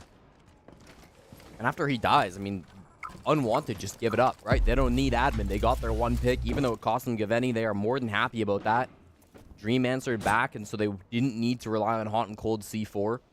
They can fall back to the site and just play this Tachanka smoke combo. If their focus was take admin, push forward, take A, take Spiral, isolate roamers, and wrestle around that A bomb site, you need Ascends to pull that off. You need the smokes, you need the concealment. Oxygen doesn't have any contingency here. They have no redundancy. That was the only set of smokes that they had. So what are they going to do now? They're going to use grenades. Again, this is a very grenade-heavy lineup. So they're going to try to flush these defenders out of their position and inch their way close. Now the main focus point for the defenders will be the Blackbeard. Gomez has done an exceptionally good job of drawing the attention of the defenders. You know, there's one now down below as Gomez has to get out of the way of Spirit's first toxic gas. 30 seconds remains, and Gomez is just on a scouting mission at this point. Gains information that over towards CEO, there's 3 of them. So what does Hat do? Immediately go for the default spot because the Tachanka is looking elsewhere. 8 players still alive, and the plant goes down. Adam's recoil control good enough to eliminate the Blackbeard as he and Hot and Cold will now maneuver over towards admin. This was where the initial focus was. Houghton waited over there for so long, he's finally rewarded with a kill as the numbers get better for Unwanted, and Dream takes an opportunity to get on the diffuser, finished off by Yaga, who's now punished. Another player from Unwanted will need to take over that job. Diaz stands alone, all 3 death marks in his back pocket, by the way. He could very easily use this. He runs up, Hot and Cold misses the cross, no! And they have time to do it for the 2nd round in a row on this bomb site. Spirits does it himself. Unwanted take the round. My God! 5-1 the half for Unwanted. That was truly S-tier level play from Spirits in the 1v2, coming up big time with his teammate there. The cross just didn't get seen. Like ships in a night, hot and cold. Didn't see the players. He sprinted past the hallway, but what did he do? He calmed it to Spirits. Immediately that information was translated from one player to the other, and Spirits calculated, I need to get off and get this kill, or we are losing this round. There won't be time to find it afterwards. Just barely having time to get back onto that diffuser. What an incredible last couple of seconds from Spirits. Their Hot and Cold missed it. Didn't see Diaz just moving past. They missed each other, by the way. Diaz didn't see Hot either. And Hot knows he got bailed out there with some ridiculous play from Spirits. Compliments played. Spirits was able to hop back on that diffuser at 7.5 seconds. It's 7 seconds for a full disable. So you cut it about as close as you're going to get. Some heroics from a player who's had a bit of an interesting career. Spirits making his professional playing debut on Altiora, if memory serves correctly, in the Canadian division. After ESL's contract ended, moving us out of Poland, FACEIT took over, and they split up the leagues, and we got a U.S. division and a Canadian division, where Canadian players could compete in the U.S. division. American players couldn't really compete in the Canadian division. A couple of them did, but the idea was to highlight Canadian talent. That only lasted for a single year, and then it was taken offline, and some of these players who showed their stuff were able to transition over to the newly united NA League. Spirits went back and forth on a variety of teams. He had some great games, 21 kills on one particular bank match, and then he had some stinkers where he would go 0-10 in back-to-back matches. But now here he is, he won a major, and he's proven why Unwanted can be a top 6 team. Spirits was forged by dueling Flynn in the Canada division, and now he's here just a few rounds away from main stage at the 6 Invitational. They can find 2 attacks through this next 6 rounds. It sounds easy, just get 2 out of 6. But on a map like Consulate, it's not going to come free. The bomb site, the top floor, castle barricades will slow this advance. Drone work has been strong from Unwanted. They know approximately what's going on around the map, both on the basement and main floor. And they've got admin control, which is good. This is going to be their jumping off point for their execute, but it wasn't really being held by Oxygen.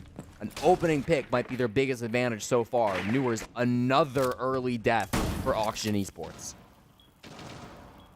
Newers cannot be the player that you are losing, as there are skills on the side of OXG's 4 remaining players, but the way that they structure their attacks and their defenses, Newers is going to be the guy, in quotes, TM. If you're losing him early, you got to restructure things on the side of OXG. They're actually rotating here. Spirits is solo going over towards admin. Diffuse Kit is still CEO. Spirits is going to rappel in through the CEO window. Diffuse Kit's admin.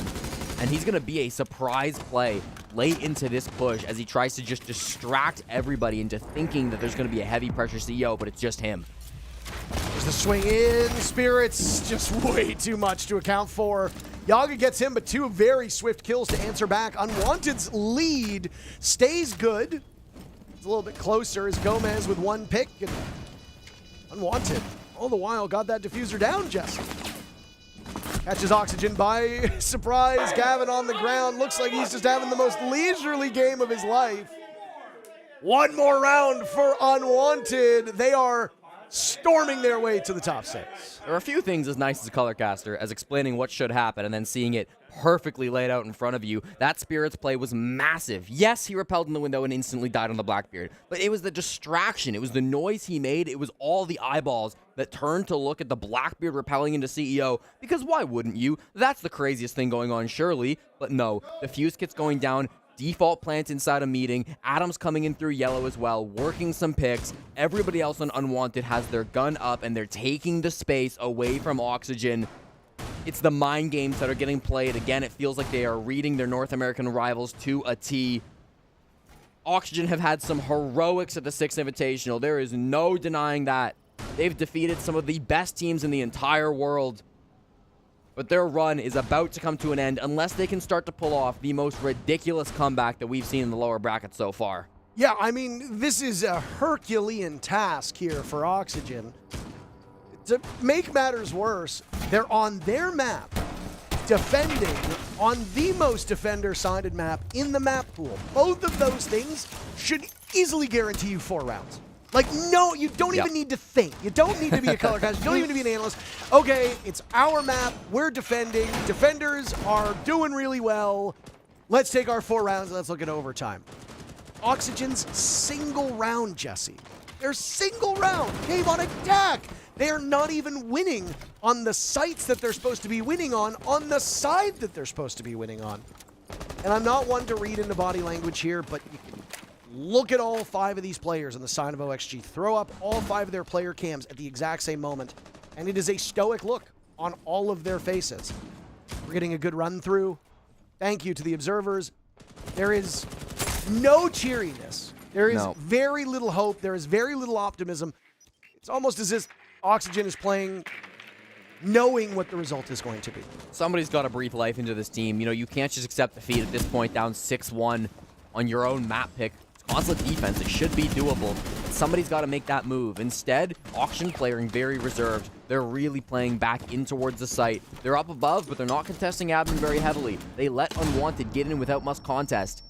If Yaga can make a swing and find some kind of an opening that could breathe life into the squad, but doesn't find anything. Here comes Gavin, setting up the air jabs. Paired up with Spirits as well. Can they find a pick? They're not actually looking to take the space yet. They're taking their time with it. They get the drones in, and some of their players are rotating as well, more towards the main door.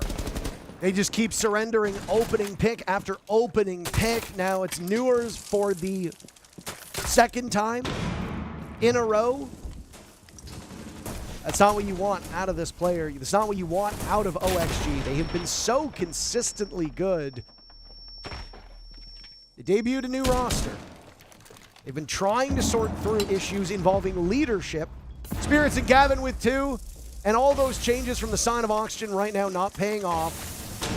Gavin's got him on the run. This is just straight up disrespectful as he dances on the corpse of OXG. It's not even cold yet. Diaz is still ensuring that there's a pulse on the body. Spirits is low. You got the defuse kit down. This is actually winnable for Diaz. This is very winnable for Diaz. It certainly is. Never mind. Issuing a correction. It was not winnable. Unwanted due to OXG on OXG's map. More than Unwanted did to OXG on Unwanted's map. A 7-3 scoreline on map number 1, and Unwanted absolutely terrorize OXG and will haunt their dreams for a long time as Unwanted have secured themselves a berth in the top 6. They will play for their lives for the remainder of this event. They await the winner of the series going on right now. Or rather, sorry, they play Raza Company Academy. This will be an intriguing finish. 2 orgless teams fighting off against one another. Trash talk doesn't stop from Hat. Oh my god. Carrying over from Twitter a little bit.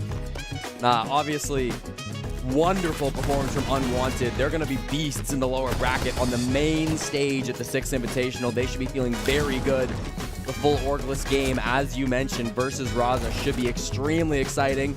Oxygen Esports, it was a good run. Some insane moments in the lower bracket, Parker. We got the privilege of casting some of those moments, of course, but all good things must come to an end, and for OXG, that run comes to an end today. Disappointing finish. They're not going to be happy with that, but given the year that Oxygen have had, I think at the end of the day, when they look back at things, this was quite a good run through the 6th Invitational. Yeah, I mean, top 8 at the biggest event of the year is really nothing to sneeze at. I know every single team will enter this event thinking that they're going to win it all, and that is the right mindset to have. I don't fault them for it one bit. But at the end of the day, you approach an opponent and you think to yourself, this might be a bit harder than we thought. I don't believe OXG thought they would only muster 4 rounds against Unwanted in this best of 3, but that's the result that they get.